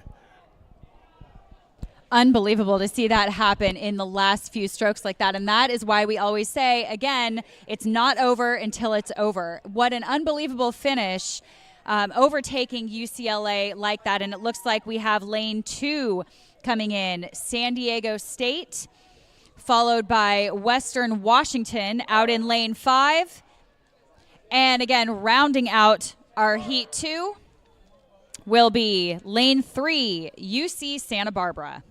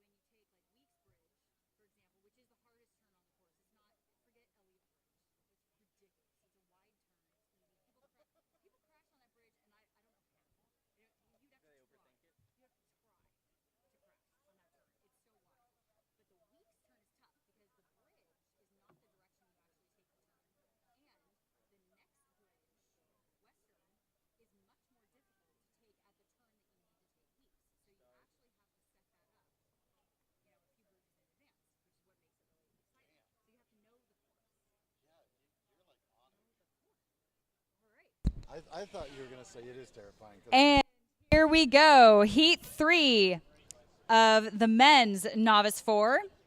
In lane 1, we have Sac State. Lane 2, Washington State. Lane 3, University of Las Vegas. Lane 4, Chico State. And lane 5, Cal Maritime. And it looks like our outside lanes, Sac State and Cal Maritime, are our early leaders, but sneaking up through the middle here is Las Vegas. They don't want to be left out of the party here, so we have lanes 1, 3, and 5 shooting out front, but let's not overlook Washington State here trying to squeeze in between Sac State and Las Vegas, as well as Cal Maritime on the outside that is going to try to overtake University of Las Vegas there. We'll see how that turns out in just a little bit as we cross the 500. But again, this is early on. Quick out of the blocks, we have Chico State trailing. And our early leader at a rate 32, that is Sac State in lane 1 at a rate 32. Followed, again, by University of Las Vegas in lane 3 right there in the middle. They have a view of the entire course, little advantage there, which is kind of nice. We have Cal Maritime at a rate 37, so quite high, very different compared to lane 1, Sac State, which is our leader. So we'll see if that higher rate pays off for them. In lane 3, Las Vegas, we have them clocked at a rate 34, so pretty solid for middle part of the race. And again, we've seen this time and time again. Will the higher rate prevail over the strength and finesse of some of the other crews? And the only way to be able to see that is to be patient. And that means that we have to wait until that second or third 500 to kind of see how it shakes out and how these crews manage either the higher rate or the finesse and the power. Well, right now, Whitney, the boat from University of Nevada, Las Vegas, coached by Jim Anderson, I believe, is showing more composure, more length, and a lower stroke rate than the Cal Maritime boat. The Cal Maritime boat, I'm not surprised that they're in this race for the first 1,000, but they're at a 37.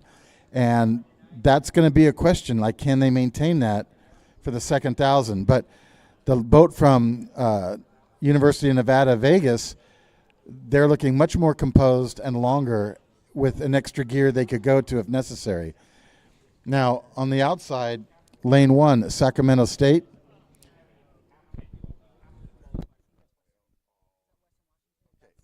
Sacramento State way out in front here. They continue to dominate. They are walking away in this heat. So that's going to definitely be a boat to watch in the grand final. But this Lake Las Vegas boat, boy, they're looking pretty good here. I'm sorry, that's the junior program. University of Nevada, Las Vegas. They are looking really good here against Cal Maritime and Washington State. And they're one of the newer programs here in the WIRA League.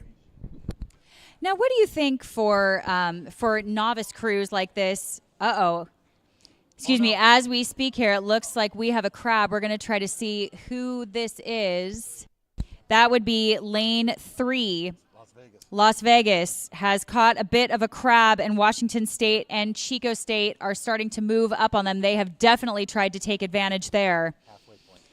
And we are crossing the 1,000. We're going to see if Las Vegas can pick it up again. It looks like they're jumping right back in it. That speaks again to the maturity of the crew here. Heads right back in the game, and they're picking it up again. We'll see how much of an advantage or disadvantage that has had. They might be a little bit more hungry now in this third 500. So we will see. They are still ahead, again, of Washington State University in lane 2. And who is that on the outside? Chico State in lane 4 there. Yeah. Or are we looking? There we go. Chico State trailing in lane 4. And then Cal Maritime here on the outside in lane 5. So in novice racing, ladies and gentlemen, you're looking at rowers many times. They're walk-ons. This is their first time at a championship regatta.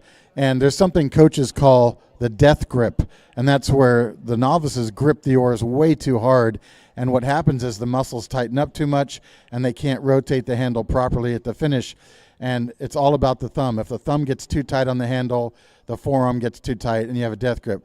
I'm suspecting that's what happened to the University of Nevada boat, that they just had the novice death grip, as we call it, crabbed out at the finish, quickly recovered, and now they're in a race for their lives because Washington State has come up and put their bow ball at the Nevada 2 seat.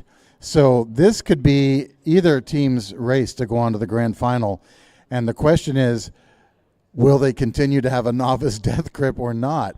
And so keep that thumb relaxed, keep the forearm relaxed so you can finesse the finish and get a clean release.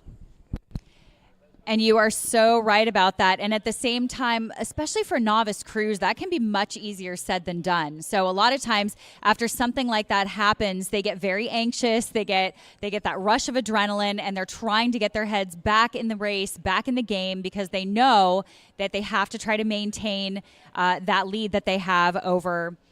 Oh, and here we go. Look, we have another little bit of a crab, a little bit of a bobble there. Was that lane? Cal Maritime. There we go. Now we have a better view. That was Cal Maritime in lane 5, catching a little half crab there.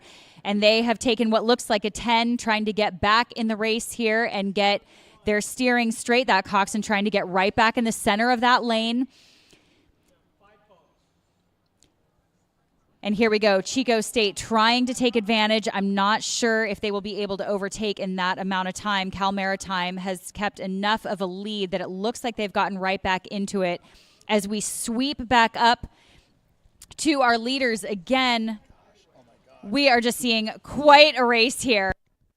And Whitney, it's Washington State now in lane 2, overtaking University of Nevada, Las Vegas. So it's Washington State Cougars trying to move. And the boy, okay, the coxswain's giving a sign of like, we got it, but hey, it ain't over yet. University of Nevada, Las Vegas now charging. So the Cougars, they haven't won anything yet. It's only the boat way out in front. Sacramento State in lane 1, way out in front. But it's a dogfight here between Las Vegas and Washington State for that second and critical qualifying position. And here they come. Let's keep an eye on it. That Washington State coxswain was waving their hand like, we got it. But I see University of Nevada right there next to them. Oh, and they catch a crab. Oh, no. Well, I keep going, but that's a tough break. And it looks like it is going to be Washington State with the victorious salute to the audience, taking second place in the heat.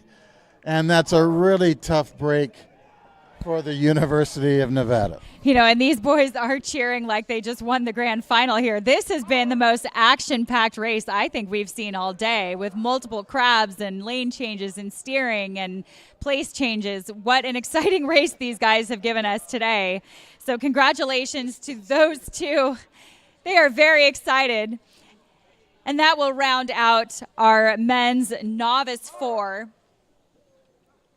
That will be Chico State and Cal Maritime finishing up that event for us. So congratulations to those novice 4s for giving us quite a show.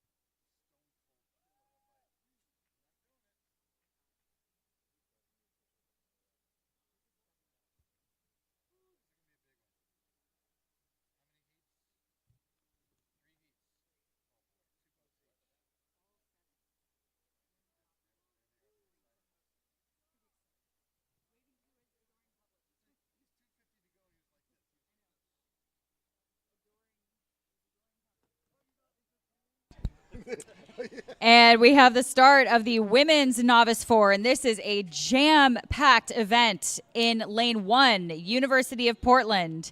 Lane 2, San Diego State. Lane 3, Cal Lights. Lane 4, Santa Clara. Lane 5, University of Oregon. Lane 6, Chico State. And lane 7, Lewis and Clark.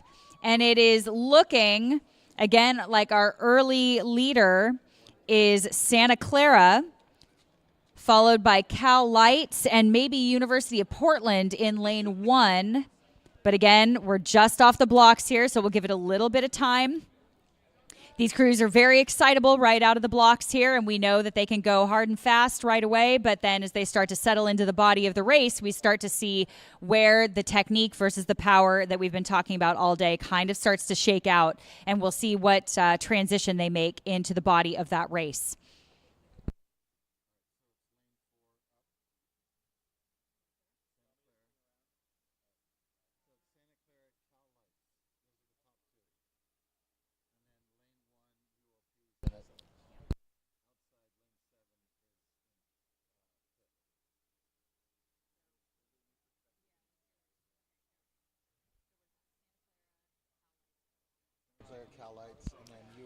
And we have Santa Clara still in the lead, lane 4, followed very closely by SDSU, who is making a pretty strong move, and squeezed right in between those two is the Cal Lights.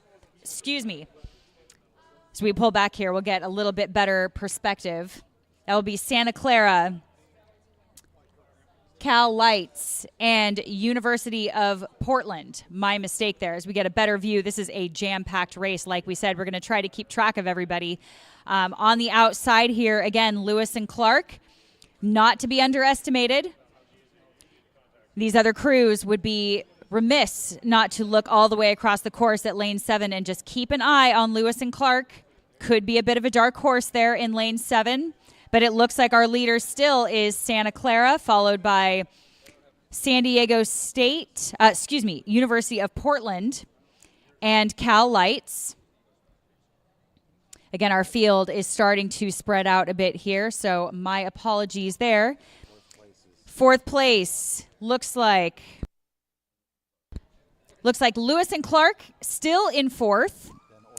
Then University of Oregon, and it is a little bit tough to tell. We're going to say Chico State, and then San Diego State in lane 2.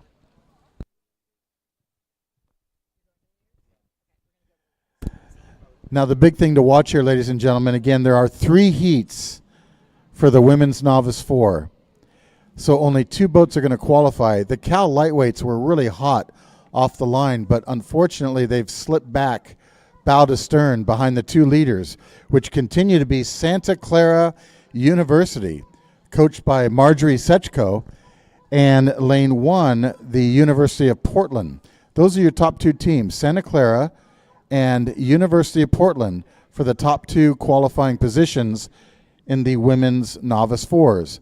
Cal lightweights continue in 3rd. Lewis and Clark in lane 7 has been in 4th place, and they're holding on to that. We then go back to Oregon, and then Chico State and San Diego State.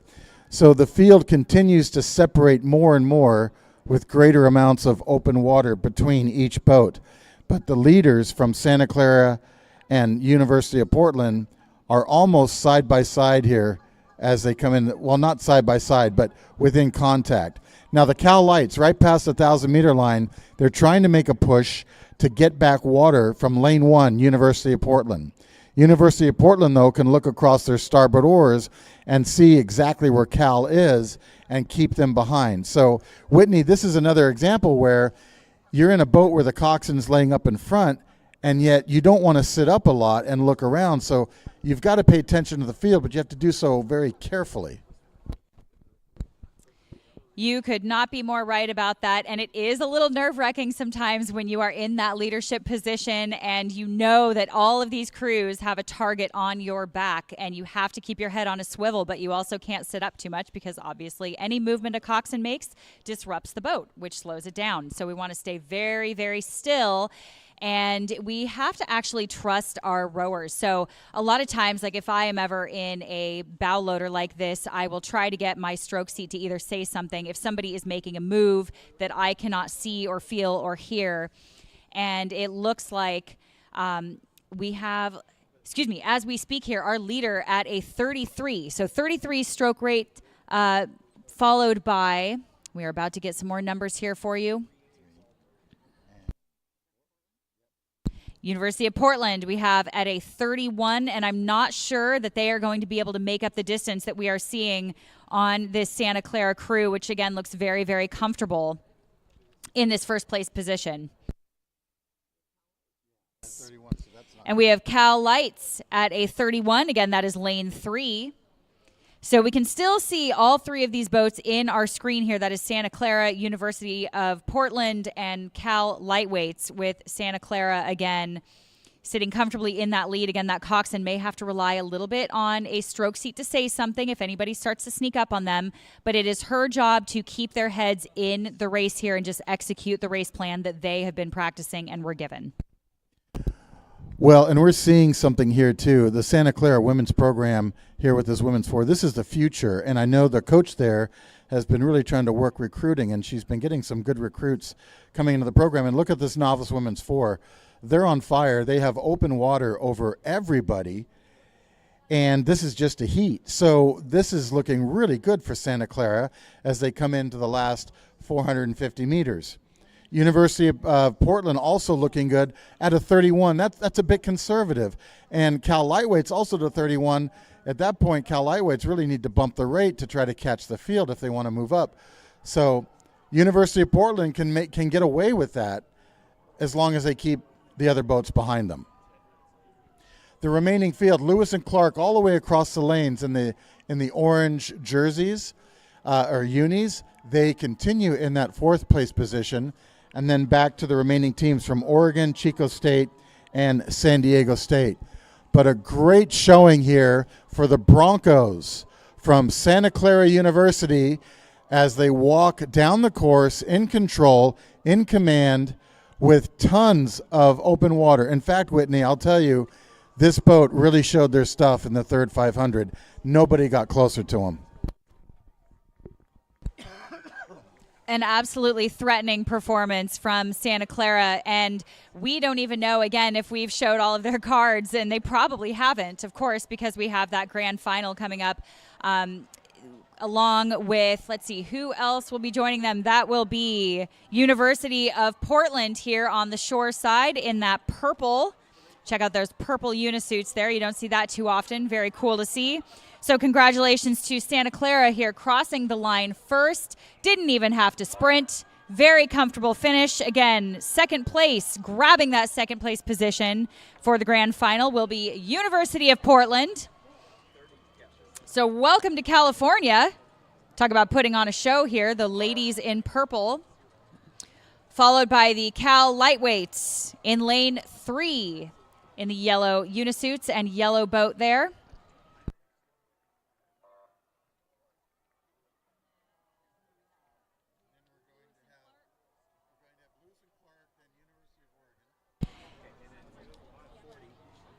Following up behind, we have Lewis and Clark out there in lane 7, followed by University of Oregon.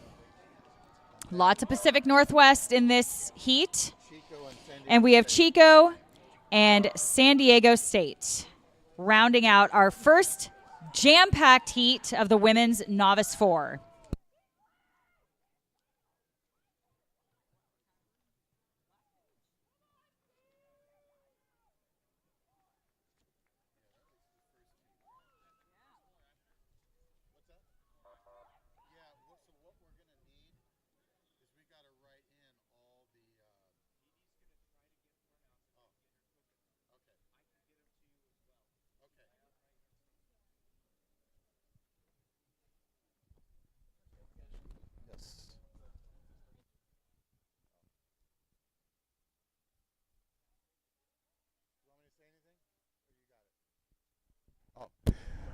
Your attention, please. First aid people, the people in charge of first aid, We need your help immediately at the finish line tent. Again, the people running the first aid, we need you at the finish line tent for a first aid situation. Thank you.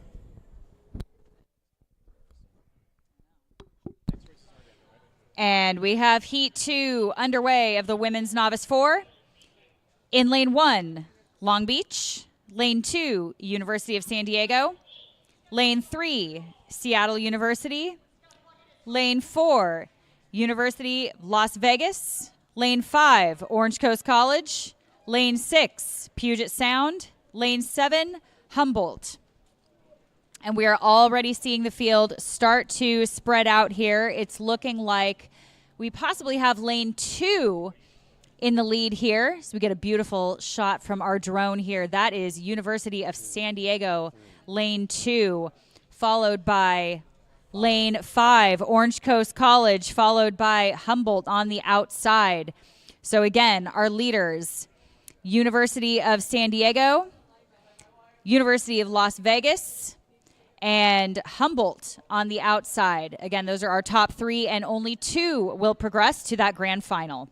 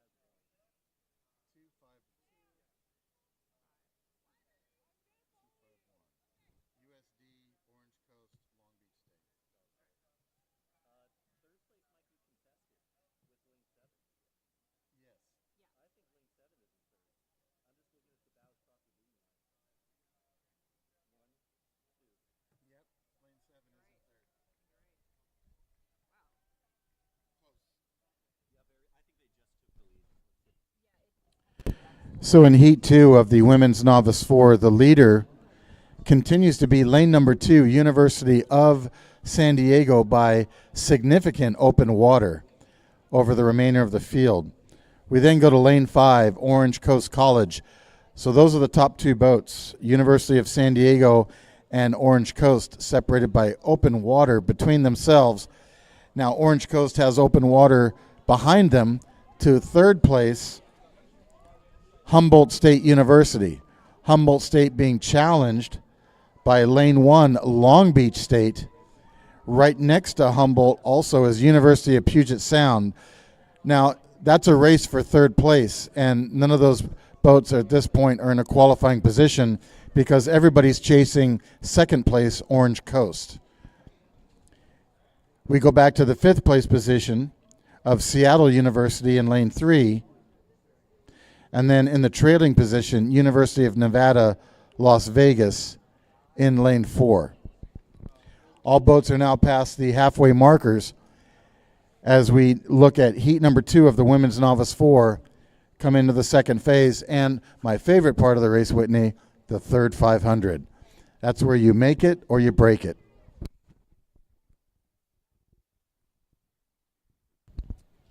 Now, how did I know that you were going to say that? Because you know what? This third 500 is going to be just as exciting. And I have to say, these Novice 4s have been very, very exciting races. We've had so many lead changes. We've had a lot of separation amongst the fields. We've had crabs. We've had stoppage. We've had lane changes. We've had all sorts of things. But it is looking now like Orange Coast College is still chasing that second place position. And again, our top 2 crews still quite comfortable there. But we are going to have a little bit of a race here. It looks like Long Beach, lane 3. Excuse me, third place. That is Long Beach. That is Long Beach in that third place position, followed by Humboldt here in lane 7, right next to Puget Sound. But I have to say, Long Beach and Humboldt on the outside lanes are this is very hotly contested. We are very, very close, bow ball to bow ball, and Puget Sound is definitely not giving up on this race.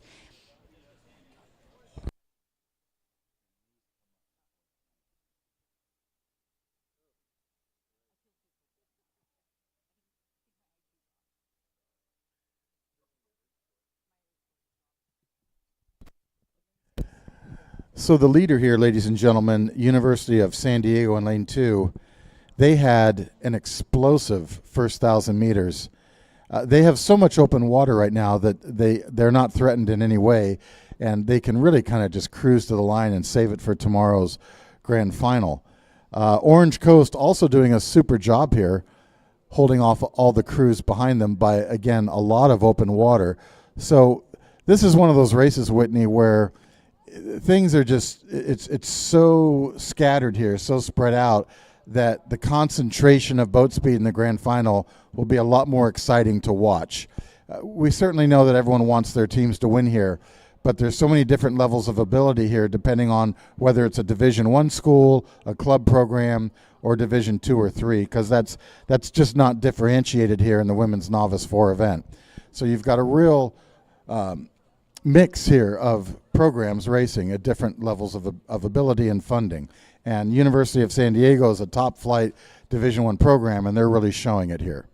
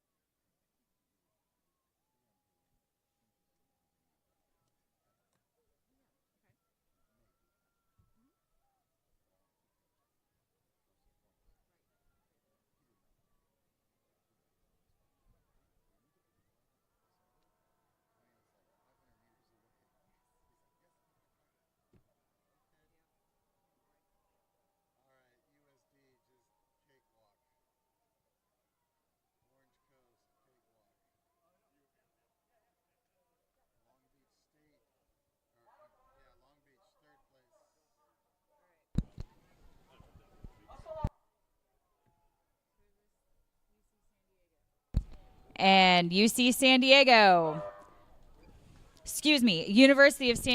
crossing the line in first here with that first qualifying position, followed by the Lady Pirates of Orange Coast College in lane 5. And those will be our top 2 qualifying spots for the grand final.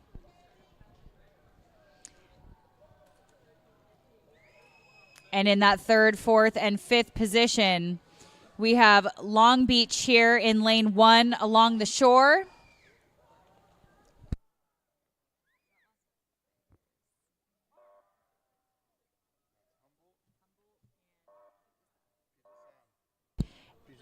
And Humboldt and Puget Sound, followed by, we have actually lost a bow number here, but that is Las Vegas. And then we will have Seattle, again, rounding out our Heat 2 of the Women's Novice 4.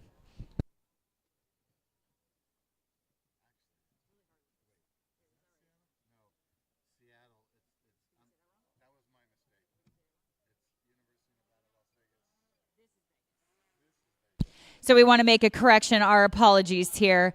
We have lane 4 right now, Las Vegas finishing up here in lane 4 for the Women's Novice 4 Heat 2. Our apologies.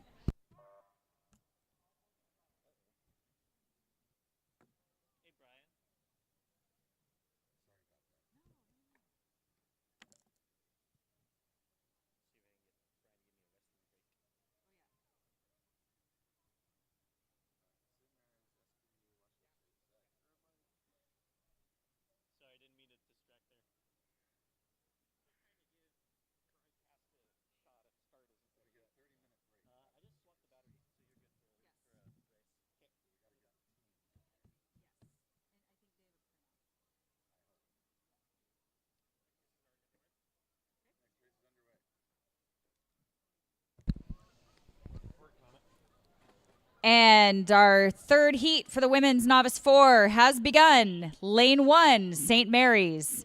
Lane 2, Seattle Pacific. Lane 3, Washington State. Lane 4, Sac State. Lane 5, UC Irvine. Lane 6, UC Davis.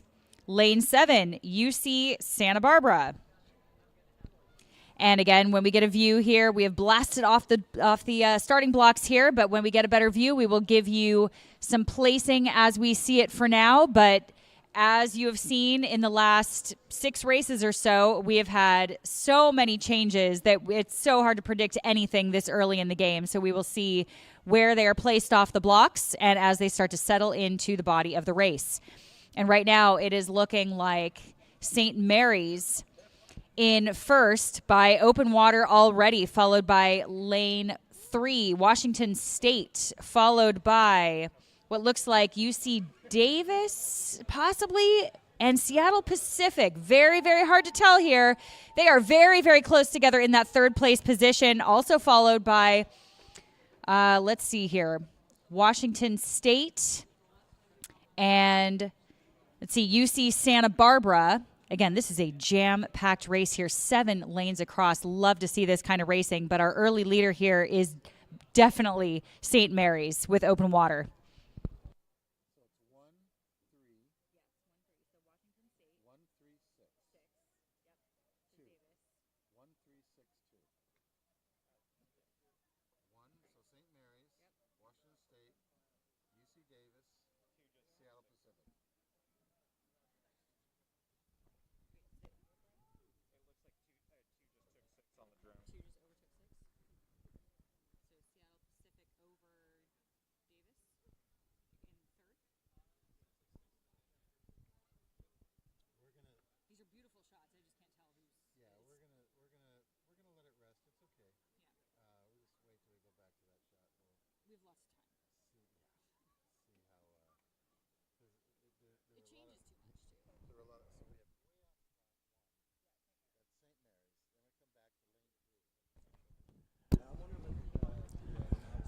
So women's novice 4, heat number 3, continues down the course. St. Mary's in lane 1, way out in front now by multiple boat lengths of open water. In second place, Washington State University. Washington State, however, is only bow to stern ahead of lane 2, Seattle Pacific University. And then UC Davis in lane 6.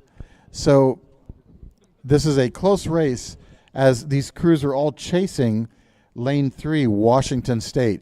Washington State has that second qualifying position, and right now the outside, lane 6, UC Davis, is trying to move up. They've got their bow ball almost to the stroke seat of Washington State. Washington State continues to push away from Seattle Pacific and Sacramento State. So it's anybody's race here for third place, but it's still Washington State's race for second. And continuing way out in front, the Gales from St. Mary's College from Moraga, California. Okay, so your trailing boat in all of this is Santa Barbara. Santa Barbara. Okay. So Washington State, but now they're being chased by Davis. And Davis is moving up on them. So as we come into about the 1250, this is going to be Washington State's position to lose, and that is a little bit of a tricky position to be in because they know that these 3 boats that they are looking at have a target on their back, and it is up to them to not only stay calm, cool, and collected and execute a strong race, but also not get too excited knowing that they do have that second place position that is the qualifying spot right now.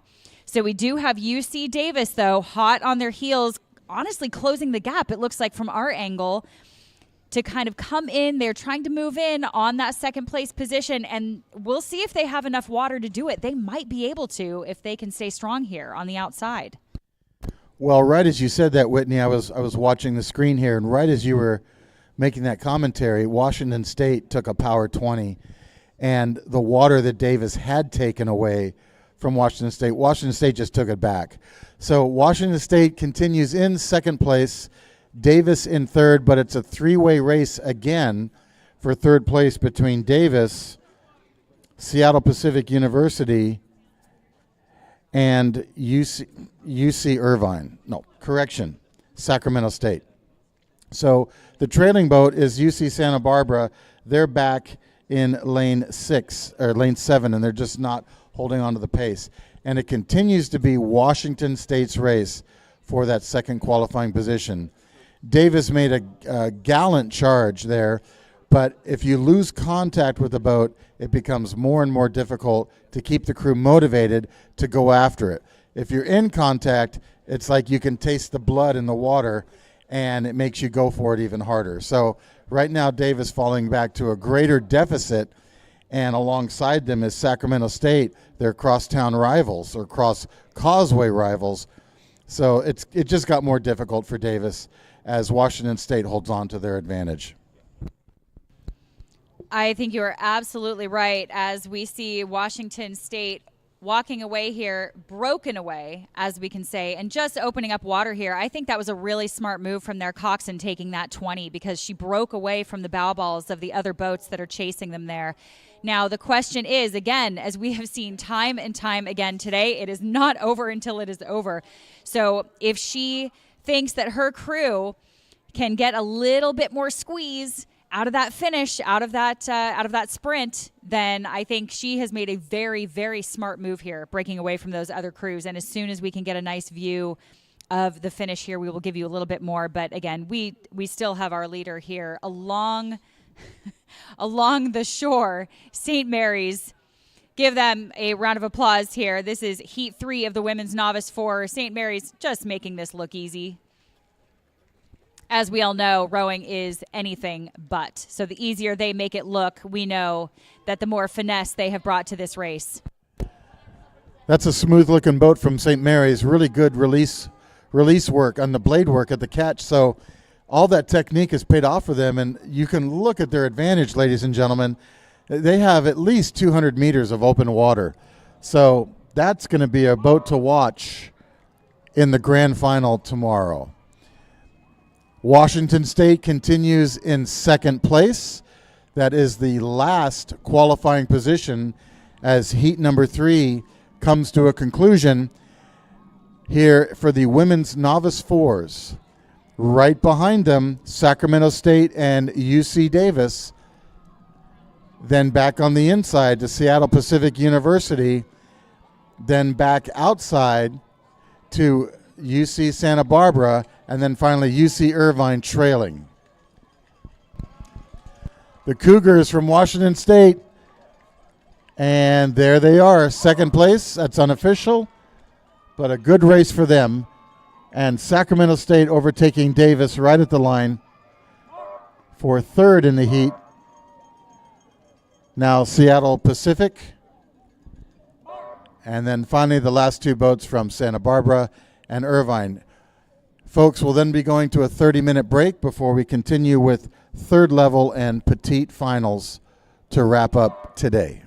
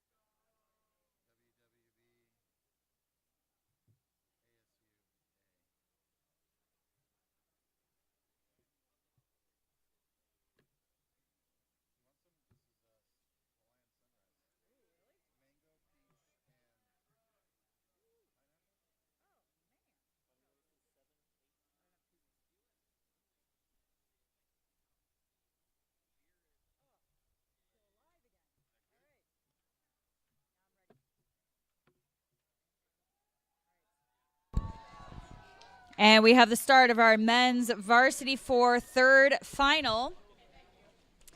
Welcome back from our break here. Lane 1, LMU. Lane 2, USC. Lane 3, Lewis and Clark. Lane 4, UCLA B. Lane 5, Western Washington B. Lane 6, ASU. And we will let them get off the blocks here. Off to a clean start, 72 degrees, very light breeze, hard to go wrong. Perfect conditions for racing, maybe a touch of a headwind here. No problem for these men of the varsity 4s here, though. I'm sure nothing many of them aren't used to. But very, very nice conditions here out on Lake Natoma. And we are looking at, looks like lane 6 ASU in our leading position, followed very, very closely by lane 1 LMU.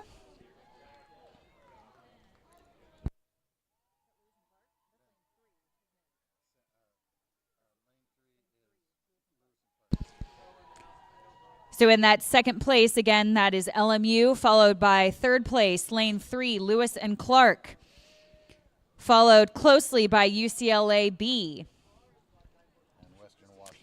And Western Washington B.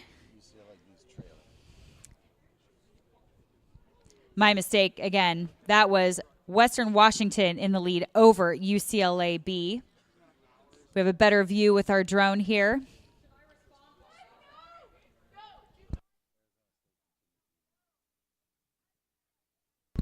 And we have Arizona State here continuing to lead but being challenged by LMU on the outside in lane 1. Again, lots of battles here from these crews on the outside lanes, which is always very cool to watch. And again, these coxswains, though, are going to have to keep an eye on these other crews. It's a little bit difficult to do when you have to look all the way across the course in a bow-loaded 4 here. So, yeah, as we are watching this, it looks like we have LMU really trying to make a move here to overtake ASU on the outside. And I believe they have, Whitney. It's Loyola Marymount University in lane 1 overtaking lane 6, Arizona State University A-boat for that first place position here in the third level final. So what does that mean, folks? Third level final.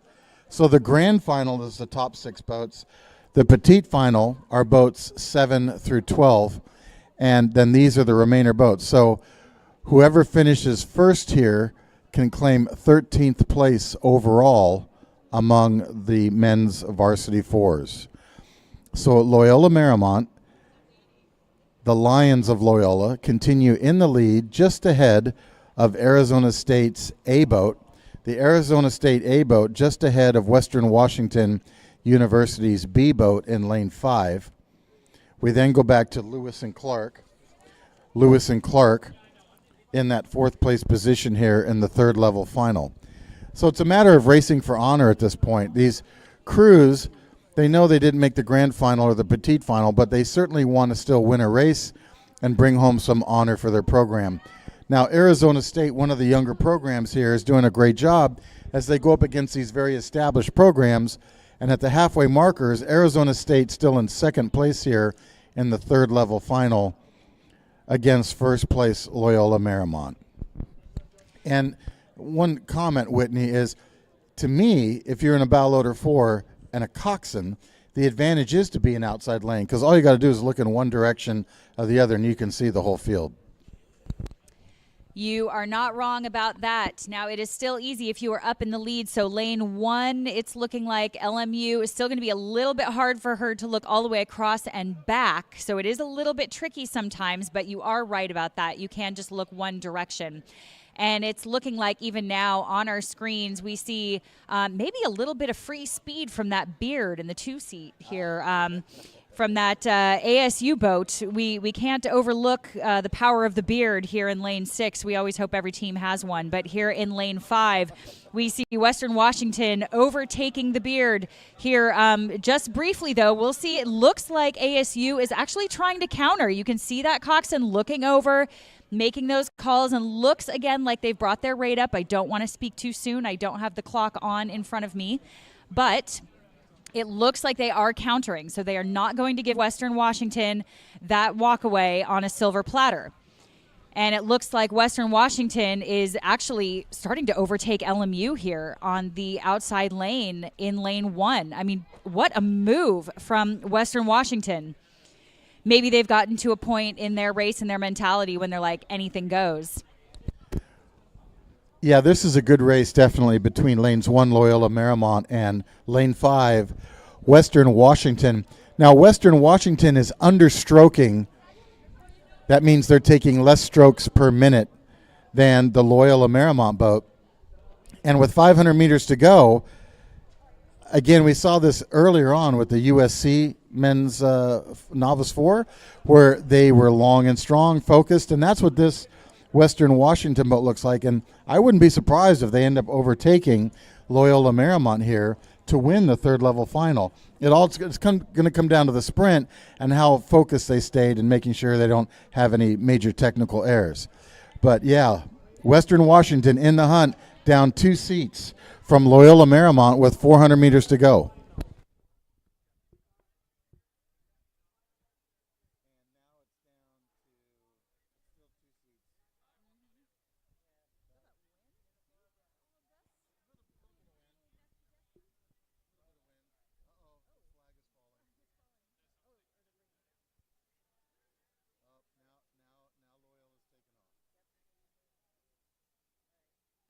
And we have entered the red zone here. Red buoys coming into the danger zone. That will be LMU in the first place position along the shore here in lane 1, followed very closely by lane 5, Western Washington.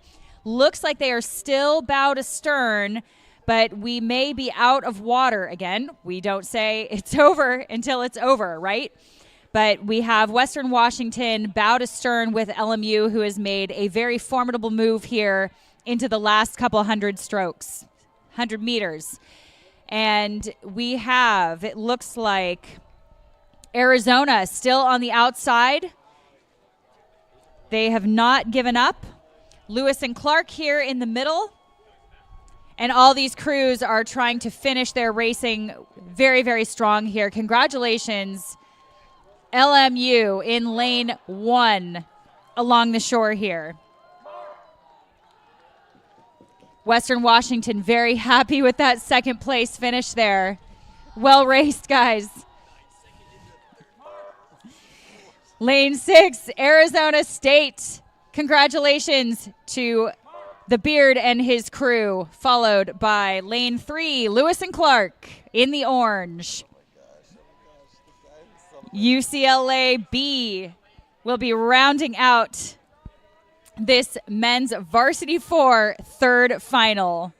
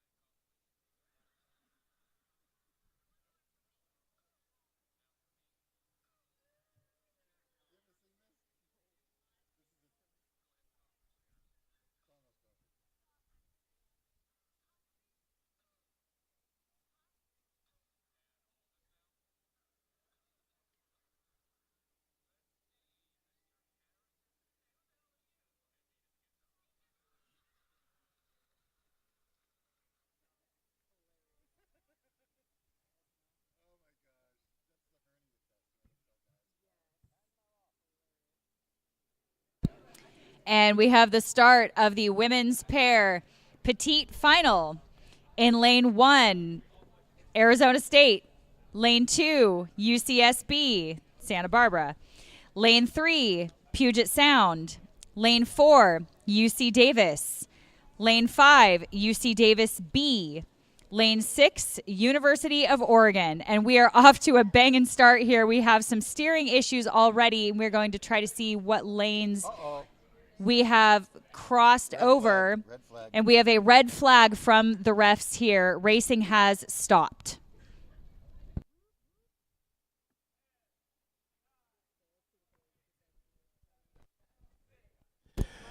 So, Whitney, we just saw this petite final for the women's pair race be stopped, and it looked like because of steering issues.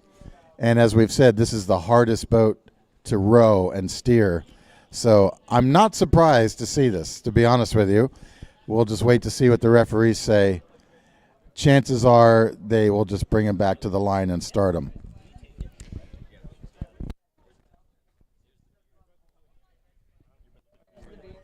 Now, for all the parents, grandparents, spectators here, if the referees on the water found that one of the crews was at fault, that crew will be assessed a penalty.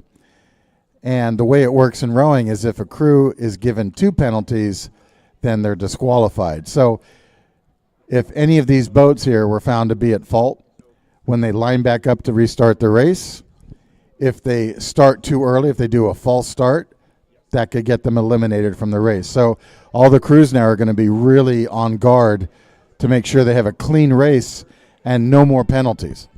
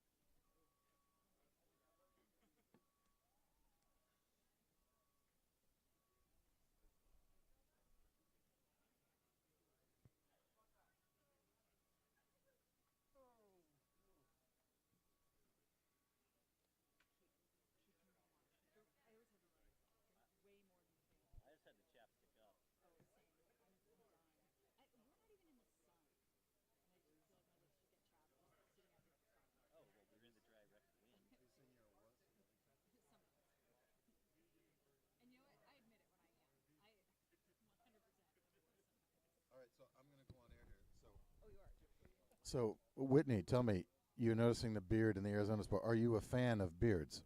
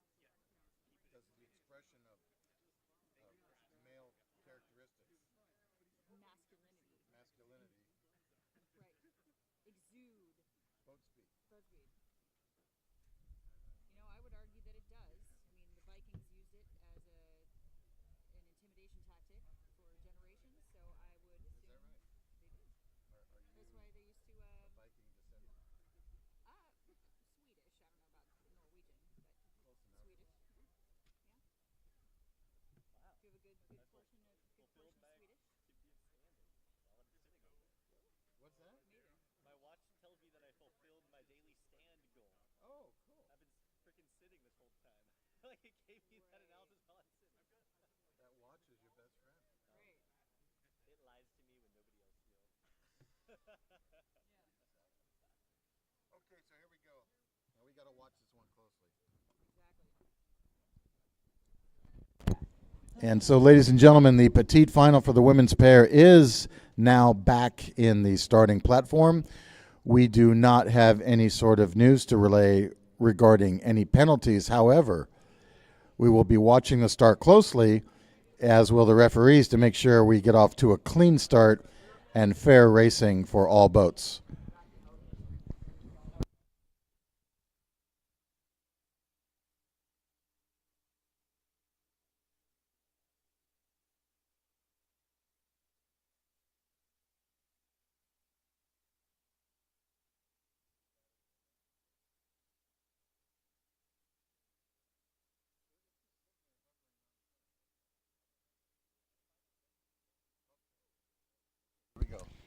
And we have a start with University of Oregon already making a little bit of a correction, but it looks like so far in the first 10 strokes or so, all boats are off the blocks in a clean fashion. Again, we have lane 1, Arizona State. Lane 2, UC Santa Barbara. Lane 3, Puget Sound. Lane 4, UC Davis. Lane 5, UC Davis B.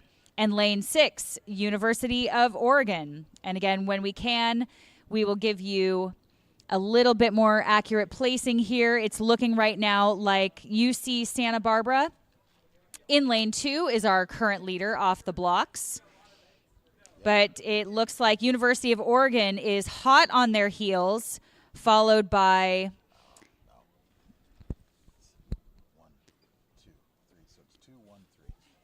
pardon us here as we get some better views here. It looks like now with a beautiful drone shot here, we have lane 2, University of Santa Barbara. Then lane 1, Arizona State. Lane 3, Puget Sound.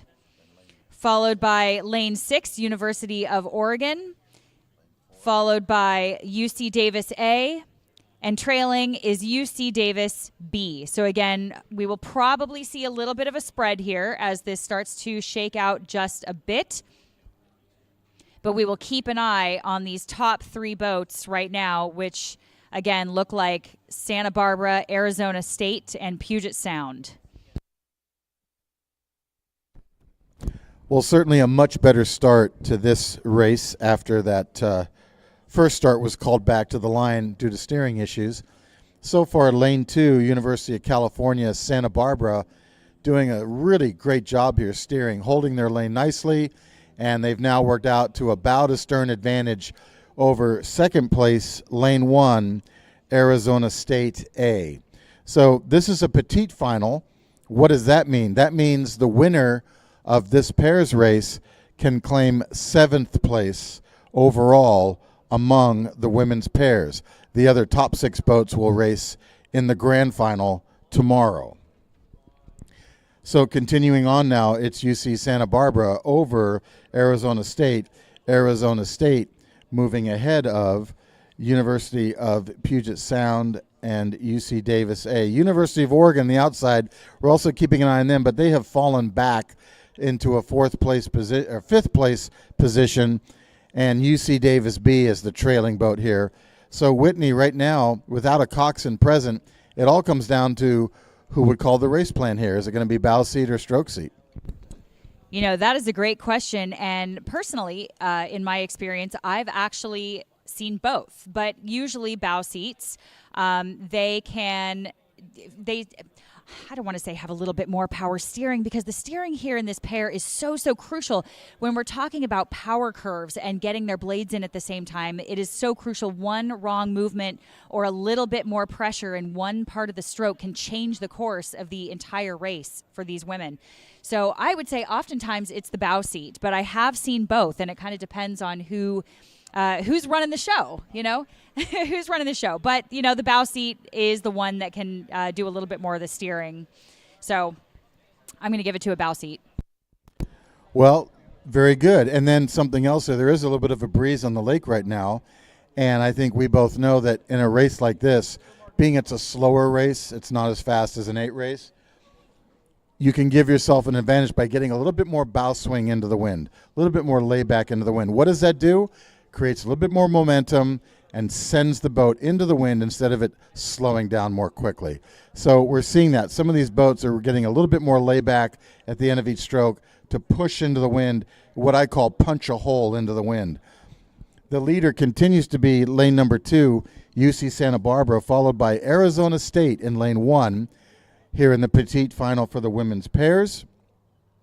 And then we go outside to lane number 4, UC Davis A now overtaking Puget Sound for that 3rd place position. Oregon continues to fall further behind, and then finally UC Davis B boat in the trailing position. They're way back. So that's the latest call here for the petite final as we approach the halfway markers.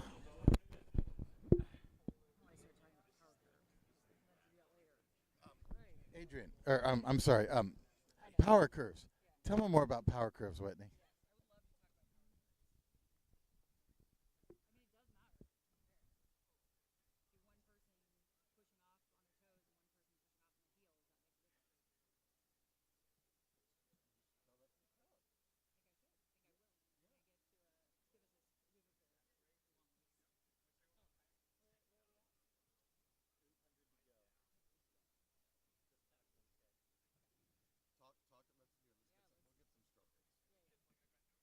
Lead boat.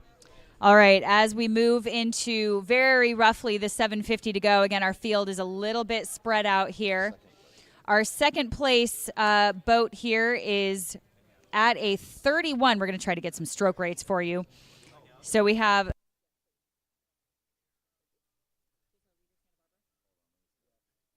Okay, forgive us as we were getting our view there, our wide-angle view, so we can see everybody.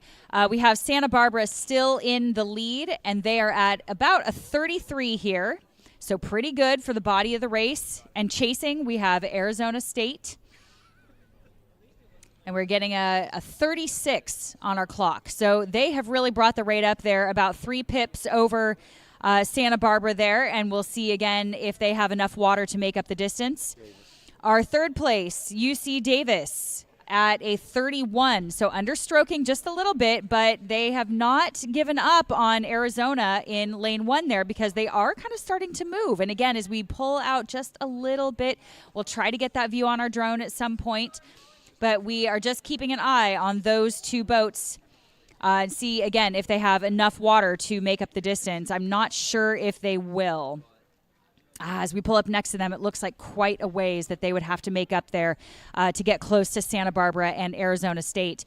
About 500 meters to go. We have Santa Barbara sitting very comfortably in the lead. And again, they have actually steered quite straight. Again, it looks like they are threading a needle here right down the center of this lane. And again, as we started mentioning earlier, these power curves that we were talking about, let's talk a little bit about power curves as we finish this up here and why that matters so much in a pair. Yes. So about these power curves here, we want to make sure in a pair that we have even pressure throughout the entire stroke. And why does that matter? Because if you go off just a millimeter, 1 degree, and that bow starts going another direction, you're not going straight anymore. So what we want to do is anchor those blades in at the catch, and from catch to finish, from heels to leg drive to swing, we want to have the same amount of pressure applied all the way through that power curve and with both athletes. And that is what makes rowing the pair so incredibly difficult. Anything else that you wanted to add to that? I think you're right on it, Whitney, and I think we're seeing that from Santa Barbara because of that efficiency, the power curve, and good steering. Without having to work any harder, they're the lead boat. They're fastest. So they're efficient. They're not wasting energy on making a lot of corrections or driving their, trying to stand up on their toes instead of pushing with the arch of their foot.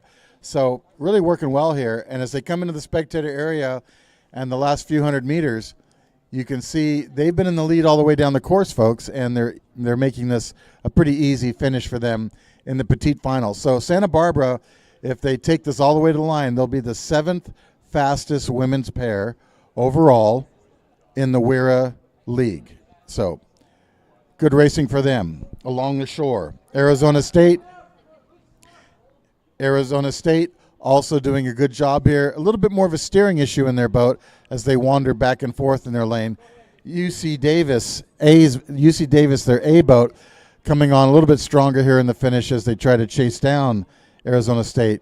This is the petite final, the second level final for the women's pairs now finishing, and it's all about UC Santa Barbara.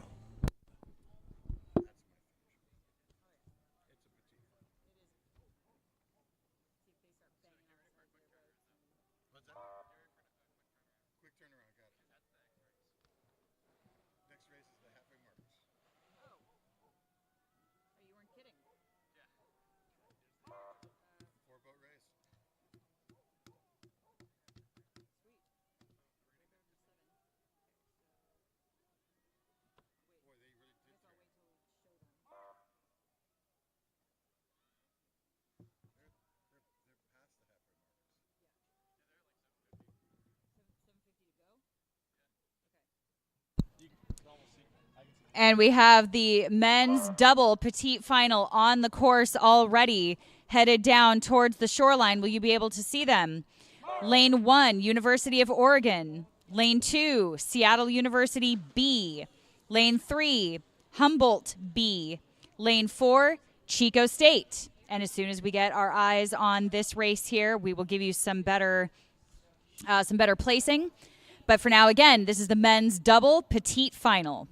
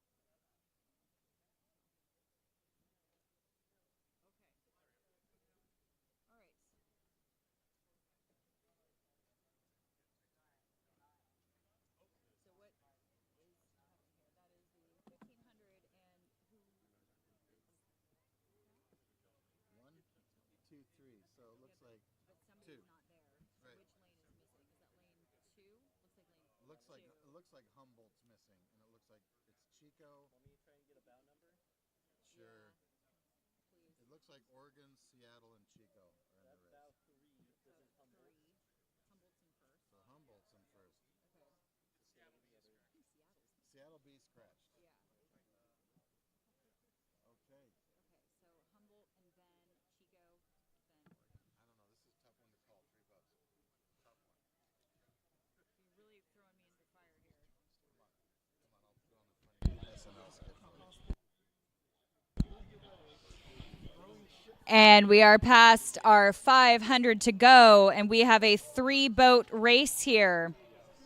We have Seattle U as a scratch, so our apologies for mentioning that earlier. In the lead, it looks like we have Humboldt B, followed by Chico State in lane 4, followed by University of Oregon in lane 1.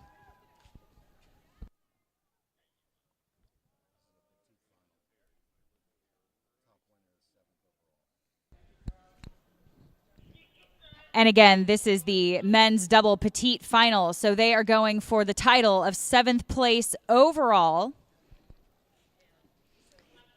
And I can't see our positions changing too much at this point in the race. It is looking like Humboldt B is pretty comfortable here in the lead. They can see the rest of the field behind them, followed again by Chico State in lane 4 and University of Oregon along the shoreline here in that 3rd place position.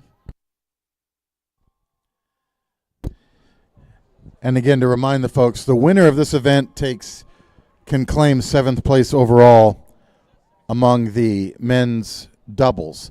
A double, again, is 2 rowers with 2 oars per person. So first across the line, that was the B boat from Humboldt State, followed by Chico State from just about an hour and a half north of here. And in the trailing position, coming across last, University of Oregon.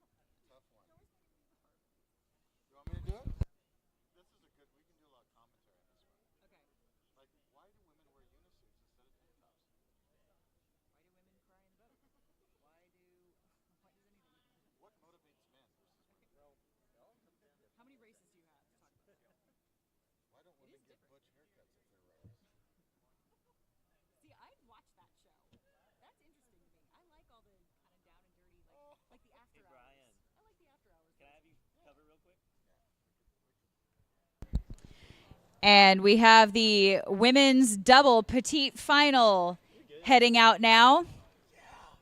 Lane 1, Southern Oregon University. Lane 2, UC Irvine. Lane 3, Lewis and Clark. And it looks like our early leader is UCIA.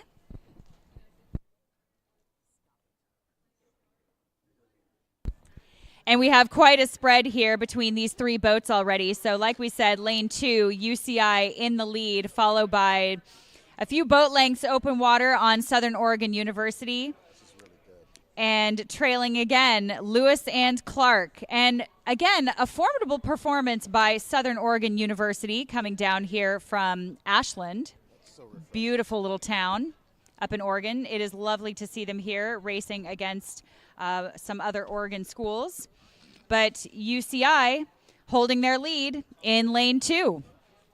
So we'll give them a little bit of time to push away and come into the middle portion of this race and see if we have any place changes.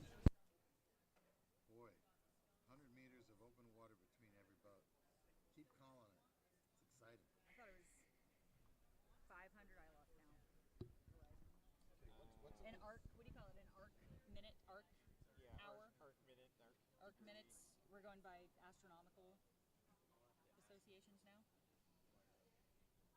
What's a topic we could bring up and discuss? How about sculling? Just sculling, like in the U.S. versus like why is it important to have these sculling races here? So Whitney, as we watch this petite final come down the course, you've been a coxswain that has worked with international athletes, and you've been on all kinds of difficult race courses, and you've seen rowing around the world. Why is sculling, in your opinion, a good thing to bring to the WIRA League? I think that is such a great question, and you're so right. We do see sculling as such a bigger part of rowing in other parts of the world. Here, it's actually quite a small portion of rowing. And that's a little bit unfortunate because a lot of the rest of the world sees sculling as a very, very good way to develop athletes, not only evenly on both sides, so they can scull better if they move into other bigger boats, but you can get kids in some of these sculling boats. So it's really, really nice to get very, very young kids. I mean, in Europe and the U.S., in South America, you see kids sometimes as young as 7, 8, 9 getting in singles and doubles. And they're out there together. The boats are way too big. The oars are way too long. But they're out there doing it, and they start developing their programs much, much younger than we do in general. And that's a really, really neat thing to see because when they get into the bigger boats, when they're older, should they choose to become sweep rowers, they are a little bit more developed on both sides and know how to move a boat. And that is so, so crucial. I think if you are sculling in some of these smaller boats, you learn how to move a boat because you have to. You can't hide. So are what you're saying is that in order to learn how to move a hull, it's really good to learn how to scull? I would agree with that. I wouldn't say it's impossible to learn other ways. Of course, you can get in an 8, in a 4, in a pair. You know, if you can move a pair, you can probably move an 8. But it's, I think, so important to learn how to row both sides. I think you're a very valuable athlete if you can row both sides. And, you know, we start a lot later than Europe and South America. And it's really, really great to see athletes at this level coming out here and competing in these petite finals and grand finals that actually get to come out here and scull. So it's really, I love to see it. Well, that's a great answer. Thank you. And as we wait for this race to continue to move down the course here, we'll give you an update in just a second. Now, when I was coaching all my crews, I always made the coxswains learn how to scull. Have you ever sculled? Is that beneficial, you feel, when the coxswains know how to row? You know, I absolutely have, and to this day have not flipped a boat, which probably means I haven't rowed a single enough times to flip a boat. So I have rowed quite a few times. I've actually raced a couple head races myself, filling in for a couple athletes. I'm sure that was entertaining for everybody involved, including myself. But I think it's so crucial. How can you be a good coxswain? How can you be a good coach if you don't know what your athletes are feeling and what they're going through and what mentality they need to have and how scary it is to be a bow seat if you have a coxswain that can't steer? You know, I think it is so crucial to be able to be in a boat and know what you're talking about.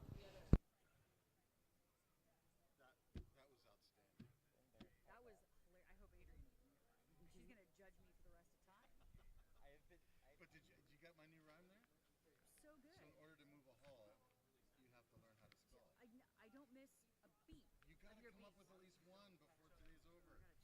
I gotta try. I'm so bad. Have another drink. Is there any lemon in that? That would help. That would help. I could see that would help. It probably would. Because I see your mind working Let it so loose. hard. It just comes out. Of course, I know. Well, I'm really overthinking. It's true. You're not wrong. Oh my gosh. What I'm trying to do is make you bust up while you're announcing. I've already screwed up so many times. You know, while you were look at me, talking. I'm like, oh really? That's the best. Yeah, and you're laughing at me, and I'm like, oh, and UCI. Oh my gosh. When you've been out here a long time, you just stay entertained. This is the longest frickin' race I've ever seen.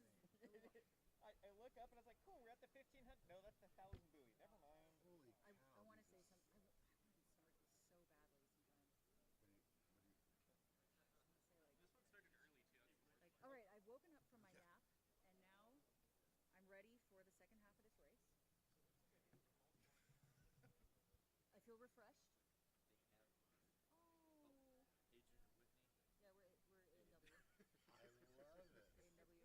That's perfect. I'm the ice cream part on Adrian's body. She carries the team. I just float on top.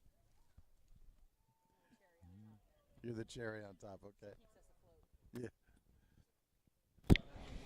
And the petite final for the women's double now approaching the finish line area. Folks, as you can see, these smaller boats are not as fast through the water as the eights. So the same athletes here are racing upwards of an additional 2 minutes, which is a lot of extra time for a 2,000-meter race because it's very painful. You're rowing as hard as you can for 2,000 meters. It's hard enough to do it for 7 minutes, but then you say, well, it's 2 minutes longer if you race a double. That really takes a lot out of the athlete. So here they come in the lead. It's University of California at Irvine, followed by Southern Oregon University and Lewis and Clark. Lewis and Clark from Portland, Oregon, a D3 program. So as they come to the line, cheer them on. As these boats finish the petite final, the winner can claim 7th place overall among the women's doubles. And it looks like that's going to be UC Irvine, but that is unofficial as they fight a direct headwind here to the finish line.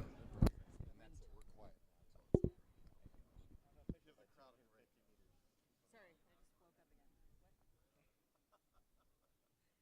What? I miss everything you just said. Did you say we had a break after this one? No. No. I said give the crowd a break. Oh, give the crowd a break. Got it. I've been talking nonstop about Should we have like a absolute nonsense. pre-recorded snoozing sound and we put it on? And they just go snoozing over. Does it have to be pre-recorded? Yeah. I'm so mean.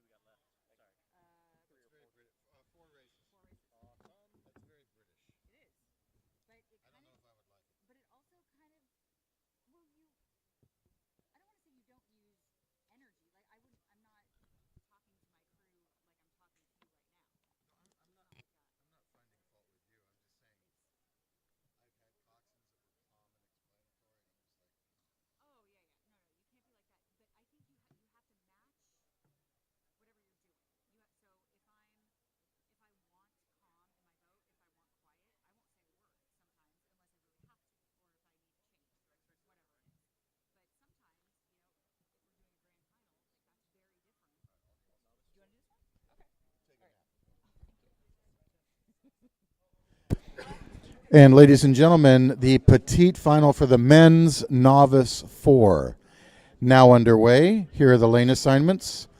Lane 1, Long Beach State University. Lane 2, University of Nevada at Las Vegas. Lane 3, Cal Lightweights. Lane 4, UCLA B-Boat. That's not for Bruins, that's their B-Boat. San Diego State University in Lane 5, and Cal Maritime from Vallejo, California in Lane 6. This is the petite final for the men's novice 4. The winner will be 7th place overall among all the men's novice 4s. Now, right now, all boats rowing cleanly, and it's going to be lane number 3 out in front. That's the Cal Lightweights. So the Cal Lightweights up 2 seats over lane number 4, UCLA B. UCLA B 3 seats over lane 1, Long Beach State University. Long Beach State bow to stern over lane 5, San Diego State. San Diego State up about 4 seats over both University of Nevada, Las Vegas, and Cal Maritime. So in a situation like this, racing in a petite final, I can tell you, Whitney, what these rowers are thinking is, doggone it, we didn't make the grand final. We were so close. We're going to go out and win this petite final to show the teams that we should have been in the grand final. And what would you say about that, having been in the coxswain seat and dealing with this situation? Yeah, you know, this does just happen sometimes, and you really have to go out there with pride. You cannot slack off. You cannot let it go just because you think you're in the petite final, because it still matters. You're still trying to get those rankings for your team.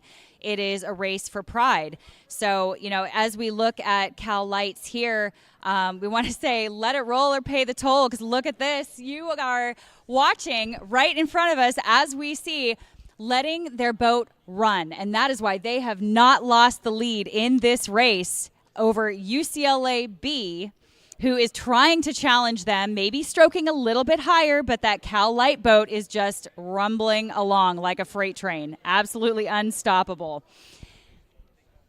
So at this point, it is a race for pride. So Cal Lights are really going for it here. UCLA, again, challenging them. And we will give you some more placings as we pull back on the drone in just a little bit. But we want to give you some up-close racing here. Lane 4, that is the Bruins and Cal Lights. They are in first and second right now. Really firing at each other back and forth. One takes a move, one makes another one, another responds. So how far down the course can they do this? I don't know. The Cal Lightweights looks like they're trying to ruin the Bruin, but the UCLA, they're coming back. But I agree with you. I mean, you've come up with some good things today.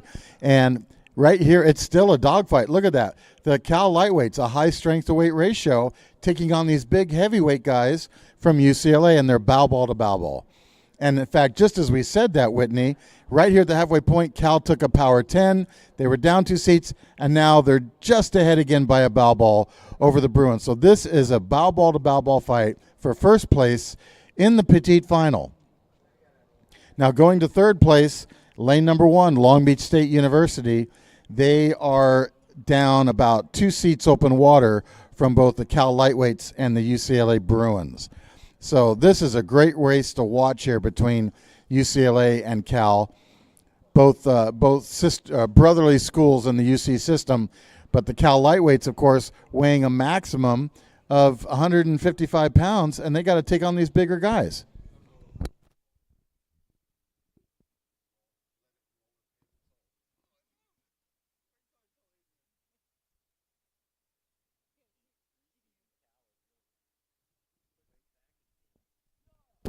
And you know what? I'm seeing the same thing again, Whitney. We're seeing rowers in the UCLA boat looking all around on the water, and that cost them a race here early. So they've got to keep their eyes in the boat. They've got to stay focused. The Cal boat, they're not looking anywhere except at stroke seat, and they're still dead even with UCLA. So It's going to come down to the last 500 meters, perhaps, and who can stay the most focused and stay on race plan. Long Beach State continues in third. We're going to pull back and try to get a bigger view of the other teams from University of Nevada, Las Vegas, as well as San Diego State and Cal Maritime. So it appears that Cal Maritime in the outside lane, it looks like they are in 5th place, and then we go back inside to University of Nevada, Las Vegas in lane 2 in the trailing position.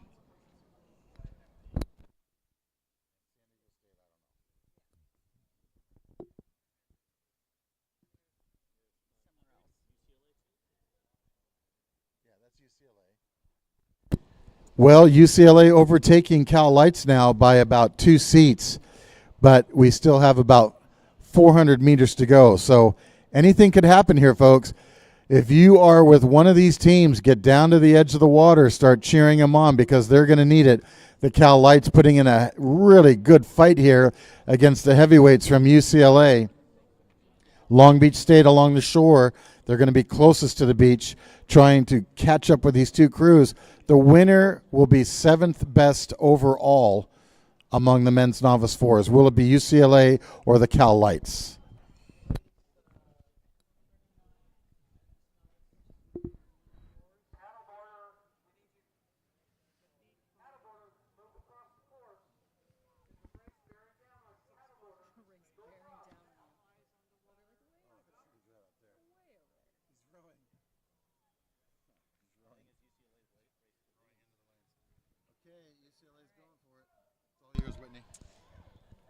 And as we come into the orange buoys coming down the chute for the final 300 meters or so, both of these crews are fighting for it, but it is still the Bruins in lane 4 overtaking and starting to move away from Cal Lights, who have not been able to quite overtake the Bruins yet. The Bruins really pushing. I don't know that they're going to have enough water to do so. So again, staying very long, staying composed. It looks like, here we go. The Bruins are starting to go. They are going to try to break away from Cal Lights and see if they can finish them. But Cal Lights still pushing, sitting up, starting to bring the rate up a little bit more. You can feel the desperation here. You can hear their coxswain just egging them on. But we have run out of water here for Cal Lights. Coming in third here, that is lane 1, Long Beach. Rowing down there in Long Beach, California, where the 2028 Olympic venue is going to be. And we have San Diego State coming up next in line, followed by Vegas in lane 2, Las Vegas, lane 2. And rounding out our field will be Cal Maritime in lane 6.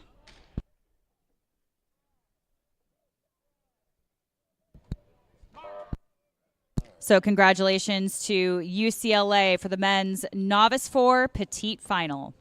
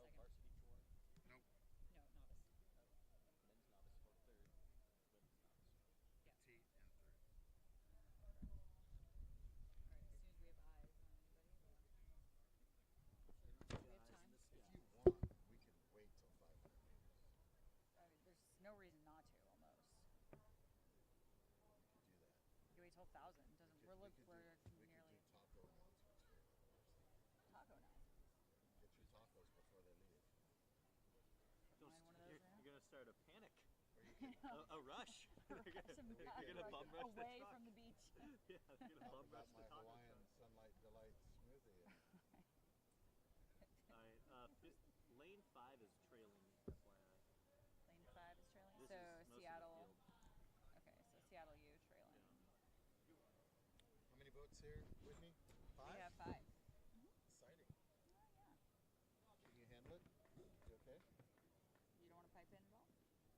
These big races, I can't handle them. I just like the two-boat races. Stare at me and try to make me laugh the whole time. No, I'm going to stare at you in a supportive manner. I'm going to nod my head and say, yes, I agree with you. Thank you. All right. What do we have? Western Washington. Are we at the? Okay, what buoy is that? We're past 500. 500. There we go. 500. And just passing the 500-meter mark, we have the third final for the men's novice 4. In lane 1, Orange Coast College, who is our current leader. Lane 2, Chico State. Lane 3, Western Washington. Lane 4, UC Santa Barbara. And lane 5, Seattle University. And it looks...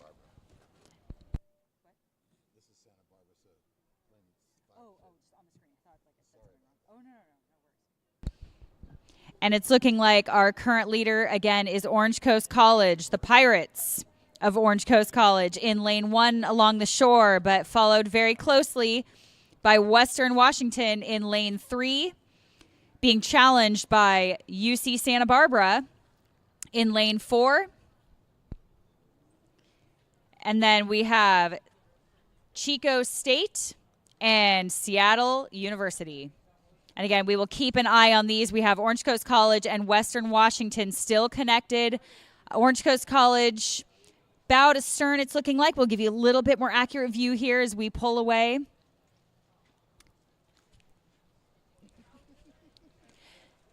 And there you see it.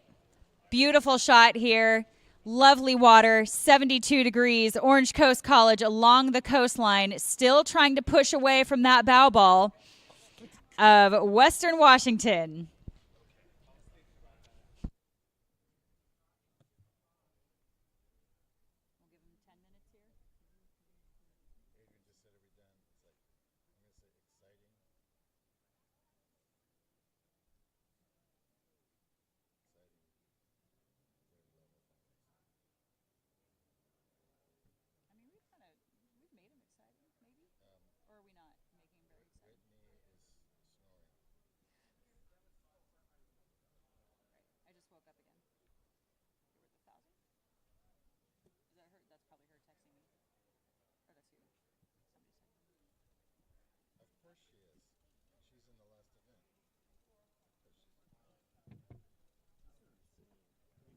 Where are we at?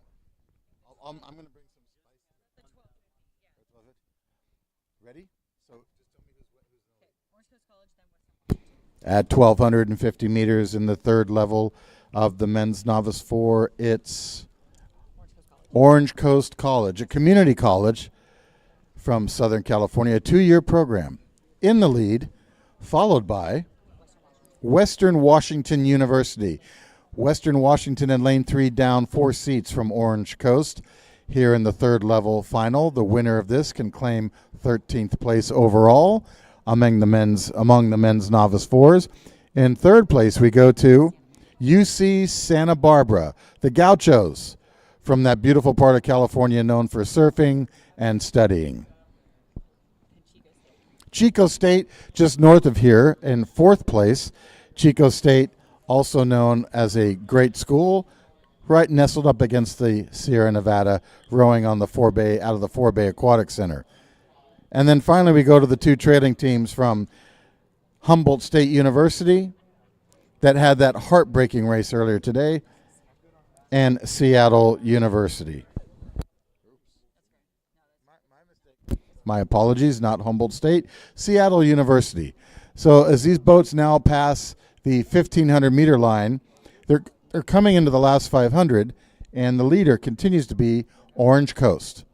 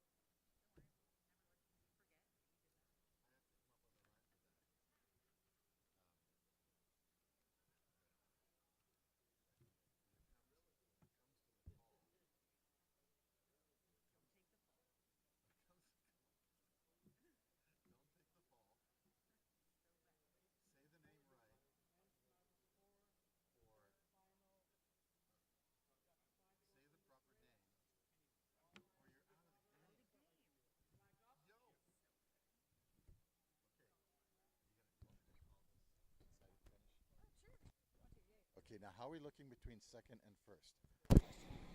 The third level final of the men's novice 4 now coming into the last 200 meters. Orange Coast in the lead. They've been in the lead almost the entire way. And as they come to the finish, they're looking to claim with some honor the 13th place finish overall. Second place continues to be Western Washington University. Chasing them hard. They're trying to catch Coast, but Coast doesn't look like they're going to let that happen. In third place, it's Santa Barbara with the bright yellow jerseys and the yellow blades out there in the middle of the lanes. And then we go back to Chico State. Chico State way ahead of Seattle University.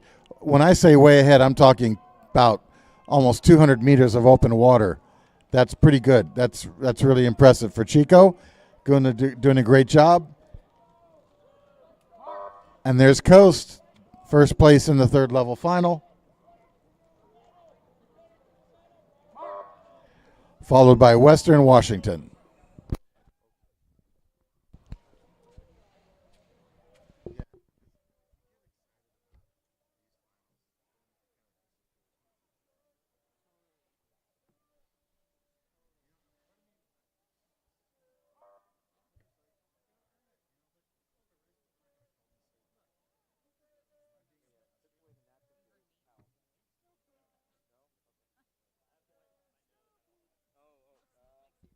These crews are trying so hard. We have to appreciate them. We are, Whitney. Thank you. Because doggone it, you're worth it. Yeah. What was that? Because doggone it, you're good enough. You're smart enough. And you know what I'm talking about? It was on Saturday Night Live. What was he? He was like affirmation, daily affirmation. And he's like, he had Michael Jordan on there, and he's like, I'm good enough, I'm proud enough, and doggone it, I love myself, or something like that. Two more races.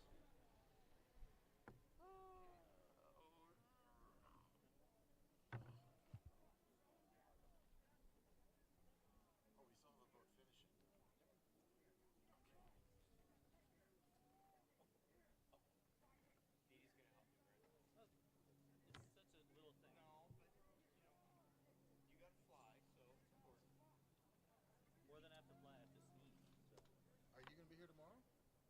Absolutely. Oh, you have to. I thought fly me. You were taking a flight. Oh, no, fly this thing. I was asking for like a napkin or a tissue or something. What did she say?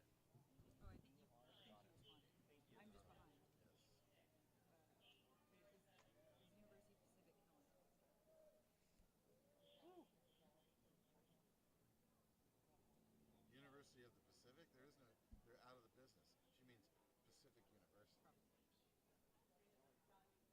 dropping in. Adrian says your new name is Power 10 Power. Whoa. How have we not heard that before? You don't call Power 10? No. Why not? Devil. It means you row full power for at least 10 strokes. No, you're at a sustained power, and then you go to 110%.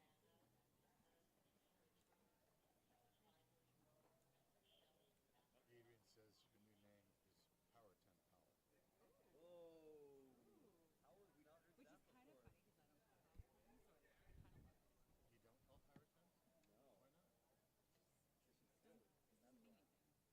and then you fall back to a sustainable pace. So I drop the pace again at the end of 10 strokes? Right, and then you fall behind, and then you take another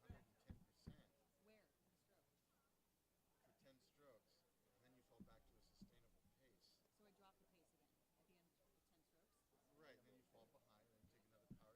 What a lesson. In a race. What's that? We're at 41. Yes. We're getting there. Is that this 500? This might be time. Don't know what that was. And at the 500-meter mark, we are at the women's novice 4 petite final. In lane 1, we have Cal Lights. Lane 2, Sac State. Lane 3, Long Beach. Lane 4, Lewis and Clark. Lane 5, Humboldt. and lane 6, UC Davis. And it's looking like Cal Lights are our current leader, followed very closely by Sac State in lane 2. On the outside, we have UC Davis, looks like still connected bow to stern with those two leaders. That would be Sac State and Cal Lights. So we will keep an eye on Davis on the outside here. We never want to underestimate those outside crews that are sort of hiding out there in the outside lanes. They could easily challenge some of these crews without being seen. And it looks like Cal Lights have taken a little bit of a move here. They're rowing very, very long, very, very smoothly here. A lot of finesse in that Cal Lights boat. As we've mentioned multiple times today, these lightweights really row with a lot of finesse and a lot of power to weight ratio. So that means that they really utilize every bit of muscle length finesse that they have. They don't waste a lot, which is kind of the beauty of lightweight rowing. So following them, again, still Sac State in lane 2. And again, on the outside, UC Davis.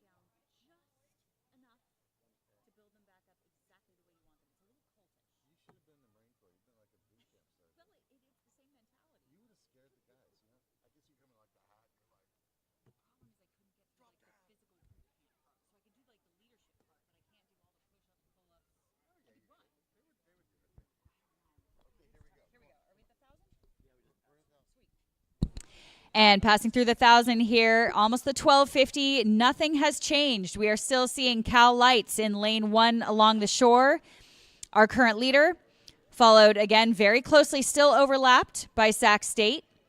And on the outside, we still have UC Davis making that push on the outside, although it's hard to tell how much water they've really made up here because our current leaders, Cal Lights and Sac State, keep pushing away from the rest of the field. Do you want stroke rates? Let's do for Cal.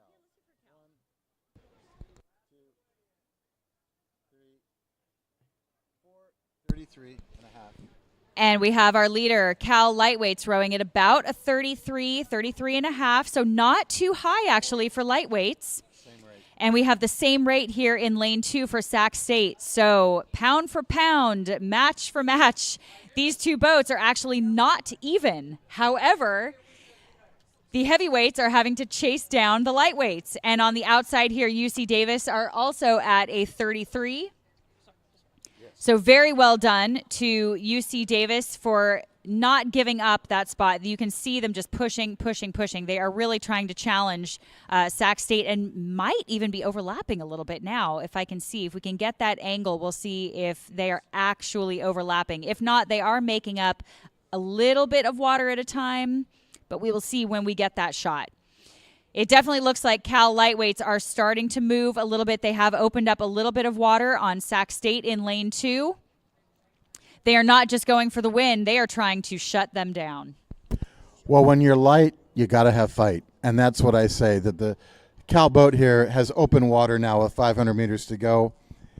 And, you know, it looks like the Golden Bears are clawing down and mauling the Hornets here from Sac State as they come down the course. So the lightweights tearing up the open weights here as we look at the petite final finish for the women's novice 4. And a big shout out for the Cal Lightweight program because they're just a club program. They are not affiliated with the fully funded Division I program. So here they are in first place for the petite final of the women's novice 4s, and that's potentially a future varsity 4 that could do really well in the future, Whitney. So really big credit to them here as they come down the course.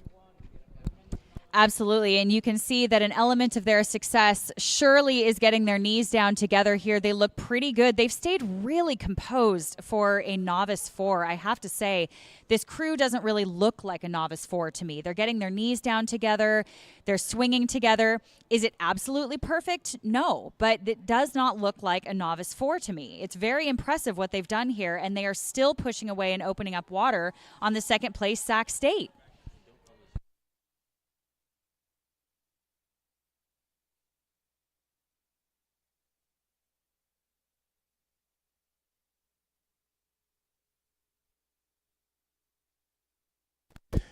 And the winner can claim 7th place overall among the women's novice fours. And it's all about the Cal lightweights right now as they come to the line in first place. Big shout out to the Cal lightweights rowing on the Oakland estuary near their campus in the East Bay. With an open water advantage, it's Cal lightweights to the line in the petite final of the women's novice four over the Division I school, Sacramento State University. So that is a huge finish, Whitney, for the Cal lightweights. Kudos to them. You know, it really is. And we would also be remiss not to note that right now the sun is directly in these coxswains' eyes, and they are at horizon level. So it is very, very difficult for these coxswains to actually steer a perfect course. And all of these coxswains have done a really great job threading the needle and staying pretty dead center in these lanes. So really, really well done to these coxswains. This is a difficult time of day to race where the sun, again, is glaring right in their eyes. 72 degrees, not too hot, and what a wonderful race for the women's novice four petite final. Congratulations to Cal Lights. No, I agree. When you're looking into the sun, it's really no fun. So that's just something we have to remember, these coxswains.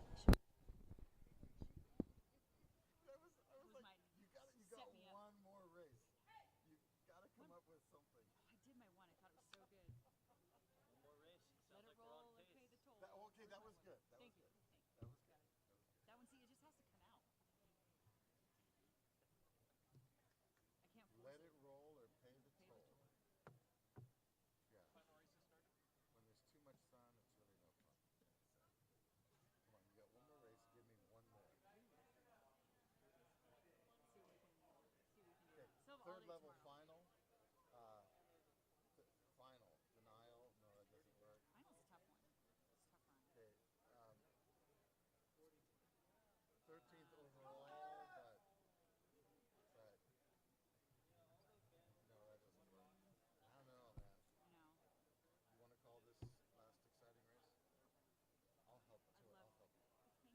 You can ask me questions and I'll answer them. Like, Bob, what do you think of third level finals? We're all winners here. And we have our women's novice four third final underway. This is the last race of the day. In lane 1, we have University of Oregon. Lane 2, Puget Sound. Lane 3, Seattle Pacific. Lane 4, Seattle University. Lane 5, UC Santa Barbara.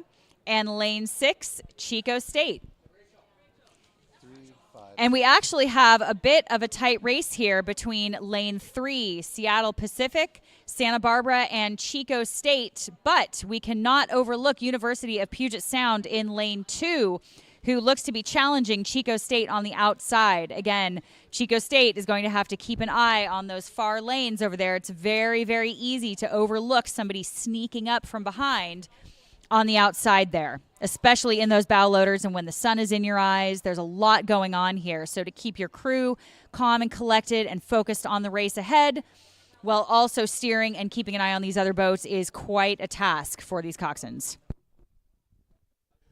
Well, and it's like they say, you can't win the cup if you let another crew sneak up. So it's really going to be a case of that here, except this is a third level final. No laughing. Pretty good, huh? When you let them sneak up. I feel like I'm setting you up. Oh my gosh. I wish Adrian was there. I hope she's listening. I hope she heard these little words of victory that we're You can't win the cup if you let them sneak up. We'll use that tomorrow in the finals. That was so good.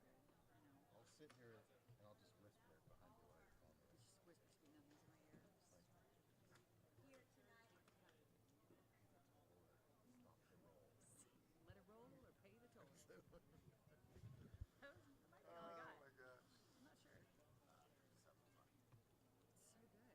You're so good at this. Adrian was right. I'm a bullshitter. Are we all? If we were not, we'd be snarky and non-diplomatic. Well, I mean, we're being respectful, but just having fun here. Okay, let's give another Yeah, update. let's do it. How many meters? We're approaching halfway. 12:50 to go.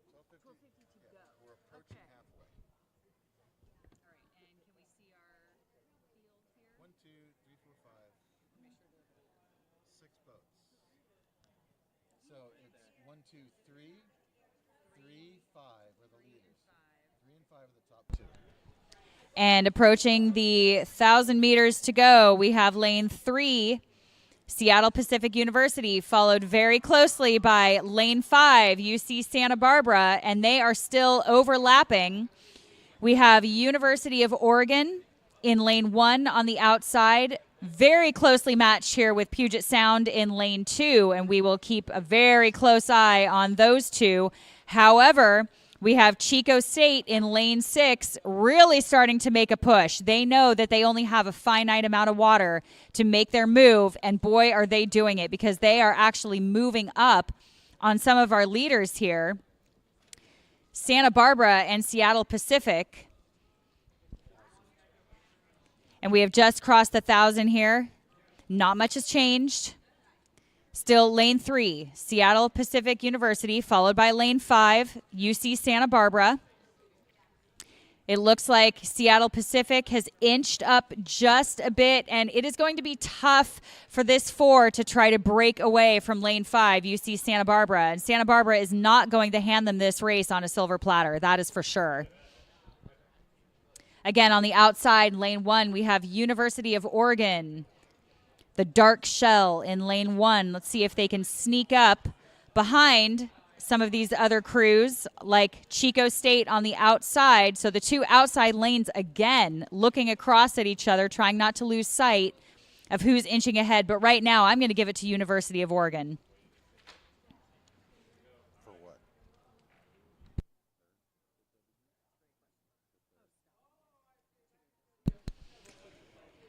And again, we have our leader, lane 3, Seattle Pacific, trying to walk away from it. We are about bow to stern now. Over lane 2, UC Santa Barbara. And again, University of Oregon still trying to sneak up on University of Santa Barbara. UC Santa Barbara here in lane 5.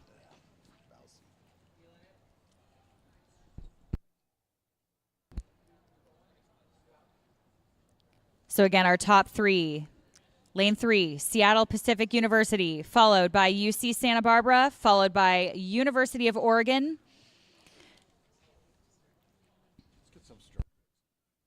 And we're going to try to give you some numbers here, some stroke rates as we start coming into 500 to go.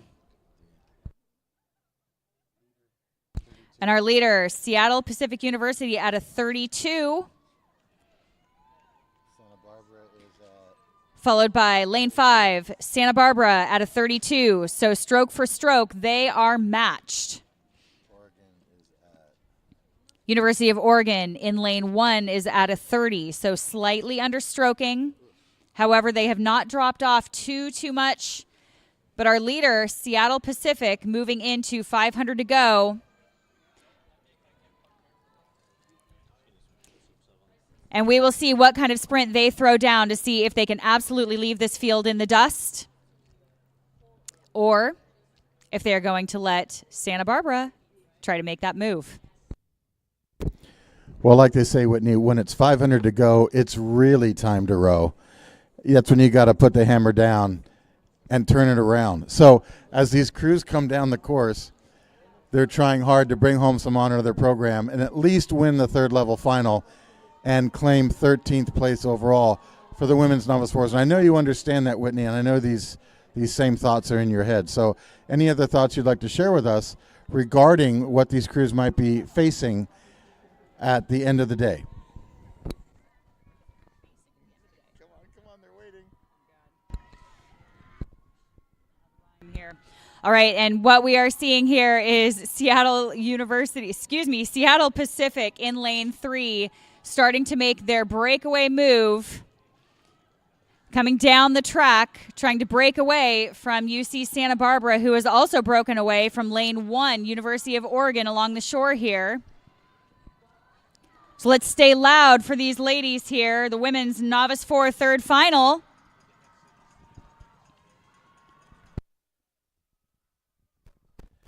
That's SPU. That's quite a crew as they come to the finish line here.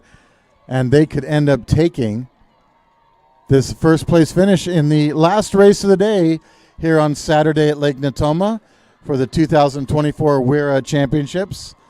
It's all about Seattle Pacific University as they come to the line with an open water advantage in the third level final for the women's Novice 4s.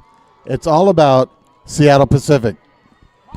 And listening to that crowd get absolutely loud on the shore here, we have finished up day 1, watching Seattle Pacific University coming across the line in first. Congratulations to them. Lane 1, University of Oregon. Lane 2, Puget Sound. Lane 6, Chico State. And lane 4 will be Seattle University. Congratulations to Seattle Pacific.